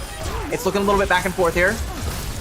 Okay, Buddy, though, with the Coalescence now, the Blizzard to come through. Belgium really only countering with the Amp Matrix and now the Annihilation as well, but that fades away very quickly, and they're not really able to force the type of positioning that they were hoping to with Potanova's Amp Matrix. So Belgium, they're back to the drawing board once again in the spawn room. I mean, the good news is you got the Blizzard out, but you still have a lot worrying about, or a lot to worry about. A10's coming up on that Death Blossom. You gotta believe he's gonna be looking for a nice corner to nestle himself into until Belgium fails to check it, then hit with that big Death Blossom. Don still holding on to that Annihilation, and of course the Sound Barrier. Netherlands have a lot of ults that they can use to bleed out time here. Belgium, it's gonna be kind of up to Logix to hit some big headshots in order to try and break this. The thing about this comp as well is that when we first headed to Havana, we are thinking they want to be able to counter the Pharah, but okay, Logic able to take down the Railgun as well with the overclock, now looking to find Dawn before this annihilation comes into full fruition. The sound barrier as well from Chaba dropping that beat to save the rest of Belgium squad, and now it's just up to Tap, who is going to be shredded. Like I said, it was all up to Logic to hit the shots, and hit the shots he did. And in fact, onto ANJ, one of the most important picks you can find in that situation. Taking down someone who has that long defensive stall ultimate, the sound barrier. Netherlands still have it though, and they're also going to have a Blizzard, Coalescence, and Death Blossom. So they might just come in here and hit like a Mack truck with all these ultimates. Belgium has to try and find a way to navigate this. Yeah, Belgium immediately getting blizzarded by Shira, but A10 going to counter with that Death Blossom very quickly. Tap still has that blizzard in the back pocket, not gonna need it though. A10 going completely insane with the shotguns at close range. Now it's just Logic's left alive. Power slides away, able to survive for a second longer, but now it's 15 seconds left over to recap on this point and get to that first objective. It's Tap's Blizzard versus SkyTour's Annihilation. Who's going to find more value? And more importantly, is someone going to find a pick that's just going to put this whole offense or defense to bed before the fight even starts? There is the touch coming out from Belgium. Here comes Tap's Blizzard, but A10 is already down. Yeah, the Blizzard does come through, and the Annihilation still ticking away, but the Immortality Field saves SkyTour for a second longer, and Logic's at the beginning of that fight already taking down A10, who was such a key player in that defense before. It's going to allow Belgium in overtime to touch first point. Mr. Logix does it again when you need him most. He's going to find the kill that's going to keep you alive. Belgium able to cap at in the nick of time just because of that headshot onto A10 there, and then the follow-up there. I believe it was onto Don that ended up falling next, and SkyTour being able to hold on, weather the storm that was the Blizzard. Belgium, they're in a great spot here. They're trying to take this forward position on the high ground so that they don't just let the Netherlands have it for free. But I mean, like, they also have to push the cart. There wasn't a real stagger there in OT. So we're going to see this fight kind of kick off here on the high ground for supremacy. If Belgium win this one, they might be able to keep the cart going, but it looks like Netherlands have an early positional advantage. Yeah, Belgium is really looking to keep their momentum, especially in Distillery District, but it's the overclock from Logix, finding A10 once again, who was just kind of hanging around in the corner, trying to get the jump on the back line, and Netherlands are going to disengage off of it, but very quickly with the Coalescence re-engaging, sound barrier also in the back pocket, but what a shot with the railgun from Logix. Coalescence completely out of the picture now, with the sound barrier could still potentially come through, but with Dawn down, it's looking unlikely. Tap looked for a stall, but there's nothing to be found. Logix is starting to come alive here, and this is momentum you can't let Belgium have. You have to try and snuff this out. You don't want to let them cap Distillery phase, because we do see a lot of cart stall out here. If we even get to the end there, Shira looking for a little bit of an A10, actually, going for that little sneaky Death Blossom play. As soon as Netherlands drop out, Shira's gonna pop this. Yeah, he already gave away a position for a second there, but the Wraithborn comes through. It's immediately sound barrier to come out, but Shira still gets one. Tap goes down and immediately teleporting after ANJ, looking for that support once again. Buddy goes down to the Annihilation from SkyTour, and the Annihilation from Dan isn't going to find the value that it needed to. Distillery District completed in about a minute. I think the Shira DPS experiment has been a resounding success thus far. That was a great Death Blossom. And again, both teams invested the sound barrier, so it was a lot of health to chunk through. But because Netherlands were banking everything on that sound barrier, eventually Tap does fall. Like, we have the Blizzard and the Death Blossom for Netherlands to stall out time here, but they keep losing someone. Logix just keeps finding heads where there shouldn't be heads. Yeah, Logix is able to get so much free reign, and with the Brawl composition, the Rush, they're not able to get on top of the Sojourn, especially since he's just got the power slide, can get away so quickly, and they have so much free reign once again. Now looking to get a up close and personal first hold is Shira as well, just hiding inside of this little room, looking to build up that Death Blossom while the overclock is already online for Logix. And he can get away with it, right? Because if anyone spends like more than 2 seconds to try and check for him, Logic's just going to clean their clock with another quick rail shot to the dome. He's got the overclock too. If he stays alive like this and keeps this momentum up, like, Belgium are looking to cap here. Netherlands have an ult advantage, but they haven't been given a chance to use a single one. They have to try and invest something. Be proactive. Shut Logic's down. Yeah, they're forcing themselves forwards with the Coalescence and the Blizzard. However, they've actually pushed them outside of the Blizzard. They're able to take down Skytor, though, and with a combination of ultimates, both Buddy and Tap expending them, they net themselves a team kill. Oh, they're gonna go for a spawn hold here. I like this, but I also don't love it. Like, I mean, if Belgium, like, makes a play to try and go, like, maybe Chaba can even try and go for a back cap here. But, I mean, they just want to bleed as much time off. They want to hold them right here. And Ant Major's just try and get out of the spawn. Netherlands are finding everything they need. This is so good for the Netherlands. They are forced to use the sound barrier while still in spawn, and A10 in close quarters is where he thrives. Now Logic switching onto the Tracer, looking for the tap on the objective. Oh my god, but it's Chaba. Chaba got the touch and the contest over here, and now they're going to be joined by Shira. Logic switching onto the Widowmaker. Very interesting pick, but is able to take down Tap and now make it easier time for Skytor, who's attempting to contest on the Panic Doomfist. A10, however, should be able to shred quite a bit at this close range, and the rest of the squad is being protected by the sound barrier from ANJ. Still, the contention is there from Chaba, just dancing around, and Skytor as well. They are refusing to let this objective go down without a fight. Nemesis form forced out of Dan, but the hack comes through onto the tank of Netherlands. It's going to be the Coalescence that saves the rest of the squad, and the contention is no longer there after taking down Podanova. Netherlands in a nick of time. They do not allow Belgium to full cap. And Netherlands tried to go for the spawn hold, keep both spawn doors under lock and key, but the slippery Lucio gets back and forces everyone to try and take a fight on the point. But again, like Netherlands, they just had every advantage they could have asked for. It was entirely scramble mode for Belgium. But that's still a pretty good a pretty good push for Belgium, considering they had to go into OT to even cap point A. They made we almost entirely forget about the distillery phase. Blink and you might have missed it. They just breezed right through that. Very little resistance there. They've set themselves up with a pretty solid win condition, and if their spawn hold is a little bit better than the Netherlands and they're able to snowball that into a good point A hold, Belgium, like, they're sitting pretty here. They might be able to take this one 2-0. Looking at their composition, they're going to go for exactly that. They got Logics on the Hanzo, and all the usual suspects, the Ramatra, the Mei, the Baptiste, so you have a little bit more sustainability with that immortality field. You can linger a little bit more. Netherlands, I mean, they're showing their usual comp. They might have to switch to some cheese to try and break this hold, but if these two just slam into each other over and over again, eventually it's going to break, but how much time is that going to take if you're the Netherlands?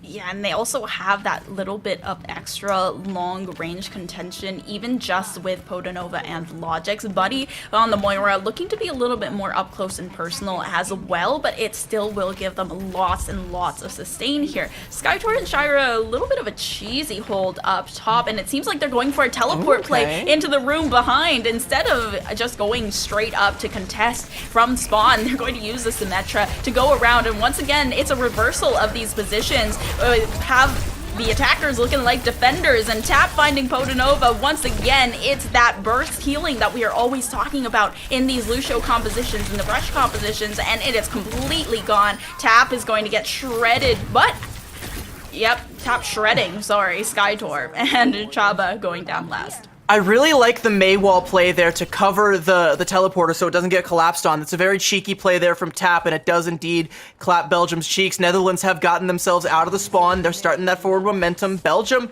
again, they can still go for that early hold at the corner. They're going to try and collapse on top of the Netherlands right now, but they didn't really do enough to build up to a tool that they can use to shut this down, so it's going to be another fairly neutral fight. No ultimates up yet for either squad either, but Dan takes down Logix right as the trade on the Hanzo comes through. Now Belgium, they're looking to find something more and wrap around this objective, while A10 has that Death Blossom in the back pocket already. Now could potentially go for it to try and take out the support. Yep, it does so immediately, but Shira will trade, and now the annihilation from Skytor is so chaotic but allows for so much space to be made. There's nowhere that Buddy is going with the tank in the face, and the team kill comes through. I believe there might have been a disconnect. Maybe. Don was calling for a pause there, but I think they were just going to let that team fight play out. They didn't want to pause in the middle of the fight there, so unfortunate timing. They did have to play that one out, but yeah, we do go to a pause there, but that is Belgium essentially doing the same thing that the Netherlands did on their defense. They went for the spawn hold, it got broken. They go for, again, that quick play onto the corner there on the cart, just dropping in from the high ground, and it nets them success, albeit potentially because there was some chicanery going on the side of the Netherlands. Someone might have DC'd, a ping spike. These things kind of happen in these kind of online situations. It really, really sucks to see, but I mean, we're still kind of at pretty even ground overall. I think once we get back into this, the Netherlands still have a realistic chance at coming back here, but a great start for Belgium on the defense. Yeah, Belgium definitely did look like they were a little bit slower to get back to that point than Netherlands did when they were on their defense. They had already pushed past the corner, and Netherlands was trying to go for a little bit more aggressive positioning around that second corner rather than sticking alongside that payload, just allowing one of their supports to sit there, be their payload princess. But we will know exactly how that's going to play out sooner rather than later, hopefully. Not really sure if they are going to look to replay that fight or just going to continue after the pause.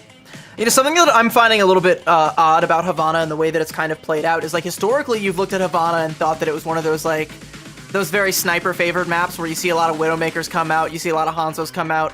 You'll still see a bit of Hanzo, but a lot more teams are just opting to stick for the rush, not just for the spawn hold, but throughout, like, the entirety of it, especially with, Ramatra and the way that he can kind of play as this, like, hybrid Reinhardt kind of off-tanky sort of situation where he's jack of all trades. You can play him in that situation, you can play him in a fast comp, you can play him defensively.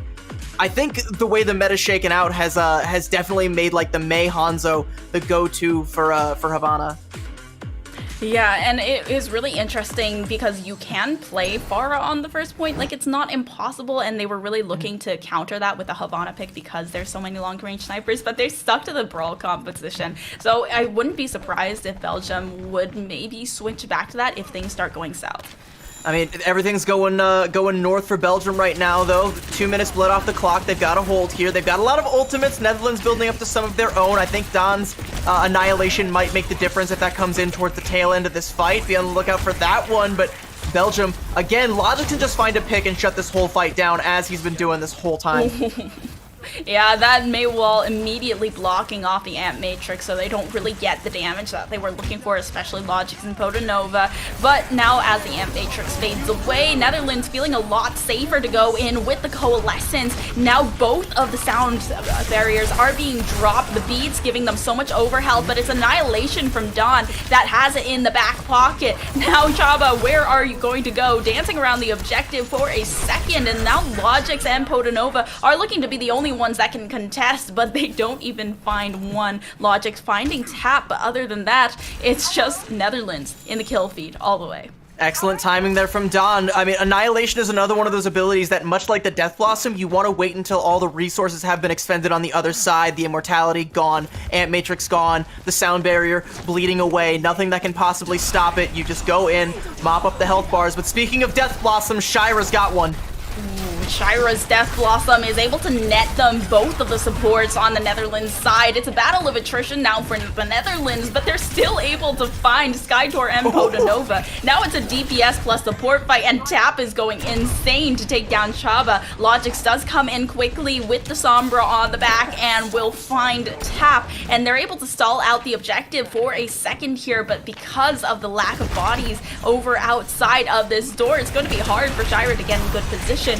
Right as Skytor runs up with the Death Blossom from A10, they do take down Logix despite the Immortality field thrown by Potanova. Skytor's Annihilation is going to finish off the low health Reaper, but otherwise they don't have anything else. They don't have Potanova to keep this tank up and allow the Annihilation to take away and find the value that it needs. Now with 60 seconds remaining, they cap the first point and have 2.5 minutes to make it through Distillery. I mean, the last one to fall there is Chaba, and losing the Lucio does mean that Netherlands, yeah, they can take this high ground. It's going to be a minute before Belgium can get everybody back to full strength and try and get themselves a favorable angle. You can even kind of see the silhouettes through the wall. They're still at those stairs in the back there. Shira poking and prodding a little bit, trying to jockey for position because they want to take this left-hand side. Logix with the EMP lurking could kick this fight off properly, though. EMP's the Coalescence. Buddy is done. Yeah, Buddy almost got finished off, but instead it's A10 that's going to take the brunt of the damage. Now Logic's Dan finding something with the Annihilation, taking down Shira, and the rest of the squad is fumbling to get in good position. Netherlands still dancing around the corner with Dawn at the forefront, looking for the power blocks as the rest of the squad regroups. Buddy's still here with a lot of burst healing in the back pocket, but now the sound barrier going to force them and get aggressive on both sides. Now with Shira looking to TP in with a Death Blossom, a good one at that, finding Dawn at very least the tank going down, and the rest of the squad is going to follow in quick succession. Shira's Pharah, it looked good. The Reaper is looking just as good, if not better. These Death Blossoms are great. That's a good one that starts off on the high ground where Donna's still taking damage below the Death Blossom. And so when Shira drops down to finish the job, you know, all the power block, all the health bars, all gone. And that fight even kicks off with Logic's EMP there. That Sombra was a desperation, like, stagger out the point swap. You weren't expecting that ult to come out. Buddy surely wasn't. Loses the coalescence for it. Has to try and build to another one. Netherlands, they need something to try and break this hold. Still trying to take control of the high ground. Logic's getting a good hack down, but Potanova just no way to survive, and no peel as well from the rest of Belgium's squad. Just always immediately focusing down the sports, making sure that there is no way they have the amount of sustain for the damage that Netherlands is outputting. Now, 30 seconds left over. Belgium still have one more fight left in them, especially with the Lucio at the side to go for the touch here, but it's definitely going to be a tough one. Belgium have 2 ultimates, and Netherlands have 2 of their own to counter, with that Annihilation also building up very quickly. Coalescence following it. They're gonna use the Ravenous Vortex there, but Logic's with the EMP, and it's massive. Shira and Skytor with all the follow-up. The Annihilation just mops the floor with everyone on the Netherlands, and it is done. Pack it up. Belgium have brought the Netherlands down 2-0.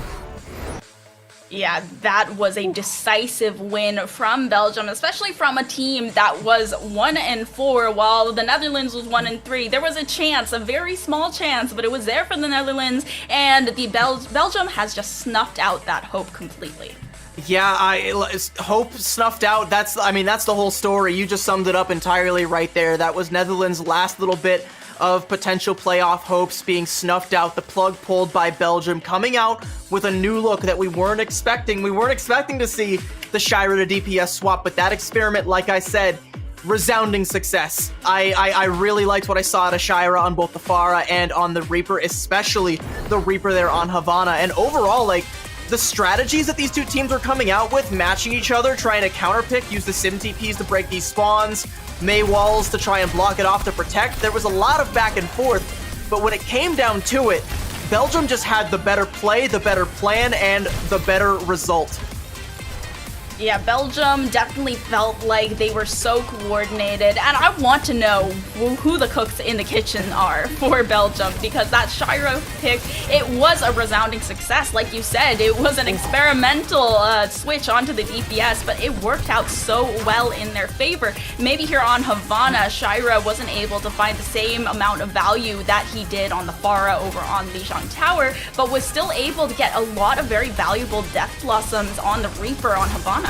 And it wasn't even just Shira too, like we're talking a lot about Shira, but Logix as well. If you put Logix's back up against the wall, that's when he is the most dangerous, the most deadly. That Sojourn swap was phenomenal. Being able to build with that surprise EMP on the Sombra made all the difference when it looked like Netherlands were trying to keep their momentum going.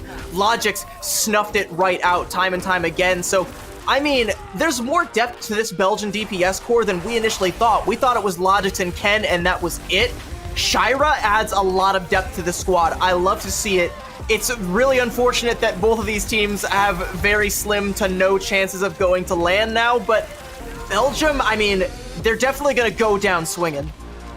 Yeah, I mean, this was such versatility that we saw from the switches over on Belgium's side. And obviously, every single time that you have a Belgium match, you see Logic's name in the kill feed quite a bit. And it's always, thank you, Mr. Logix, right at the very end. But it seems like we might actually get a chance to talk to one of the cooks in the kitchen for Belgium, because we are going to be coming in with an interview. Yeah, we'll be right back with that. Jim's going to have the interview for us. Jim, be sure to give my compliments to the chef. We'll see you guys all after the break. Don't go anywhere. We got the interview on the other side of this break.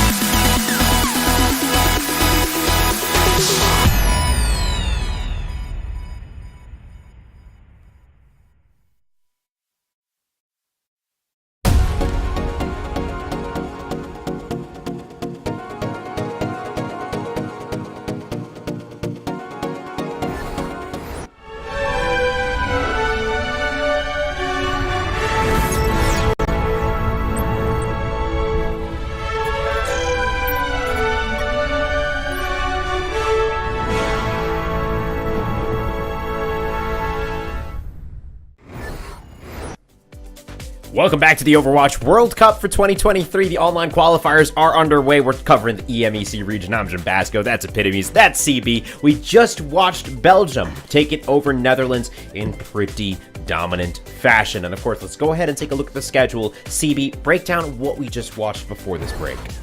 I mean, we just watched a pretty pivotal match, especially if you're a fan of the Netherlands. Belgium taking the 2-0 over the Netherlands pretty much. I mean, they're not fully locked out yet, but I mean, the records now with both teams having 4 losses on the books means that, statistically speaking, now neither team can make it to the playoffs there. So Belgium, I mean, they came out with a great look. You know, Shira on the DPS definitely showed up, made some great plays for this squad. Logix came alive at the right times. We're seeing glimmers of why we thought this Belgian squad could be a formidable threat, and it was too much of a threat for the Netherlands to conquer on this day. I mean, a great showing from both teams, but, I mean, we only got a couple more showings before we were going to have to say farewell to these two squads. Absolutely. And with that said, let's actually hop on with Chaba from Team Belgium themselves. So CB and Epitomes, I'll be back with you shortly. We've got an interview ready for y'all, so let's hop on in. Chaba, yo, congrats, man. Congrats on the victory. How you feeling? Hello. Thank you. I'm feeling really good. Winning against Netherlands, like always a bit of a rivalry between us. Right. So it feels good to win this. So. Yeah, that's awesome, man. And of course, you know, y'all have been doing pretty well. Your results have been mixed throughout, but you guys are doing a 2-4 record right now. You're still in the running. It's still possible to make it through in Group A. So what are your thoughts and prospects? We're halfway into week 2. How are you feeling this deep into the run? I think being 2-4 is going to be really hard to advance to LAN and to the next stage. It was never really our goal to go further in this tournament. It was more like, let's see how good we will do, and let's take as many maps as we can. So we're happy to win this match. Really happy. Yeah, man. I mean, like you mentioned, right? It's not always the end goal, but it's the journey there, right? With the people along the way. So talk to us about that dynamic on the team, right? What's it like playing on Team Belgium? How are the communications? How are the people like on that team? Well, so Team Belgium, in Belgium we speak 2 languages, French and Dutch. So since we are a mix of those 2 languages, we speak English, which is pretty weird for having other languages. But it's obviously fun playing with really good players like Logix and Ken, and then me having no experience. It's really good experience. Like, it's really fun. Yeah, absolutely. And, you know, that's the biggest thing, right? Experience against veteran players. And with veteran players on a world stage, man, you've got a whole audience watching and you're representing a whole country. So that's got to feel pretty great. What's your message to your fans in Belgium that may be watching right now? Ik ga het in Nederlands zeggen, omdat mijn Frans niet super goed is. Maar dank u om voor ons te supporteren en laten we die laatste match nog winnen. Absolutely, man. Thank you so much for hopping on with us today. Best of luck in your upcoming games. Of course, you've got some strong opponents still on the way, but, you know, we'll be cheering you on from afar. Thank you. Bye-bye, guys. All right, Epitomes and CB, you heard it there. You know, good for them. I'm happy that there was a little bit of rivalry between these 2 squads, and I'm happy the Belgium squad was able to pull it out. They seem very happy about it and content with the results. Let's look ahead, though, right? We got more matches for the day. Match 6 is just around the corner. If you forgot what that was, which I did for just a moment, it's Italy versus Great Britain. That one's bound to be a banger. Epitomes, lay us out some context here. What do we need to watch out for going into this match? Currently, Great Britain is in position to get into the playoffs. They are in the top 3 right now. Their record is pretty outstanding, 3-1. I believe the only time they lost was, if I recall correctly, did they lose? Am I? Oh, they did lose. They did lose to Denmark. I'm so sorry. My brain cells just kind of Denmark, left me for a second. Yeah, so they did lose to Denmark, which we just saw. And Denmark is an outstanding squad. And going up against Italy, I feel like Italy do have a lot to be afraid of. They are solidly middle of the pack, in that kind of middle of the pack void vortex right now. Yeah, it's a good point to bring up too, but it's interesting that you bring up that Great Britain lost to Denmark, because now I'm thinking about Spain beating Denmark. That means like Spain could potentially beat Great Britain, meaning there's a lot of potentials. But Italy beat Spain, so maybe Italy could potentially. That's the vortex at work. That's the circle of suck I was talking about. That it's gotten a little bit smaller. The Netherlands might have dropped out of it, but Italy can, like, if we just look at the hierarchy, right, Italy theoretically could like loop it all back around and beat Great Britain, and that would be wild. But I mean, they beat Spain. And Spain beat Denmark, and Denmark beat Great Britain. It never ends. It just never ends. The transitive property of the associative, whatever you call it. I failed math a couple of years in a row. It was fine. But, you know, that's the reality. Anything is still possible in this group. And, of course, like we mentioned, the top 3 of this group will be moving forward. The top 2 of Group B moving forward. So with that said, Epitomes and CB, the context is laid. Italy versus... or rather, Italy versus Great Britain just around the corner. Have an amazing time, and I'll catch you guys on the flip side. All right, thank you so much, Jim. And I'm really excited for this next match, mostly because I do like seeing Great Britain play, and Italy having beat Spain, and already Spain, a big dark horse in Group A. They already beat Denmark, which was terrifying, but Denmark did lose to, or did beat Great Britain, and we then, can do this all the circle day. Never ends. We the can do this all never day. ends. So, okay, well, so we call Spain a dark horse, but Italy are looking like a slightly darker horse, if you will. Like, we weren't looking at this squad too heavily when we came in. They get a couple big wins, now suddenly they've turned some heads. We're looking pretty heavily at the squad now. They have a lot of potential. I mean, you still kind of favor Great Britain overall, but you can't count Italy out completely, and that's what I think makes this match interesting. It's one that that Great Britain have to win in order to try and stay in that top 3 spot that they currently have. I mean, if they lose it, they just fall down. They get sucked just a little bit further down into that vortex that they need to steer clear of. And I mean, Italy, this is quite the vortex. I mean, Chimera has done some phenomenal things here. We're not seeing Mikan coming in, a friend of mine. I mean, we're seeing Kate Comey coming in here instead. So a little bit of change up in the back line. We'll see how this ends up shaking up for Italy. But again, like, this isn't a squad that you can just count out. Yeah, I mean, Italy, they also did lose to the Netherlands, who we just saw playing. You know, we're just talking the Vortex again, and Great Britain beat the Netherlands. So Italy have the cards stacked against them, and they're definitely up against a very formidable force in the roster of Great Britain. So looking at Great Britain's side, they have Backbone in the support role this time around, Maymona and Kai as that DPS line. My favorite support hero, May Overwatch. I love it. Yes. So, Pride Month might be coming to an end, but these 7 Lions still have a lot to be proud of right here. Jekaru on the tank has proven to be like one of the best tanks in this conference, you know, in this entire region right now. Definitely someone that has turned a lot of heads, gotten them in their direction. And speaking of heads, Kai takes them off with ease all of the time. This squad is as good as advertised. Barring that slip up against Denmark, they still look to be the favorites. But I mean, Italy, they've thrown one wrench into the equation. How many wrenches you got? Yeah, you know, maybe they want to turn themselves into some mechanics here, headed into this match against Great Britain, and we'll see what map they decide to take us to. But we know that Great Britain has a lot of these strong individual players, and it's actually Nepal. Interesting that we're going to Nepal. So, okay, this is interesting to me because of the way that Great Britain plays their subs out. Typically, they'll have Backbone come into play the May on DPS and otherwise put him on the flex support because they have Cronus, who typically plays the BAP. This tells me they're not going to go for that. Or if they are, they're, you know, maybe lacking a piece. Maybe Cronus can't come in. Maybe there's something going on. But they might not be going for that May rush that we see a lot of teams go for on Village, where they just hold down the fort on the point with May walls and sim turrets and all of that to just lock everyone else out. They might be going for something a little bit different here, so I'm curious to see what composition Great Britain come out with. Maybe they're going for the Norway, where they know that the enemy team goes for Symmetra and May, so they're like, let's play Junkrat. That would be absolutely wild. I mean, they could definitely get away with it. Again, like we always say, never trust the attacker spawn, never trust the spawn doors on control, but if what Great Britain is showing now is any indicator, I kind of like it. You know, maybe we're going to have Maymon swap over to like a Genji, and we're just going to play like a full dive composition here.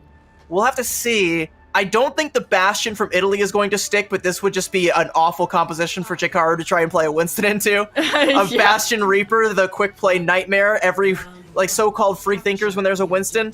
Now they're actually going to swap it over to the May Rush that I would have expected to see from Great Britain. Yeah, no May Rush from Great Britain's side, and Kai already trying to dish out the DPS onto the Reinhardt, and the Reinhardt also an interesting pick here as well, absorbing a lot of that damage up front, especially here from the railgun that Kai is using. But now, looking like first point might be turning over towards Italy's side. Most of their players just all corralled on this bridge, while Great Britain is a little bit more split. I mean, they're not really giving Kai an angle to find much of anything so far, which is great, because if he clicks ahead, this fight's just over. Not really able to find Freyu there. Italy take the first cap. I mean, Great Britain are still poking and prodding from all angles, but they haven't found like a death poke yet, something that can just take a life.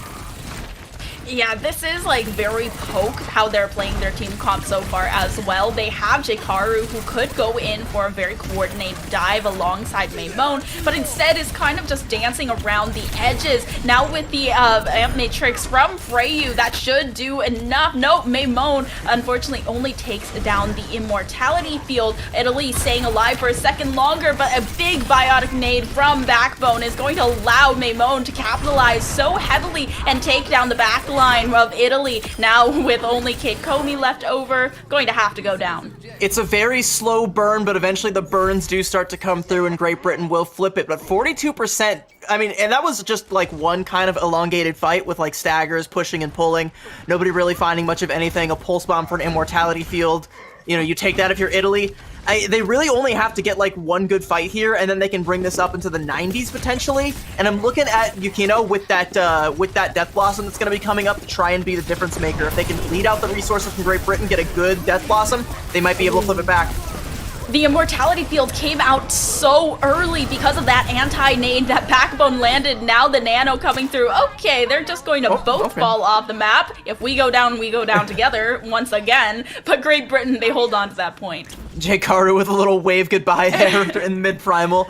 Great stuff there, but I mean, okay, you got the Nano and the Primal out. That's a great hold from Great Britain, though. Kai's got the power slide's going to be back fast. Italy want to try and go in before that window closes. They have a lot of ults to do it. Once again, Yukino has the Death Blossom. Is there going to be a good opportunity for it?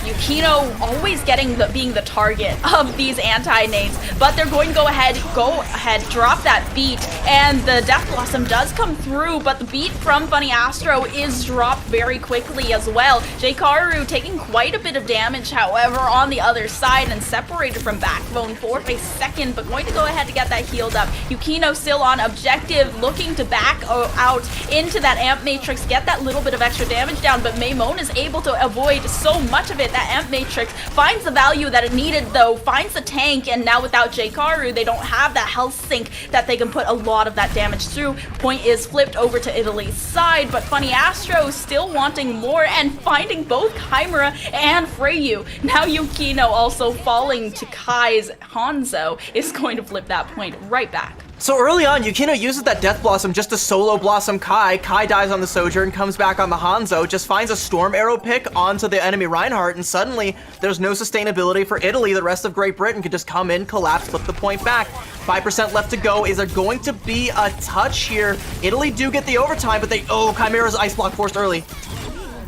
Yeah, Ice Block now out very quickly, and it's stuck by Maymone. Nothing for Chimera to do, and they go down with the Blizzard in hand, the only ultimate that Italy had at their disposal. Now Jkaru hopping onto Kate Comey, and the rest of the squad falling to Kai's Hanzo once again. Primal Rage does come out from JKRU to finish that fight, but 100% Blizzard in hand of Chimera, and I feel like that was just really the nail in the coffin, that pick from Maymone with the Pulse Bomb. Yeah, I mean, like I said, the Ice Block getting forced early, once the Pulse Bomb comes out, you don't have anything to defend against it. It's just all the pressure that Italy has to withstand just to even get to the point in that overtime situation, and Great Britain know it. I mean, it was kind of the way that Maymone was playing the whole time, was just trying to go in for those pokes and prods until finally an opportunity strikes, and then you strike hard right on top of it. That's exactly what he does. Takes down Chimera. Chimera had the Blizzard, by the way, so, I mean, that ended up being the most valuable pick they could have gotten, because having that Blizzard on point definitely would have zoned things out a little bit better, made it a little bit more favorable for Italy, but with that off the table, they just have nothing. They're gonna stick with the Mei Rush here. They're swapping over to the Moira variant of it, though, so they're gonna try and play a little bit more fast-paced here, try and take some fights on the point, which is just as well, because Great Britain are gonna jump on top of them onto the point once the chance comes. Yep, going to go look for that first touch while Italy drops down into the little room, looking for that early touch once again, while Great Britain is spread out around the objective instead. Maymone getting a little bit of damage from far away. Now the wall going to zone off the long angle that Kai is trying to play across from objective. However, Rajon getting down very, very low. They still have that Moira in the room with them, and the Fade gives a little bit of extra survivability they didn't have with the BAP, but there's no immortality field here if anything goes sideways. Kai now finding Yukino, and Chimera also falling as well. Once again, the DPS line from Italy. It's the infamous Italian spaghetti drop here happening for first capture.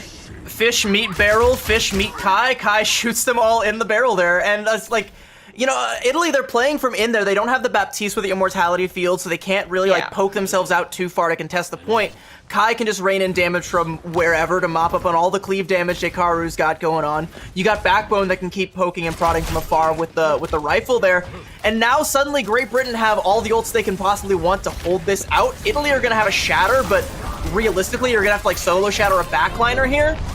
Ooh, yeah, there's the stick once again onto Chimera, and Chimera cannot escape what Maimon is bringing to the table here. But now the Coalescence, okay, they just let go of that point for free. Yukino with the teleport onto the point, and then there was just nothing to be done. Jkaru tried to come back and contest, but Primal Rage has already gone out from Great Britain's side, and they're just going to allow this point to go over. Still contesting, however, and Backbone now with a huge pick. Once again, that bio nade doing so much for Great Britain's side. I feel like Backbone is bringing so much value with the amount of cooldowns that they're forcing out, both the Wraith and the Ice Block, using that one piece of utility. That 19% that Italy got there, though, that's not the most substantial, but it's definitely going to be annoying for Great Britain. I mean, they still have Bull Support ultimates, so they can try and make something. Huge nade from Backbone. I don't think the follow-up's going to be there, though. Italy going for a shatter play onto, I think that was just onto Kai.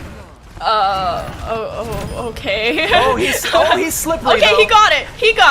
He got it eventually, because it would have been incredibly depressing. Ain't no way. I would have said the same thing if I just got Honestly, me chased too. down.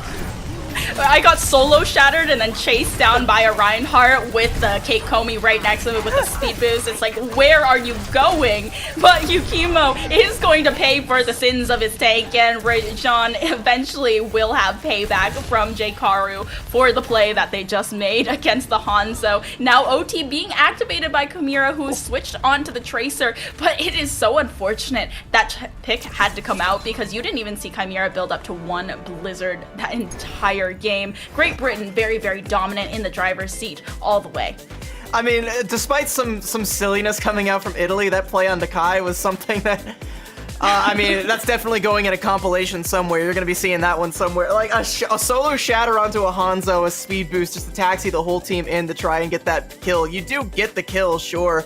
But I mean, like, all the resources you dedicate to get that, you just give up the point. I think at this point they're just like, let's just grief. Like, Italy's let's just grief one Italy's player. like, I don't know if we're getting back in this one, Chief. Let's just go in and grief Kai. It'll be really funny. Everybody on board. Let's go. This is my favorite saying. Sometimes it's not the player that you're ganking, but their mental. I mean, that very well might have been the case, but then Kai just comes back and hits a Storm Arrow headshot onto I think it was Yukino on the Tracer for the contest there, and it's like, well, yeah, if Kai's gonna hit shots like that, that's why you have to go all in to try and grief him. Like, you can't just let him be hitting that stuff all the time. You gotta put a stop to that, even if it takes everything you have. Yeah, Chimera was also just being harassed that entire game by Maimon, could not match the pressure that Maimon was putting on the backline with the Tracer, and every single time you would have Backbone throwing those anti-nades onto both DPSs, and then it would be Wraith, Ice Block, and then all of a sudden Maimon is there waiting for you to come out, and he's like, have a present, and it's just the Pulse Bomb. That's not the gift I want to receive under my Christmas tree this year. No Pulse Bombs, please. Italy is an interesting team, well, to say the least, especially with the way that they are currently playing. I do hope to see something a little bit more game-winning coming out from them, but at least they're going to give us a show regardless. It's going to be their map pick here. We're going to go to a quick break. We'll see what else Italy has in store right after this.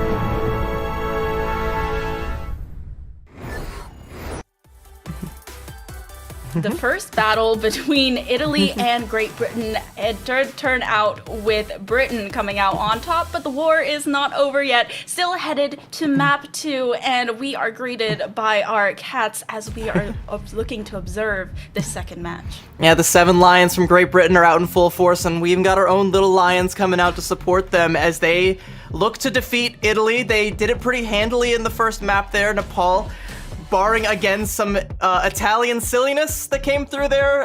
Kai getting the mental grief just a little bit there, but overall, you know, Great Britain still looking as advertised, still looking as dominant as we kind of expected them to be in this series. Italy still has some chances to kind of throw another spanner into the works. We're gonna take it to Watch Point Gibraltar, so I'm expecting a little bit of dive coming out from both sides.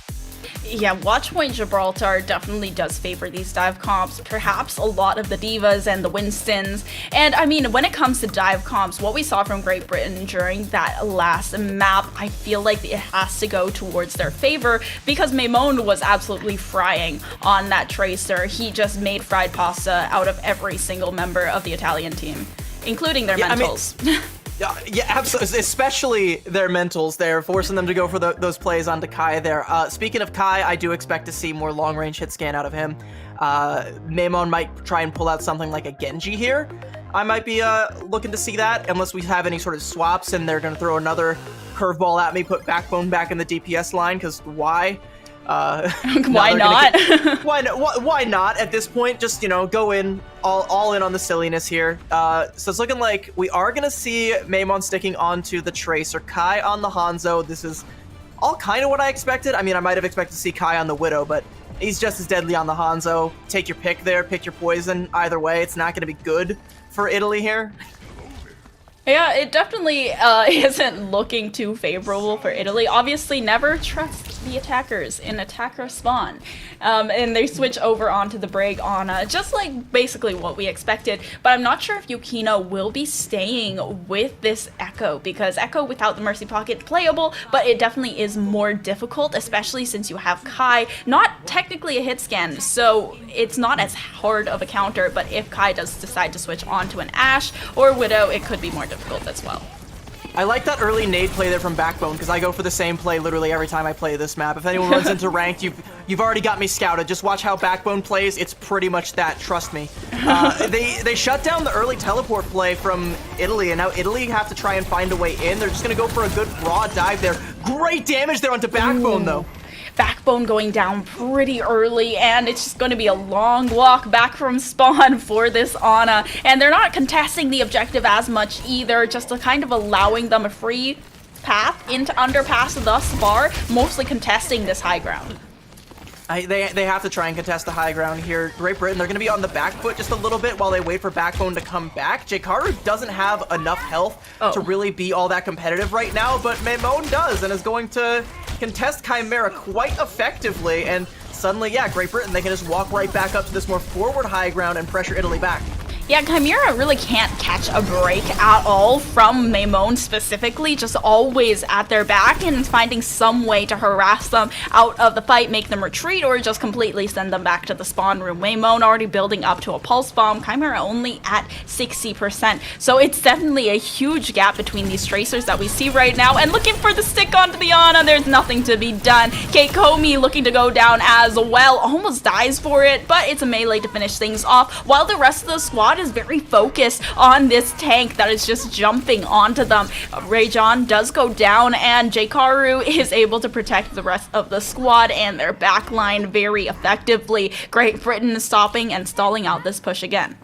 If Katakomi hadn't had the shield up, that would have been a 2 for pulse bomb there from Maimon. That's a phenomenal play. That's the best you can do. Like, going for both supports like that and being able to inevitably get them both, that's all you can really ask of a Tracer. He wants more going into Italy's spawn to try and find another pick, but it's not going to show itself. It's a very scrappy fight in both directions, but Italy have the opportunity to open up with a big nano boost play here, and a couple more ults to try and force us the rest of the way through. Defender spawn advantage is in full effect with about where the cart is right now, so they have to try and make this swift. Primal for both of these Winstons, but the DPS ultimates just aren't present. Now with the rally and nano boost onto Rajon, it's going to allow Italy to try and go a little bit further forward, but now JKRU is getting so harassed by this nanoed Winston. Nothing to be done there as the tank goes down, and Great Britain's squad, they are struggling to find something else, something more. The old supports left over on the objective looking to contest. Kai going down. The shield will keep Funny Astro alive for a few more seconds, but Backbone, it cannot escape the Primal Rage. I mean, Jkaru has a Primal Rage now. What came within like an inch of trying to use it in the last fight, but fell a little bit too short. You know, flew too close to the sun. Rajon finding another pickup onto Maimon.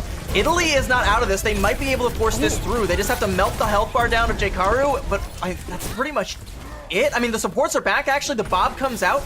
Great Britain, they get off the point. Oh. They C9'd that point just slightly, and now we have another 3 minutes for them to get over this. The DPS do come and clean up and hold this point right at the objective, but it's not going to allow them to get any further.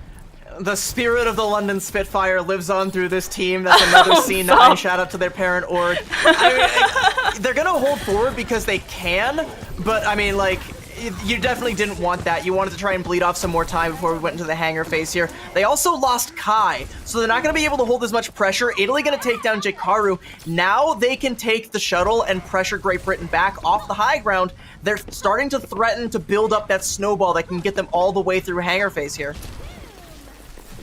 Yeah, Italy is already in very good position, have lots of control over this high ground, and it's just this very small door that they can use to try and contest this. It seems like Maimon has broken through, though. The Pulse Bomb goes through, Freyu goes down, and Funny Astro is traded for it, a support for a support, and the rally now from Kate Comey to keep them alive in the absence of their Ana. It's going to allow for that sustain for Great Britain, and it's going to hold Great Britain at bay for a second there, but now Jkaru dropping down while Rajon harasses the DPSs. It's going to be Funny Astro being the tip of the spear, while the Primal Rage is popped from Rajon, looking for all of the damage and all of the control. The sleep momentarily slows down the Winston, but it's going to be the Blizzard that completely stops them in their tracks. Funny Astro doesn't really have a lot of places to go. Yukino going to finish things off with an icicle to the dome of the Jkaru. Kai being the only one to find a pick before falling.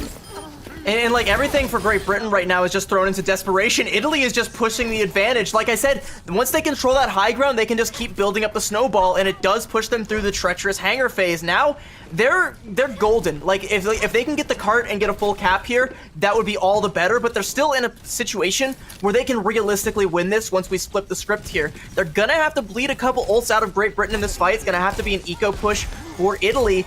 But I mean, you have enough time. 2.5 minutes, you can bleed a couple out, build it to one big one, take like one really good fight, send it home. Italy once again looking to take control of the high ground. They have these 4 ultimates for Great Britain, all 5 ultimates. They could all just smash Q here. Jkaru, though, getting the jump on Yukino without that Mei to slow down the dive. It's going to be difficult. They also have an anti-health already on Kate Comey, and Kate Comey is getting shredded. There is nothing to be done by the Brigitte, and the rest of the squad is going to have to back off into their spawn room. Great Britain, they've been able to stall off basically a little bit of a minute. I did say Italy needed to bleed a few ults out of Great Britain, but Great Britain had the tourniquet. They're not bleeding whatsoever. Italy's blood, though, all over the floor, being spilled constantly in the neutral fight just by the shots coming out from Kai, from Maimon in the backline constantly being a threat. And, I mean, now it's getting to a point where, like, Italy have to force an investment from Great Britain somehow. They're going to go ahead and invest the nano to try and force it out. The rally does come out, as does the pulse bomb, but Great Britain, they're still alive. Italy hasn't really gotten a whole lot for their money yet. Oh, Freyu just alive in a nick of time. The anti-health was there. Kai looking for the high ground now has the Bob in the back pocket. The rally coming through, and Keikomi rounding the corner. Jkaru looking to dive the supports heavily, but they're able to disengage and kite back so quickly and effectively. Kai now locked in the 1v1 Ash with Yukino, but just having that Bob in the back pocket, and the Nano from Backbone is available as well. Maimon is looking for some way to get onto their back line, backline, but Rajon is just marking the Tracer, making sure that there is no way for Maymon to harass their backline. Kai also getting a bit of damage on with the Dynamite and the primary fire, spotting Chimera as well, realizing that that Tracer might be looking for the dive. Yukino is going to knock Funny Astro off the high ground, and it leaves Backbone pretty much defenseless. Backbone has to hop back down, regroup with the team, but on the other side, the Primal Rage has been popped by Rajon and is just shredding this DPS and support line. Wait, Rajon finds 2 with that Primal Rage. I don't know how, but he just does. Chimera gonna clean up Jkaru, and Italy, despite all the odds being against them in that fight, have flipped it. They're threatening to cap here, and Great Britain, like, they don't have any ults to stall this out anymore. Maymon's gonna come up on a Pulse Bomb, and that is it. Italy can maybe force this through if they build up to the Nano, but they need to keep Rajon alive. Okay. Okay. They also need to stay on the cart. C9 again? Karma. That's all right. Yeah, that's about the best way that you can possibly put it. A C9 for a C9. Italy had a chance to keep pushing that forward. Okay. Like I said, if they had kept Rajon alive, they could have, built up that nano boost, put the nano onto the Winston, forced that through, maybe tried to build up to some more ultimates using all the space that gets created off of that. If they take down Funny Astro before he's able to build up to a rally, like, you're good, you're golden. But, I mean, you also have to contest the payload. And that's a really difficult concept for even the top level players to grasp sometimes. You need your payload princess, and Italy's payload princess was in another castle this time around. So that's where the cart stops. That's still a pretty solid push, a very realistic win condition for them, as long as they're able to continue that kind of momentum.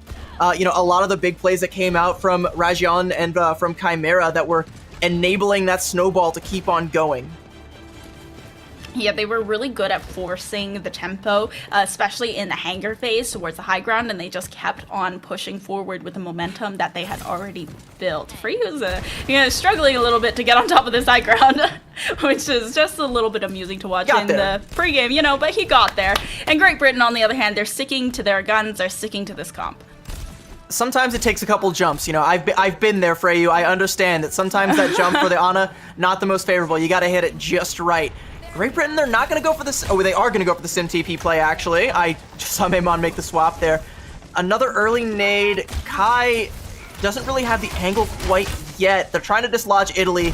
Jump goes there from Jkaru, forcing Italy back just a little bit. Now Kai has the angle he wants.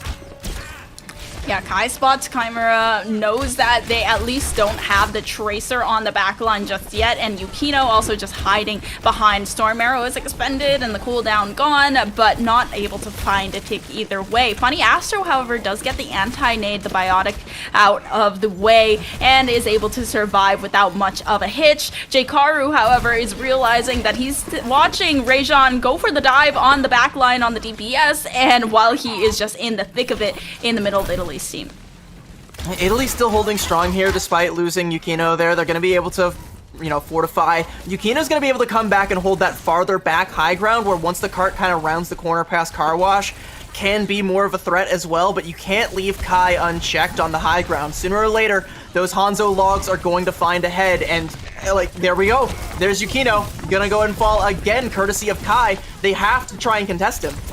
Yeah, Kai is just given free reign over these top angles, and now with the anti-health, there is nowhere for Rajon to go. Immediately, okay, that was a huge nano from Freyu to keep Rajon up, and JKR gets shredded by the Tesla cannon. Nowhere for Unfunny Astro to go either, but will be forced to jump back after the anti-health is gone through. Maymon going to regroup with the rest of the squad, taking a lot of damage, and with the Pulse Bomb in his pocket. And Nano onto Rajon, not a second too late, but I probably could have used another bailout there. Kai gonna go ahead and melt the monkey down, and suddenly Italy, they have to play a little bit further back. They have some room to work with the spawn advantage, but if they lose anybody else, this should be Great Britain capping.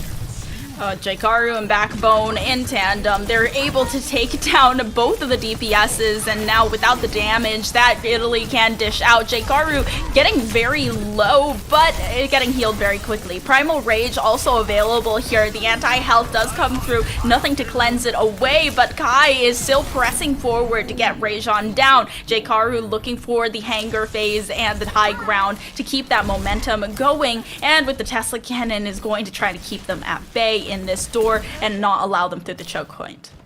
And now you can see the position Backbone wants to take where you can hit big nades on the people coming in on through. There's one. Everyone kind of backed off there. The jump wasn't quite there. Big sleep from Freyu. Backbone's vulnerable. Yeah, but Backbone, no capitalization off of that sleep. The Primal Rage from Rajon is going to come through. Both of the rallies on the Brigitte are looking to sustain this squad with a Giant Shield as well, and both Nanos now available. Jkaru, however, still has that Primal Rage. The Nano comes onto Rajon, looking for that harass onto the backline. Funny Astro is going to get a Nano just in order to stay alive, and the anti-health onto Jkaru does so much damage, and Rajon goes down. Backbone with the finisher. Now looking for the high ground once again. They've momentarily lost control because of their focus on the Winston. Baemon, though, doing so much with that Pulse Bomb. Once again, a huge stick onto Kate Comey, and Chimera will fall quickly after Kai switches onto the Widow, seeing that Yukino has already swapped the Hanzo. Rajan trying to go in for the contest there, isn't alive long enough to build up the Primal Rage, and that's going to mean Great Britain have the cap here.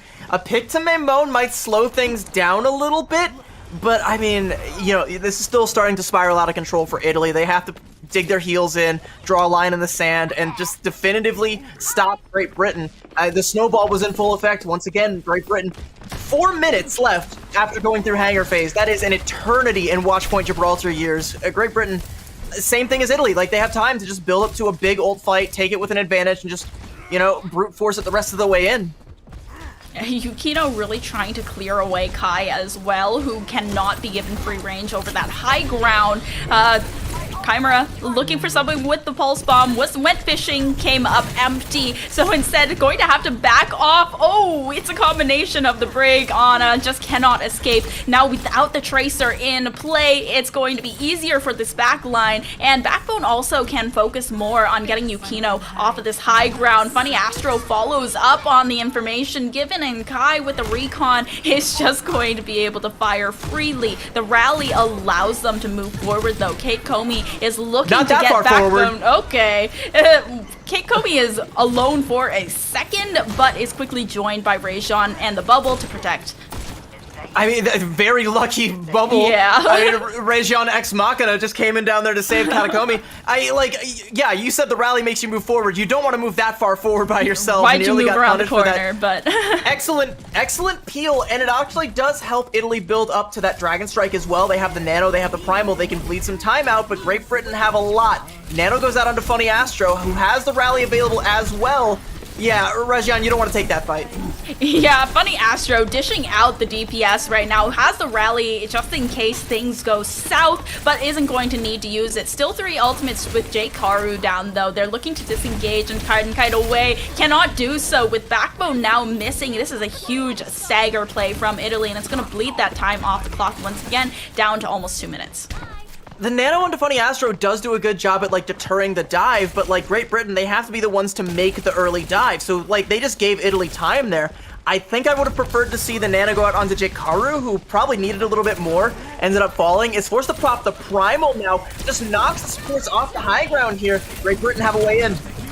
Yeah, the rally now coming out from Funny Astro as well. It's going to be the Dragon Strike to counter and force the positioning away, but Maimone finding Yukino. Chimera also at the mercy of Great Britain's Tracer, and it's going to be Rajon, the next target. The bubble does go down, and he stays alive for a second longer, but the Tesla Cannon follows with the little bit of electricity. Even though spawn rooms are so close, they have Backbone on the payload like a little princess, and Great Britain, they're taking Watchpoint Gibraltar as well. The quest to escape the vortex so far going quite well for Great Britain. They're able to take a 2-0 over Italy, who is a, at times, very tumultuous, very annoying team to go up against. They definitely can surprise you with some things that you weren't expecting to have happen. There's a lot of talent on the team, but on this day, the talent on the side of Great Britain was just a little bit too much to overcome. I mean, we know the names, we know Backbone, we know Kai, we know Funny Astro, but Jkaru and Maimone, 2 players that from contenders have been making a little bit of noise there, but not everyone might be familiar with. They need to familiarize themselves with these players. Again, Jkaru looking like one of the strongest tank players coming out of the groups here. Maimone on all of the flanker heroes that he's been playing, the Tracer and the Genji, has been a phenomenal linchpin for this team. Great Britain, they still look strong. They still look like the favorites to advance, barring some more chicanery. You never know what's going to happen. But they've definitely given themselves a little bit more breathing room where they don't have to worry so much about Spain usurping them, so much as whoever has the misfortune of being in Spain's path going forward. Yeah, well, Great Britain, they are looking like a strong contender for that top 3 spot. And I mean, this team has done a good job of enabling each other at every turn. Italy, they had these moments of brilliance, especially on this attack here, but it was just that C9 at the very end, a C9 for a C9 in the first round. And it was unfortunate. I feel like they could have made it a little bit further because they had that tool in the toolbox, but at the end of the day, it felt that the DPS line from Great Britain was incredibly oppressive, and it allowed them and enabled the team to greatness. A C9 for a C9. Despite all of the hero plays coming out from every player in the game right now, it turns out that the player of the match was Karma that ended up costing Italy towards the end there. I mean, we're joking about that a little bit, but I feel like even realistically, the way that last fight was going, even if Italy had full cap, we'd probably just be going into extra innings, because I think Britain were definitely about to get the full cap there as well. But they could have given themselves an extra chance if not for that C9. You live and you learn, you go forth, you be a fly in someone else's soup going forward. Italy can continue to be a spoiler, continue to be a team that if you take lightly, a speed bump that can take some wheels off of the bus. But the suspension of Great Britain still looking pretty good. Well, it's still not over yet. Italy 2-3 record, 2 wins, 3 losses. They could statistically potentially make it to that top 3 as well. They live to solo ult a DPS another day. Solo gank, like a 5-person solo ult and then just run up on them. Yeah, another day, another DPS. Hey, you know, who else does Italy play going forward? Let's see who's got a solo shatter with their name on it. Denmark? Naga, watch out. This one's coming for you next. But I mean, a good win for Great Britain. You love to see it. Again, heavy favorites to go on to BlizzCon. We've got another heavy favorite, potentially the heavy favorite in France, coming up next, playing against Spain. This is the match that we've all been waiting for, looking forward, and it's coming up next. We'll see you on the other side of this break. Don't go anywhere.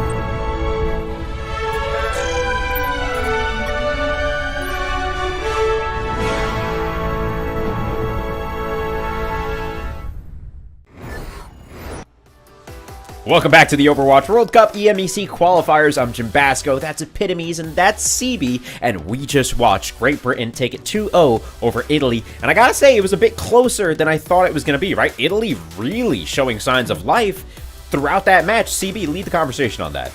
I mean, Italy definitely showed some signs of life, and they also showed us some things we've never seen before, like an entire team just rushing down mid to try and kill Kai, eventually getting him, yeah, with some heavy investments, but you know, definitely a team to watch. Again, like, with their win over Spain, they kind of, like, threw a wrench into the equation for Spain. We'd be talking about Spain as being one of the top dogs, if not for that one little hair in the soup for them. Like, Italy is still a dangerous team, but Great Britain, all that much more dangerous. Kai, as dangerous as ever. Maimon, phenomenal. And again, Jake Haru, one of the best tanks that have come out of the groups here.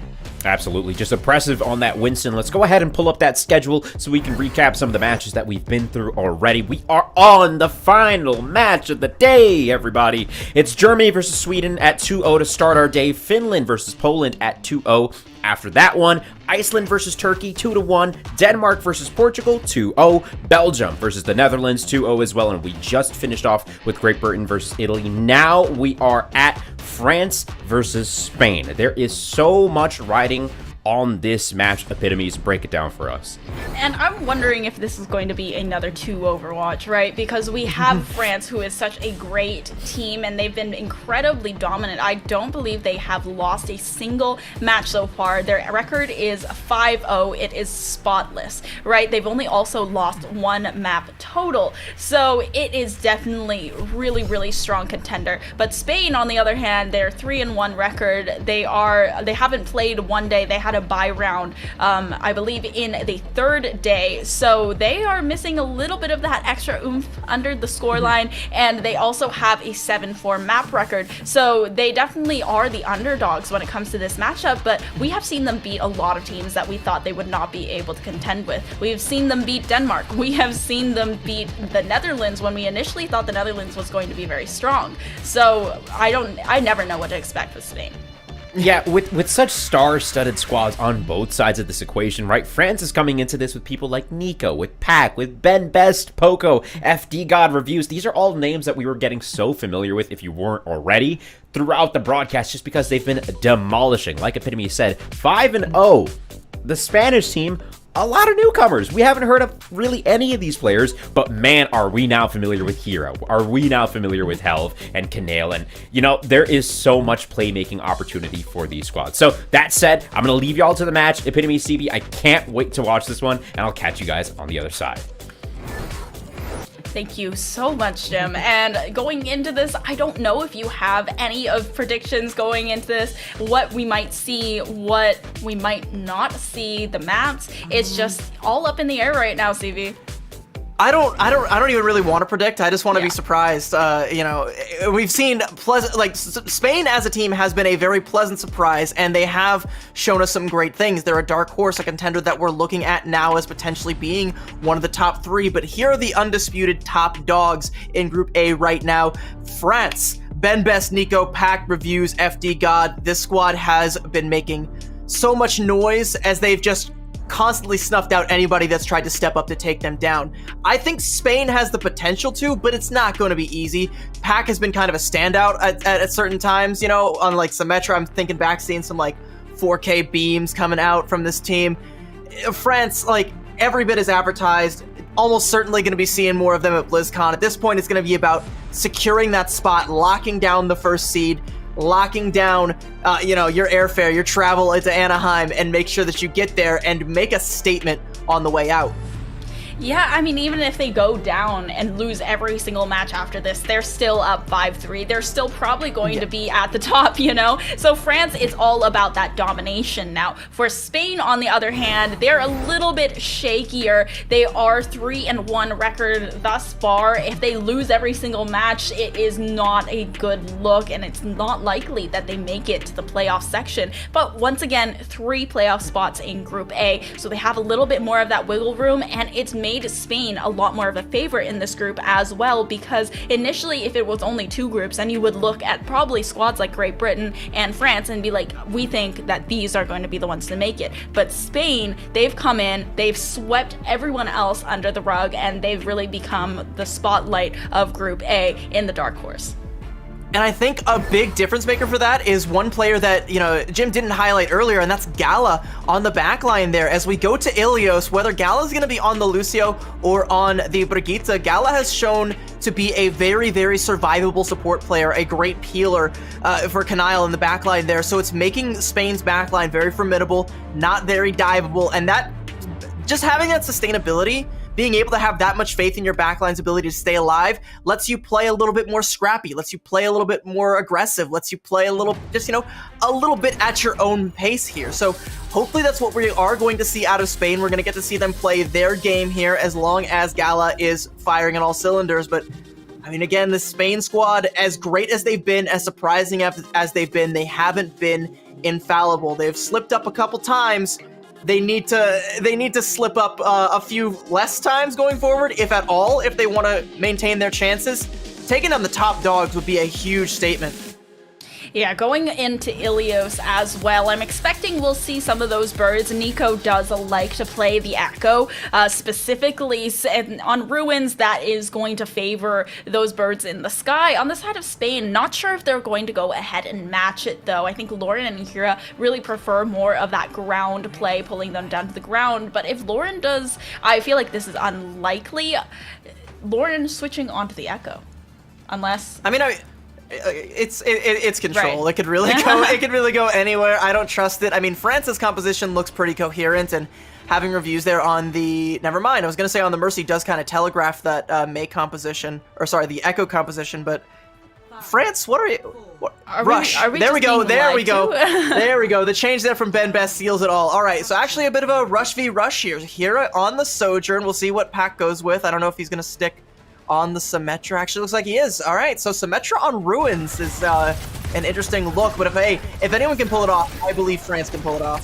Yeah, France, they're definitely a very strong contender, and it seems like they know what they're doing. They're forcing Spain back for far. Path does get brought real low because of Hira's right click, but otherwise they are holding strong and trying to force them off that higher ground. Now setting up shop over here on Ruins with the Symmetra turrets, and that brings so much damage onto Helv. They're forced to use that immortality field in order to get that little bit of extra damage down. Pack with a fully charged beam is what Spain is going to be charging into, but it does not matter. They're able to get so much damage. However, Helv going down, they still have this backline that's active with Ben Best being sent back to spawn. Lauren looking for the Icicle. It does connect on both of the DPSs, and it's Spain for first or second capture, flipping that point. So that cap all comes through because Helv gets low there, and Ben Best, as handsome as he is, gets just a little bit too greedy, tries to go in to secure that kill, gets punished for it, and suddenly France don't have much of a front line. Nico finds a couple picks towards the tail end there, but not quite enough to stop Spain, who have now taken the lead here, and they're gonna go ahead and force some positioning with this Amp Matrix. France can just LOS it, but the Fire Strike finds reviews. Ooh. Spain might have already won this fight. Yeah, Spain is really famous for these Amp Matrix Fire Strike combinations, at least from what we've seen in the World Cup, and it has worked almost every single time. The Fire Strike Amp Matrix, it just holds strong for this squad.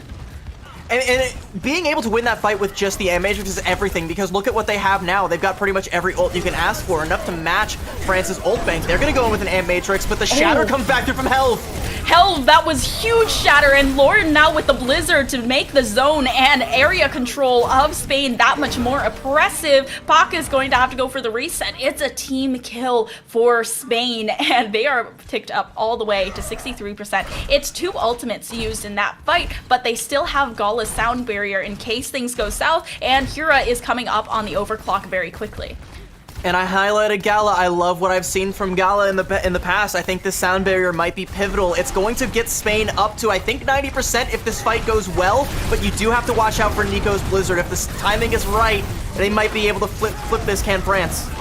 Yeah, there's a sound barrier on the side of France, but it's very quickly countered by Gala's own sound barrier. Now the overclock from Hira looking to shred through. The immortality field does come down and it's been forced out early from reviews, but on the other hand, the shatter from Ben Best, it's still possible. Health goes down and there's so much going on for France, and they're able to zone off. They used that blizzard in the last fight as well. The damage went through, everything went right. France with the team kill to flip the point.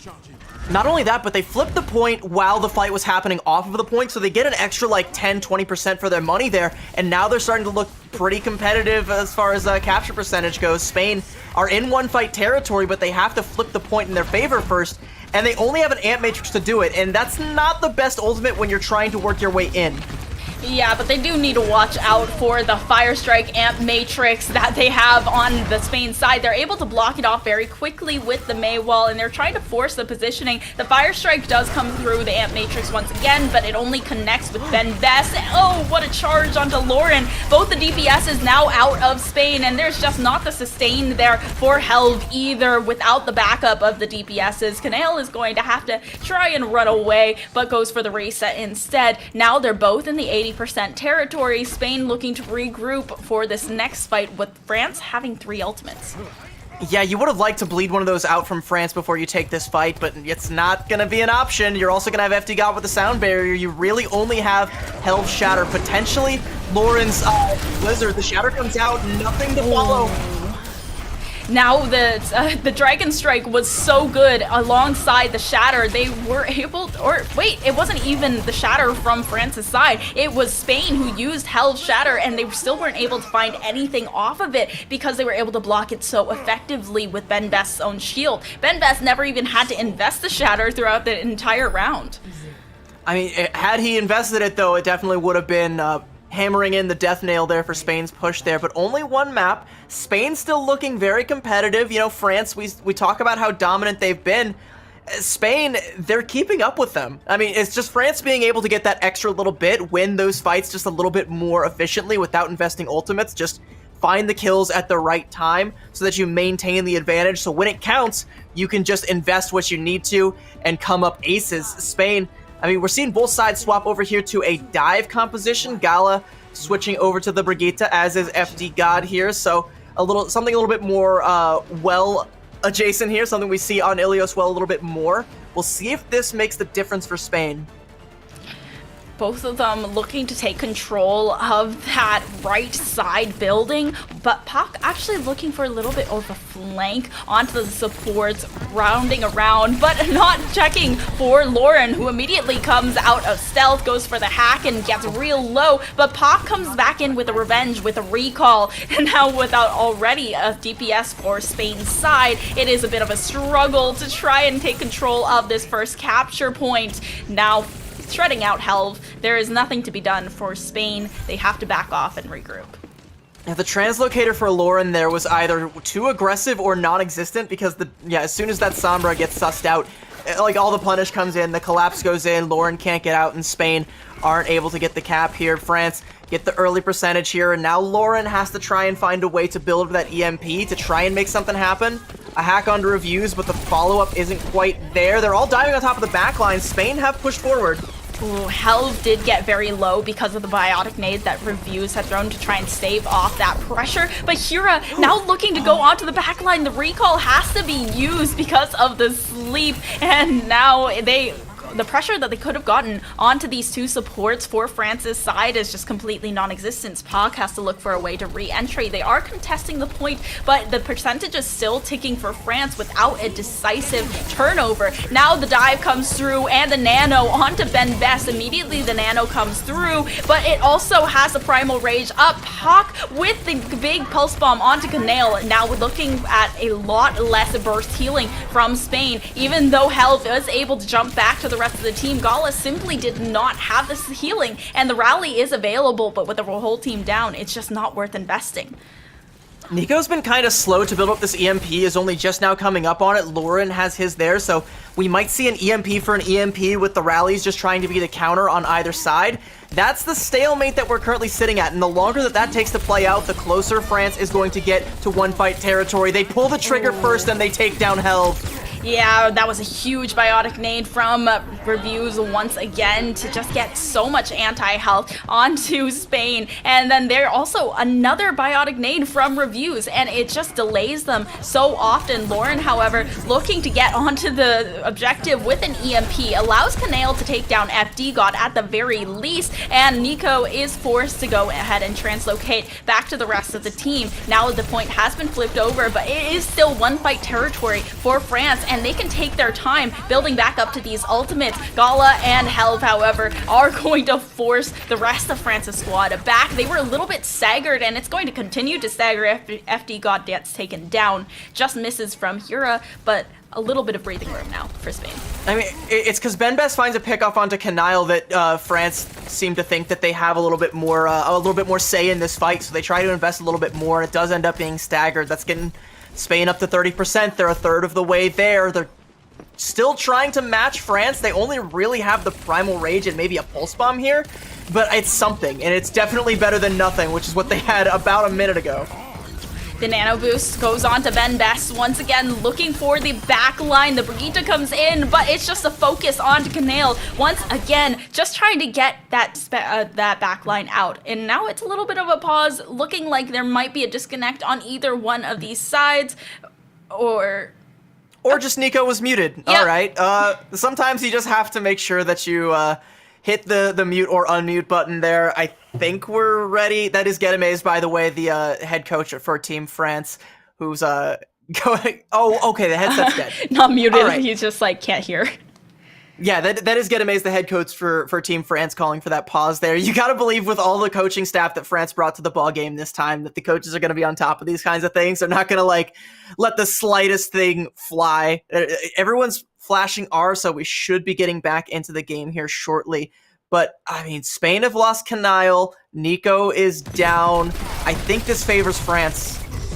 Oh, Ben Best is getting shredded from behind, though. Nico getting a lot of good damage down on the other side. However, Lauren doing the same to Ben Best. Now Pak still fishing for this Pulse Bomb stick. Lauren does have to go ahead and translocate, but it's towards that point once again. Spain looking to regroup now, and it seems that Lauren will be able to get the health back and go ahead and try and harass that back line once again. The go-ahead is there with the nano boost headed onto Helv, and now looking for that backline. The rally comes through from FD, got such good protection and peel for this backline, but the EMP from Lauren, it could have been huge, but the follow-up, it just isn't there. They turn that point over. The overtime is activated. Can there be a touch from Spain? There cannot. A 2-0 on Ilios for France's first map against Spain.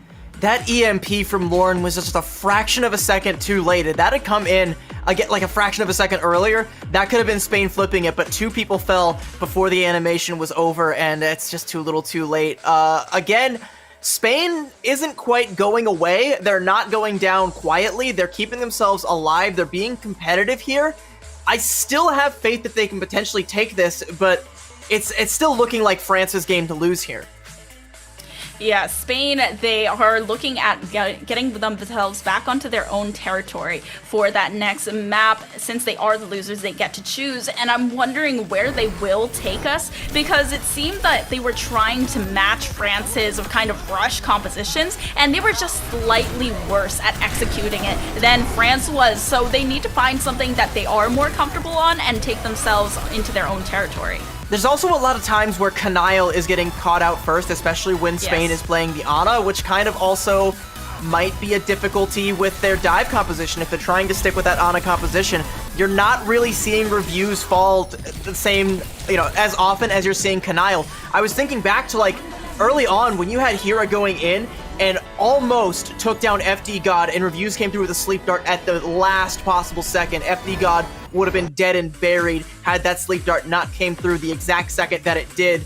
So the backline for France is sustaining just a little bit better. I touted how well the backline for Spain is typically able to survive, but it's not coming to fruition this time. That's going to be one kink that they're going to need to iron out if they want to stay alive in this series. It's going to be Spain's map pick. We're going to go to a quick break with map 2 of the series. Don't go anywhere. We'll be right back.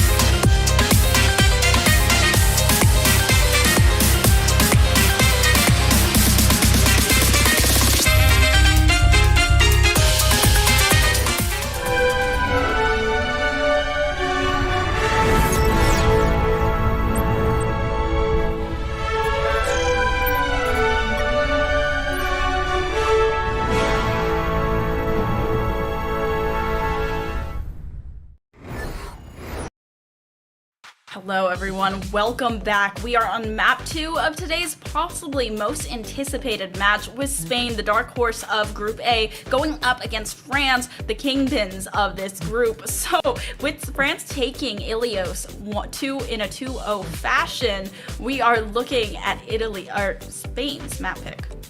Yeah, I mean, remember what, like, after, like, when we casted France game, day 1, and we had the interview with Getamaze, and he came in and said, yeah, I think France is a dark horse.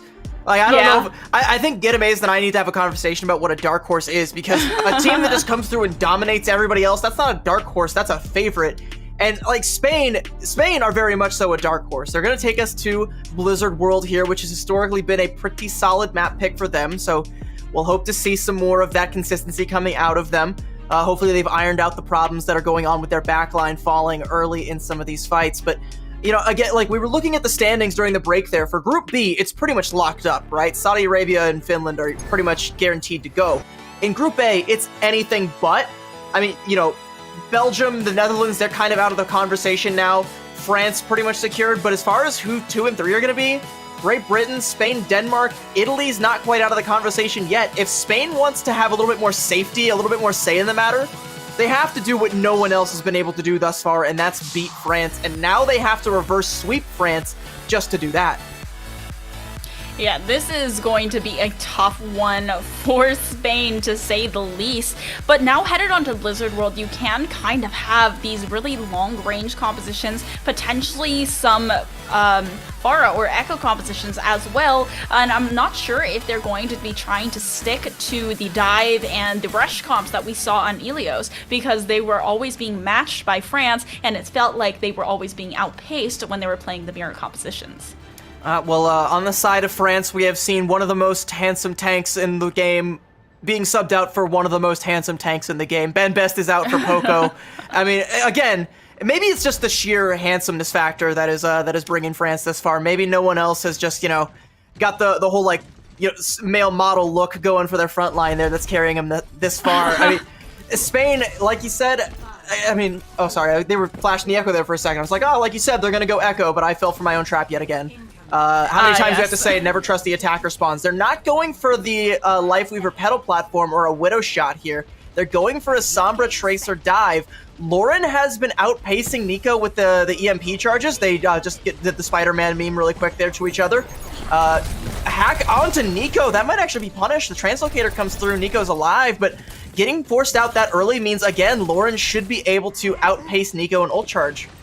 Yeah, a lot of free space taken by Spain up to the point. Poco kind of having to play around the objective, and Nico getting a lot of pressure placed down by Hira in the backline using the blinks and the pulse pistols. Now going to back off and regroup with help, looking for Nico once again. Lots of damage getting down, but able to escape. However, Translocator now out. Nico chasing down Hira in this backline. There's a recall to try and regroup with the rest of the squad once again, but it seems like they should be able to find this objective basically for free with the amount of pressure that Hira is absorbing. Yeah, it's because Hira finds that Translocator. Nico's on life support, needs a Wall Street bailout. The whole team has to come back to try and keep him alive. They do, but they've given up positioning. Not enough to give up a tick, though. They're able to come back, but Spain, they've got their foot in the door. Time to kick it open.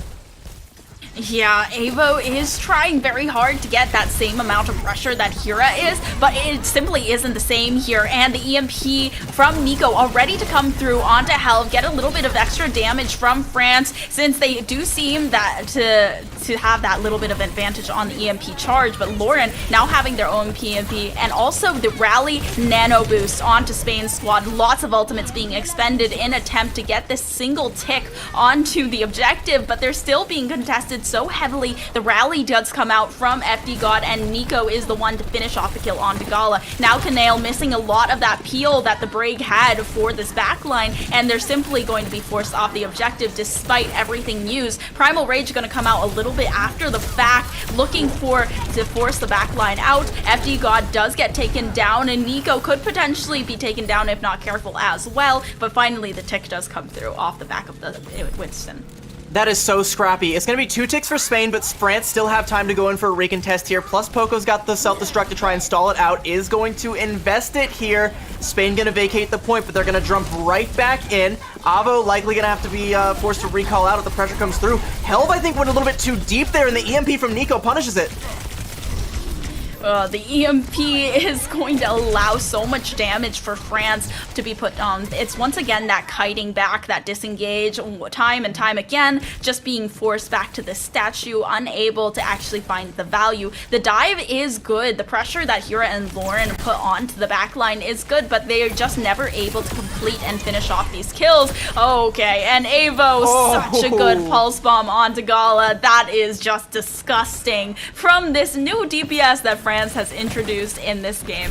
And it's the Bionade that comes out from reviews, and Avo just going in to clean it up, and then with the Pulse Bomb, even though it finds just a bunch of shield for Gala, still able to find the kill. Gala actually going to swap over onto the Kiriko. Interesting choice here. Okay, alright, dealing with that Tracer is definitely one way to keep your backline safe. The EMP to engage might be another. Hack onto Poco as well, forcing them to use the thrusters to try and get off the objective. This should be a cap. Oh, a contest at the last second from Poco, but still so much damage being done. And there's the EMP as well. Now out of the mech, Poco goes down definitively. FD God is soon to follow. And Lauren looking for a hack onto the rest of the DPS and support line. Oh, reviews, nowhere to go. Translocator back to payload. And Spain, they do cap with 2 minutes and 30 seconds for second objective. And that's like all worst case scenario for France. I mean, yeah, they held on to the ultimates that they had. They didn't invest anything. I mean, they don't really have much of anything, didn't really have anything to expend. But because they all die so late after the cap comes through and the stagger kills onto reviews and everything else that transpired, like the cart's gonna get a lot more progress than it would have if France had taken a reset here. Spain, they're already trying to control the high ground so they can keep this snowball going, get more progress. France have to try and find something. The jump from hell goes a little bit short. Nico with a big hack onto Helv gets a lot of damage, but the Primal Rage immediately gives that 1,000 health pool. And FD God gets brought so low by Hira and finished off this time around. The hack also coming through. The self-destruct in close quarters could spell death for the Spanish squad, but instead they're able to retreat and disengage, regroup back on the payload, push it forward towards that objective. Still have Avo in the backline trying to harass Canela and Gala, but on the other hand, Poco is looking to just contest Helv in a 1v1 situation, both of these tanks. I mean, I'm looking at Nico with the EMP now lurking on the high ground, likely going to try and cut Spain's next attack short here, but I mean, Spain, they're at that point now where the spawn advantages heavily favor France. They have to be near perfect here. It almost feels like good old 2 CP assault as it was once known. If Nico hits this big, I mean, it's going to be a dead push for Spain.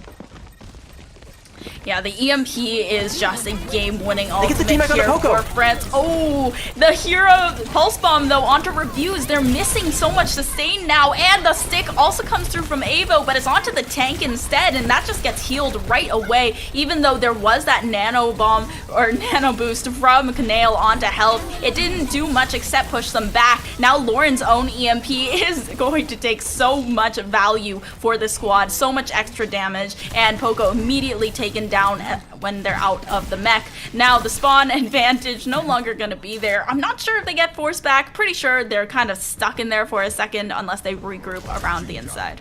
I mean, again, that's the worst case scenario for France. Poco gets forced out of the mech, has to try and use the self-destruct, doesn't find anything with it, ends up falling. I mean, the pulse bomb onto reviews. Spain take this. They have a time bank too. They can keep pushing this. The full cap is looking like a possibility here. Once they build up this Kitsune Rush and they build up this Primal, they can try and force it home. And they have a window because France have nothing right now.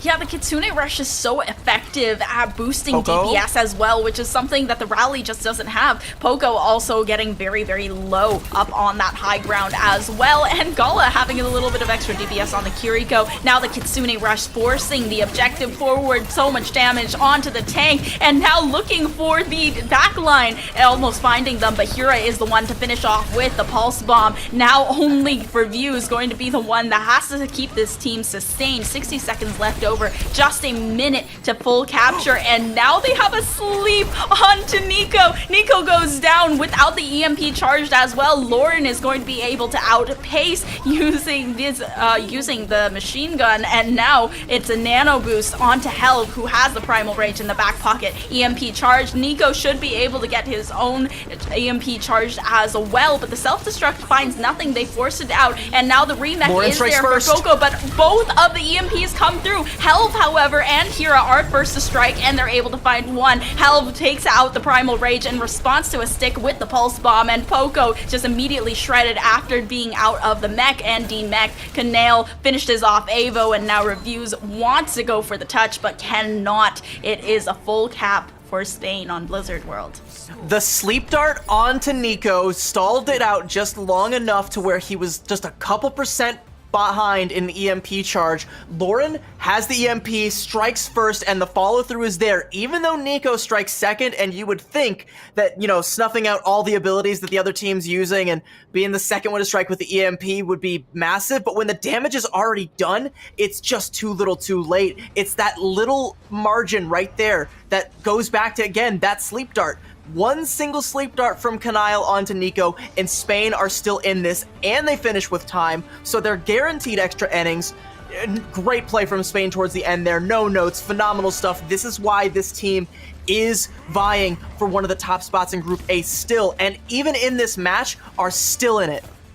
And I'm not sure if round differential is going to factor in at the end of the day to these tiebreakers, but Spain is just making this so incredibly close that if it does come down to the round differential, I feel like they should be able to make it and cinch that spot into playoffs. France right now, ironically, they are probably in Spain without the S, with how that last round went for them.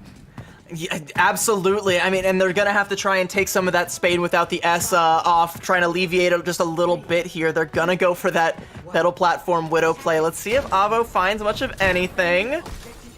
Trying to spy check a little bit. Here we go. And nothing. All right, well, good try. It was a good attempt. It never gets old seeing the attempts that just don't ever bear any fruit. But, I mean, it's still very much so enjoyable, both teams going back to what has brought them so much success. Again, Gala on the Kiriko is a little bit different from FD God being on the Brig there. So that's going to be a difference to pay attention to, as Gala under some pressure. Oh, Nico goes down really quickly, but the Kiriko pick is actually something that I like, since Reviews has been landing a lot of really crucial sleeps and biotic nades for the anti-health, so being able to cleanse that all away should net Spain a little bit of that extra survivability, even though Brig would be able to peel better for Canale. Yeah, I mean, the Brig would be a little bit better, but you know what else is great? Just a kunai to the dome to shut down a Tracer. I mean, that's the threat that Gala has, and with how aggressively Gala's been playing is definitely a possibility. That's a great sleep. You call that out, by the way, the sleeps from Reviews onto Lauren, and then the nade, and then the follow-up. That's huge. France has a way in now. They don't have to worry about their backline or their tank being hacked on the way in. Yeah, they still do have a lot of sustain from Spain in the form of Gala and Canale, but they're looking for Canale. They're fishing for it. Nico has the hack onto Canale, gets a lot of damage down, but immediately gets healed up after. Still, the contention is very, very high. Now with a nano onto the Brigitte to try and take down the backline with a few well-placed shield bashes, they're able to get one tick before the contention comes back in from Spain. It's still traveling, and there's that pulse bomb onto Reviews, though, now without the backline. Foods is the one that has to be their main burst healer, and they're looking to harass the FD God out of it. And we go back to that sleep kill onto Lauren earlier. Despite that, he is still beating Nico in that EMP charge. That's the crucial thing in these Sombra mirrors. Like, this is very, like, this is kind of like the mirror, or the mirror meta that we saw during Midseason Madness with teams like Houston Outlaws and Atlanta Reign playing. It's who ends up getting the better EMPs and more EMPs that dictate the pace. And right now, that's Lauren getting the better of Nico. Again, if Lauren strikes first, just like we saw at the tail end of the attack there, this could just be another, like, minute bled off the clock for France, and suddenly their backs are up against the wall.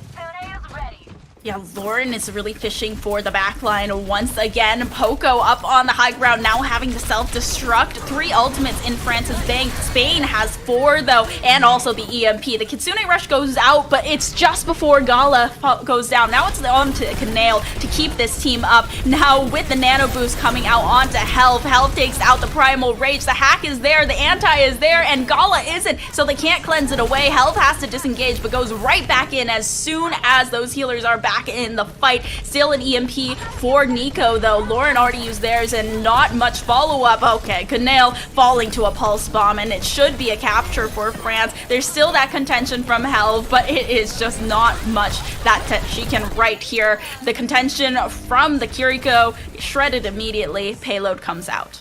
I called out the EMP charge for Lauren, but it came too little too late. Once you lose Gala like that, who just got completely bursted down there by Poco, like, you don't really have a good opportunity to use that EMP. Nico, though, has a phenomenal opportunity to use an EMP here because there's not going to be a responding one from Spain, nor will there be anything to sustain them. So this could be huge. France can definitely get the momentum going in their favor if Nico strikes blood with this. Nico once again fishing for the back line, kind of dancing around the finds Avo, though. Oh, okay. Avo made a mistake by trying to challenge Gala there, and now missing that DPS. Go ahead for Helv to try and get so much damage down onto Poco. A stick onto Reviews. That is huge from Hira. Hira is so good with the pulse bomb so far, and that is just not coming to a stop. There's no signs of slowing down for this Tracer on Spain. Still trying to look for a little bit something extra onto FD God, but will have to back off. I mean, like I said, Gala is like the guy I'm looking at for Spain right now. He's the difference maker. Hira has also been phenomenal and continues to be. The pulse bomb was massive. Nearly finds the 1 clip, if not for the peel there onto Reviews. And suddenly the window for Nico to use this EMP is closing. Lauren is up to 86%. The hack comes through onto Nico. Ooh. Lauren's going to match the EMP now. That window completely gone thanks to Gala and Hira. Yeah, that was just amazing from Spain. And now here's the EMP, though. Nico does find Gala and Hira. Lauren has this EMP now in the back pocket, but there's not a good opportunity. Once again, they don't have the follow-up, especially now with Helv down, and it gives them free reign to push this payload just a little bit further. Still a minute and a half to get that capture onto the second checkpoint. But that fight was very far forward. Lauren still has the EMP, Helv's gonna have the Primal Rage, and Spain has the spawn advantage and the high ground now. France didn't push far up enough. Now, yeah, Spain, they have the high ground. They can contest this. They can bleed even more time out here. It's gonna be under a minute. That's a huge pick off there from Nico, though. Yeah, Lauren going down now without the EMP, has to wait for the regroup from Spain, and it is looking very, very dicey for France thus far. They still have these 3 ultimates available. No EMP, though. Nico, so huge onto Gala. Now without Gala and the Kitsune Rush coming up for Spain, it's going to be a lot harder to hold on to this. 50 seconds left over. There are bleeding time away. 40 seconds left, and now all 5 members of Spain up with the Primal Rage being popped for Helv to try and force these players away from the objective. Look at the flank from France, though. Nico and Avo both in the back line. Lauren is going to punish them for being grouped up. The bubble does come down, and Hira is able to take down Poco outside of the mech. There is no tank now for France in this fight, and they're being punished so heavily. The Kitsune Rush also came out earlier, and even though they had that nano boost and the self-destruct to try and zone off some space, it just didn't work out in their favor. France, they lost everything in that fight, and they have 10 seconds left to try and recapture and touch this point. Helv isn't going to allow it to happen with this dive onto the Diva. Poco can't get a word in edgewise. Spain is looking like they might be able to win this one out, and there is the touch there from Nico and Poco. Now onto the objective, but has to go and boost her away. There's the rally as well as Reviews switching onto the Lucio, but this is going to be tough. Nico with the EMP onto 3. Reviews is finishes off Lauren, and Hira gets very low, but is able to escape with some health left over. It is all for naught, though. Nico with a huge EMP here to just finish off this fight and allow them for the capture. That was on the razor's edge there. Nico with the EMP had to be the one to touch, and if not for FD God's rally, France would not have lived long enough for him to come back in and use it. But because of that rally, because they stay alive, Nico can pull the trigger, finally push that cart home, but they have to cap, and they're already looking at it being under a minute. 13 seconds on the clock for Spain. Can France finish at all? Can they finish with time? They might burn down Helve here, and that's a great start. Ooh, the nano boost onto Helve, though, gives a lot of that extra health, and also just the damage reduction onto the Winston allows them to push them off the objective. Make sure that they can't go any further than they already have. Avo still has this pulse bomb in the back pocket, and so does Hira, and FD God goes down. That is insane, and now they have free reign over their backline. Nico falls to Canale after trying to get an unsuccessful hack over here on Spain's supports, and even though Helve gets anti, there isn't enough follow-up with one of their DPSs missing, as well as FD God. So now this is just such a dire situation for France. Gala is spotting out, marking that Tracer, has the Kitsune Rush in the back pocket as well, just spamming down, realizing that he's going to get hacked, and is just trying to escape with the Suzu. Suzu now out of the picture, but still the Kitsune Rush. Gala is still alive. So much protection here from Spain's squad as well, making sure that this Kiriko stays up for this final fight with the Kitsune Rush, and has to switch step away, but there's the Kitsune Rush to come out alongside the EMP. Hira's trying to stay alive and gets reviews down without the backline from both of these scenes. It's a battle of attrition, and they have that rally there. The Kiriko also falls for Spain, and France is able to push even just a little bit further. It is 3 players down, and they have to go for the touch once again. Lauren and Hira both online, but they're looking for the regroup. Oh, look at Lauren on the flank. Nico is also fishing for something big with the EMP here. France could potentially full cap, but they are doing it with no time left over. Helve immediately taken down because of that EMP. Now with only the support line here on the objective, it's going to be a tough ask for them to cap, but Lauren is looking around, dancing around the objective. Not for long though. Gala switching onto the Zenyatta, trying to get this extra damage, and Nano Zen! Oh my god, Gala's going huge! Help comes in at just the right time. Spain, they are able to take Blizzard World off a huge play from Gala and the support line. That is insane. What a way to finish that one out. I thought for sure Nico coming in with the EMP there was going to be what sealed it, brought us into extra innings there, but the nano at the midnight hour onto Gala, when Poco had lost the mech, there's no Matrix to stop the damage, no beefy tank to absorb it all. He comes through, he finds 2 just in time for Helve to come back, and Spain, by the skin of their teeth, hang on tight. We're going to a map number 3. And Spain, the dark horse is dark horsing. They're just galloping through the ranks of France, and there is just nothing more that can be said about that match except Spain. They are so good at the midnight hour in those really clutch moments. They always come through big, and I mean, that support line from Spain. How can we not say Gala's name after what just happened? Yes, there was the nano there. Yes, there was a lot of support, and Helve came back right on time, but Gala, what in the world was that? That's the time. Well, when you get the nano, yeah, you know, there was some support, there was the nano, but when you get that nano in that situation, you gotta hit those shots, and Gala hit those shots, and I mean, what else can you really say? It's just the clutch factor. It's the fact that Gala has the ability to be that clutch, to hit those shots in those moments. The fact that Kanile managed to get that nano off in time. The fact that Helve was able to come through. The fact that Lauren is able to be clutch with these EMPs. Spain is a very clutch team. They are capable of pulling off Milan miracles, and we might be on the precipice of one. They're only the 2nd team to take France to a map number 3. You know, the other team that did that was Denmark, and Spain beat them. Yeah, and Spain against Denmark, that was such a close game as well. Spain is just scraping by every single fight. They are the diamonds in the rough here, and in the rough of it, in the thick of it, they always come out on top. At this point, I'm all aboard the Spain train. I want to see this team. I want to see this team go the distance. I want to see them at LAN. I want to see them at BlizzCon, and I want to tell them to their face just how amazing these plays from Gala, from Hira, from the whole team are. If they want to secure that spot, though, taking down France would be a great way to do it. It's a tall task. It's not quite over yet, but they've got a shot. Yeah, this is such a good squad, and I have never seen anything so solid just right at the very last second. I mean, Gala, you have to give props to Gala once again. It's not even the first time that Gala has made this type of clutch play. He's done it in the match against the Netherlands, in the match against Denmark. It is just that support line so strong, but the way that they come together, how cohesive they are, is also incredibly impressive. I was getting a little bit, on map 1, getting a little bit tired of seeing Gala and Kanile being first in the kill feed. On the opposite end of it, they flip it and end up being the ones causing the fatal blows rather than suffering from them, and that makes all the difference for Spain in those crucial moments. We're going to go to a map 3. It's France's map pick. Can Spain do what no one else has done? Find out on the other side of this break. We'll be right back.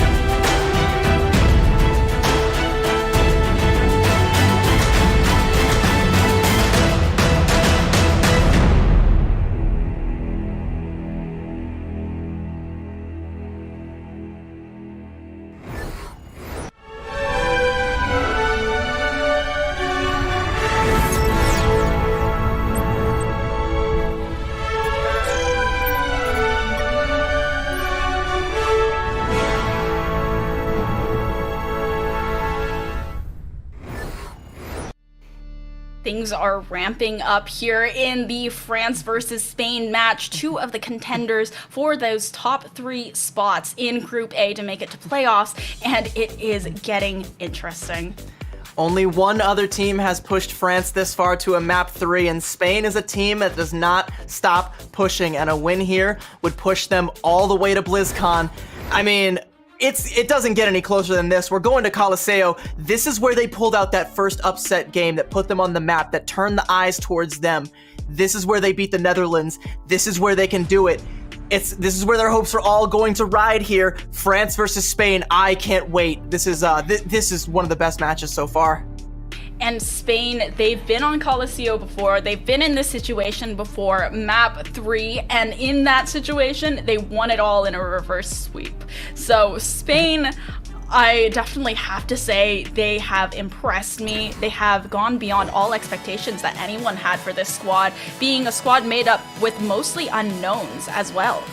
And again, if not for their loss in Italy, we would be singing a different tune. We would be talking about like, well, now Spain is just trying to secure their spot, not having to fight for it. But because we're in this situation, it makes it honestly all the sweeter that Spain are able to pull this off, like getting us this far. If they're able to beat France, it would just be all the more massive. So, I mean, all eyes on Spain right now that they've got everyone's attention. There's a little bit more pressure there, but I feel like this team thrives under pressure. The clutch factor that all of their players keep showing time and time again. Yeah, this is a team that thrives under pressure. Yeah, I feel like Spain basically have cemented themselves in that top 3 slot. They cemented themselves as a top contender in Group A, and right now, beating France would just be the icing on the cake, and it is going to be a tough match, especially Coliseo. Getting started right at the very beginning is very tough. It's definitely going to be tough. It's looking like France wants to go for a rush composition here. They're showing Ben Best, so, you know, we're not going to be seeing a whole lot of the Diva. That's what Poco comes in for. Ben Best on the Reinhardt. Spain, yeah, they're going to match it, so rush versus rush. This is what we tend to see on Coliseo. We've got France, the self-proclaimed dark horse, versus the real dark horse in Spain. Which team rules the stable? Let's find out. I love to see Helv and Ben Best just zooming over to that objective, trying to be the first one there, prop up the shield and get in good position for the squad. Helv trying to go for a little bit of early positioning here. Nico with the icicles to pressure the rest of Spain back. Ben Best.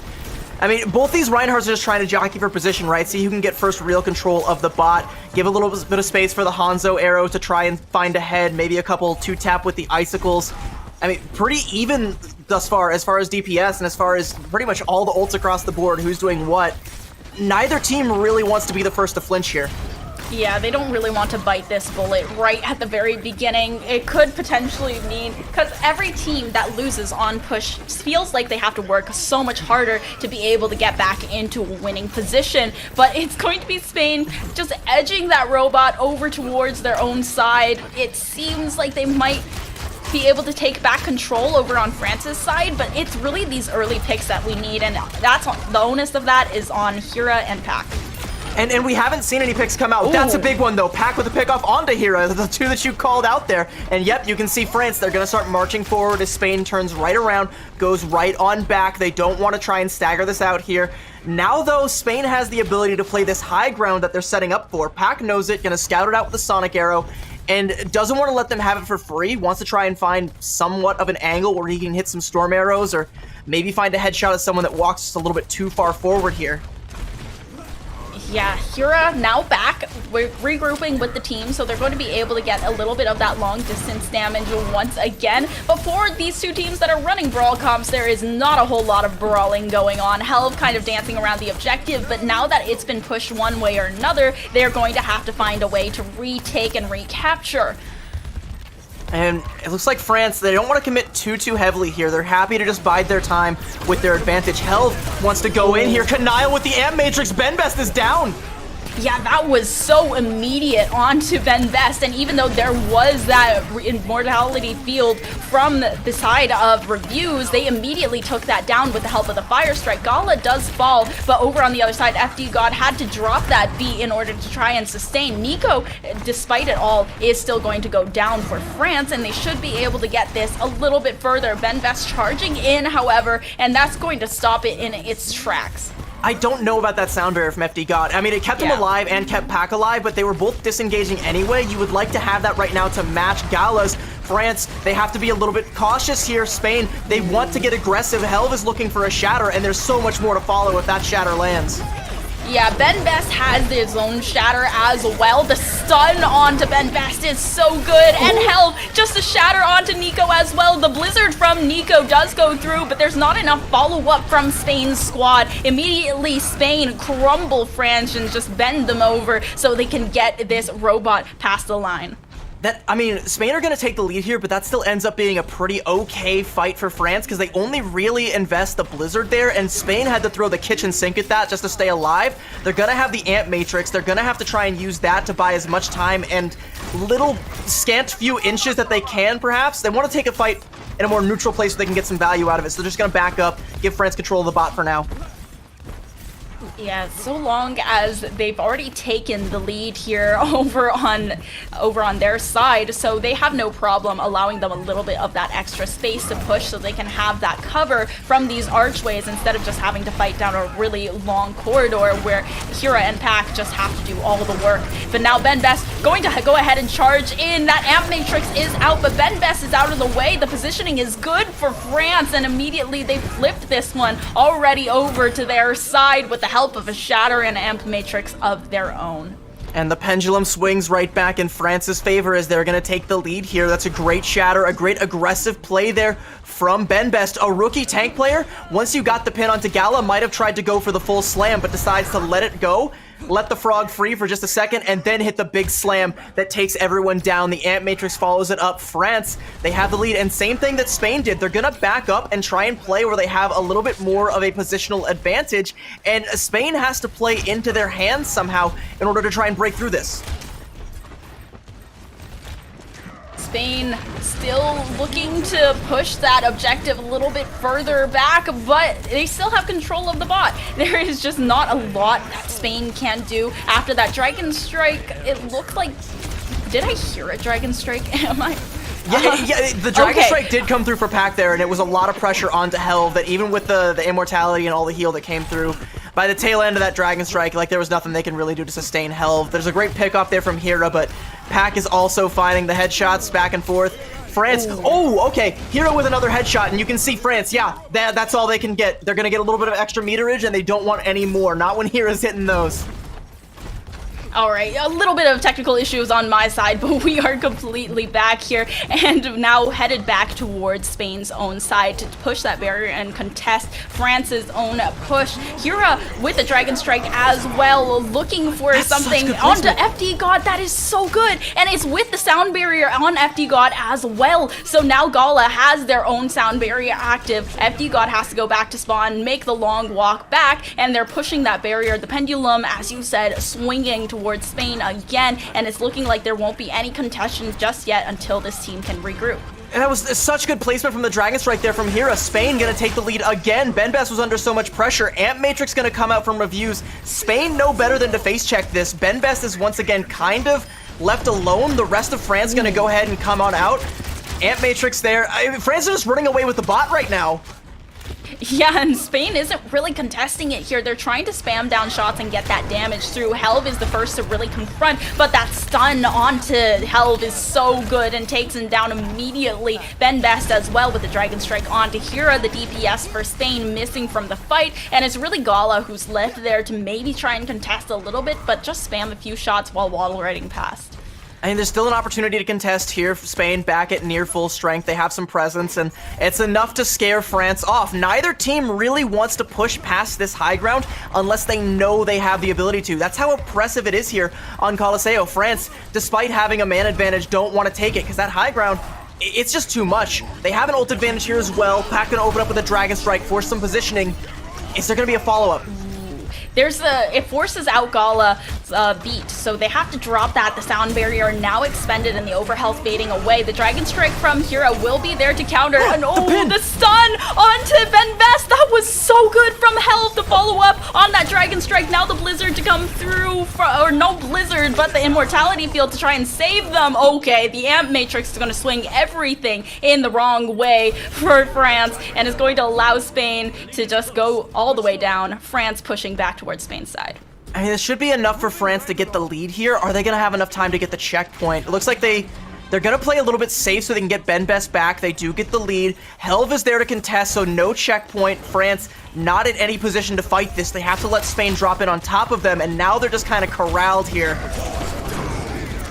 Oh, it's going to be a shatter from Helv and Ben Best on both sides, but Helv takes down Reviews while Ben Best finds Lauren. It's really that support pick that we're looking at, missing a lot of the sustain in the backline, but it doesn't matter for Spain. They're still able to surge forward, push ahead towards that checkpoint, and now going back towards their own side, it is just a few meters shy of getting that second checkpoint for France. I mean, I don't even know if this could even be more close. And again, neither team has successfully got the checkpoint. No forward spawns. I mean, France are still going to be able to get a reasonably close defense here, like about where the bot is now. And they have the ults to try and push this through. But I've seen bigger things from Spain than it would be for them to win this fight here. Amp Matrix Fire Strike combo comes out. France kite it, and there's the Dragon Strike. Yeah, they kite the Dragon Strike as well on Spain's side and take down Nico with a Blizzard in the back pocket. Lauren has their own Blizzard and should be able to find something more, but instead, the rest of France is left to disengage. 60 seconds left over, only a minute. This match is so close, and Spain just barely take the lead as well as that checkpoint for the forward spawn. Spain, as of now, have the advantage. They have the ult advantage as well. France, they only have 2 ultimates, and it's going to be Nico's Blizzard that is going to be a huge factor. And I mean, there's only a short window to use it, and Hero wants to shut that window with the Dragon Strike. Here comes the Blizzard from both sides, but FD God falls first, and Hero with the shots onto Nico. Hira, such a good storm arrow onto Nico. There's no follow-up from the Mei. Once again, Nico has been consistently shut down by Spain's squad. Helv now finding Ben Best, and there's just isn't the sustain from Reviews. Oh, the fire strike to finish off the Baptiste. It's looking like Spain is going to have everything in their back pocket. They have every advantage under 10 going seconds. into this next fight, and under 5 seconds now as the timer ticks down. There's a shatter from Ben Best, but Helv Shatter does better and is able to charge away Ben Best from the rest of the squad. Peels so well for the back line, and there is no touch to come through from France. Spain, against all odds, take 2-1 against France. Spain have just done what no one else in this group has been able to do. They dethroned the Kings. They dethroned France, who have beaten everyone, taken on all comers. They beat Denmark. They beat the UK. But Spain come through and they get the dub, they topple the Tyrants, and they may very well have just got themselves a ticket to BlizzCon here.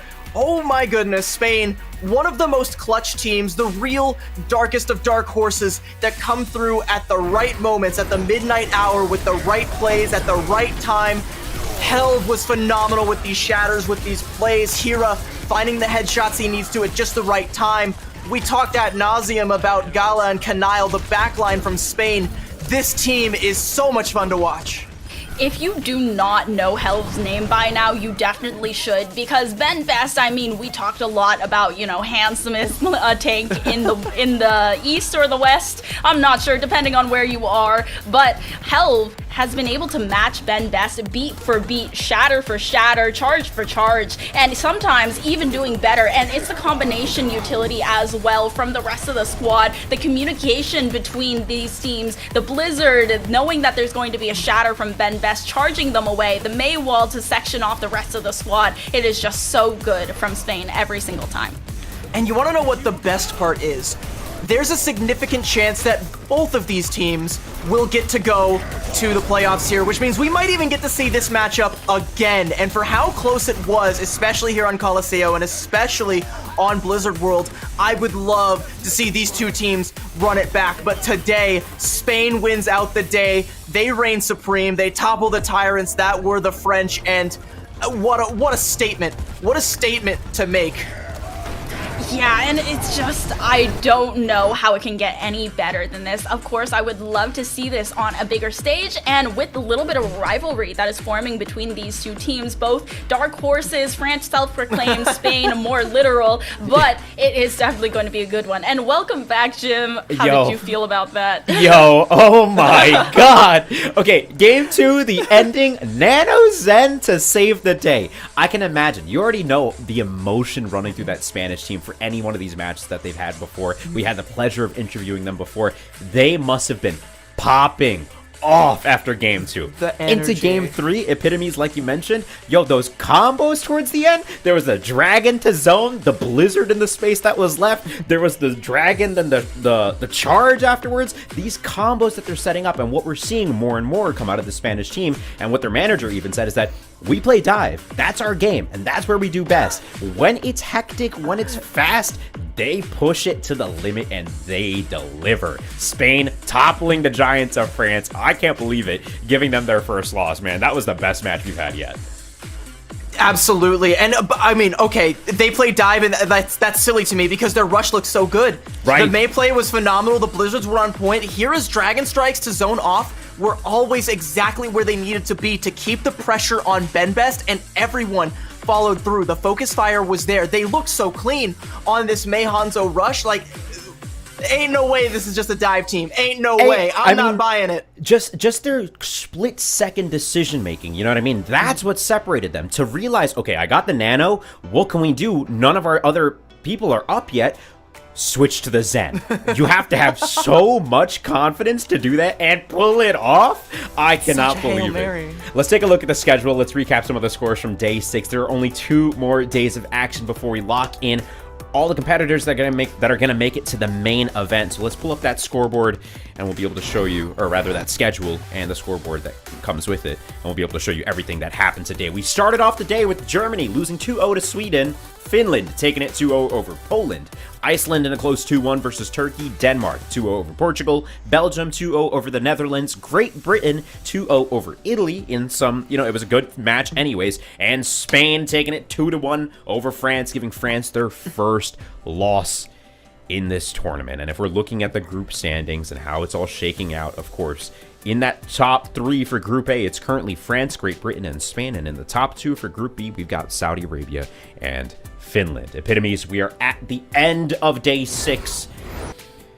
Oh, any final words? Any final thoughts? The adrenaline is pumping through my heart right now, but man. Sigh that just happened. But it's just, I feel that this team, this Spain squad, the roster that they have is so strong. They work so well together. And I really hope that they go so much further in the World Cup as well. And I mean, it's not over for Spain yet. No. They have solidified themselves at the top of Group A, but tomorrow they have probably another really huge matchup against Great Britain. And we just saw Great Britain play. They're incredibly strong, very clean, and work very well together as well. So it's going to be a struggle today and tomorrow, and I'm really excited to see how it hashes up. Yeah, CB, same question to you. Feelings at the end of day 6 here? I mean, I'm a little bit exhausted from that last game there. That was a real exciting one. We got 2 more days of this, and yes. I mean, it doesn't get easier for Spain, but one Milan miracle deserves another. Maybe they can do it. We'll have to see as they go against Great Britain. Group A is still so up in the air. Like, anyone can take it. France's top spot for like first seed, even that's in doubt now.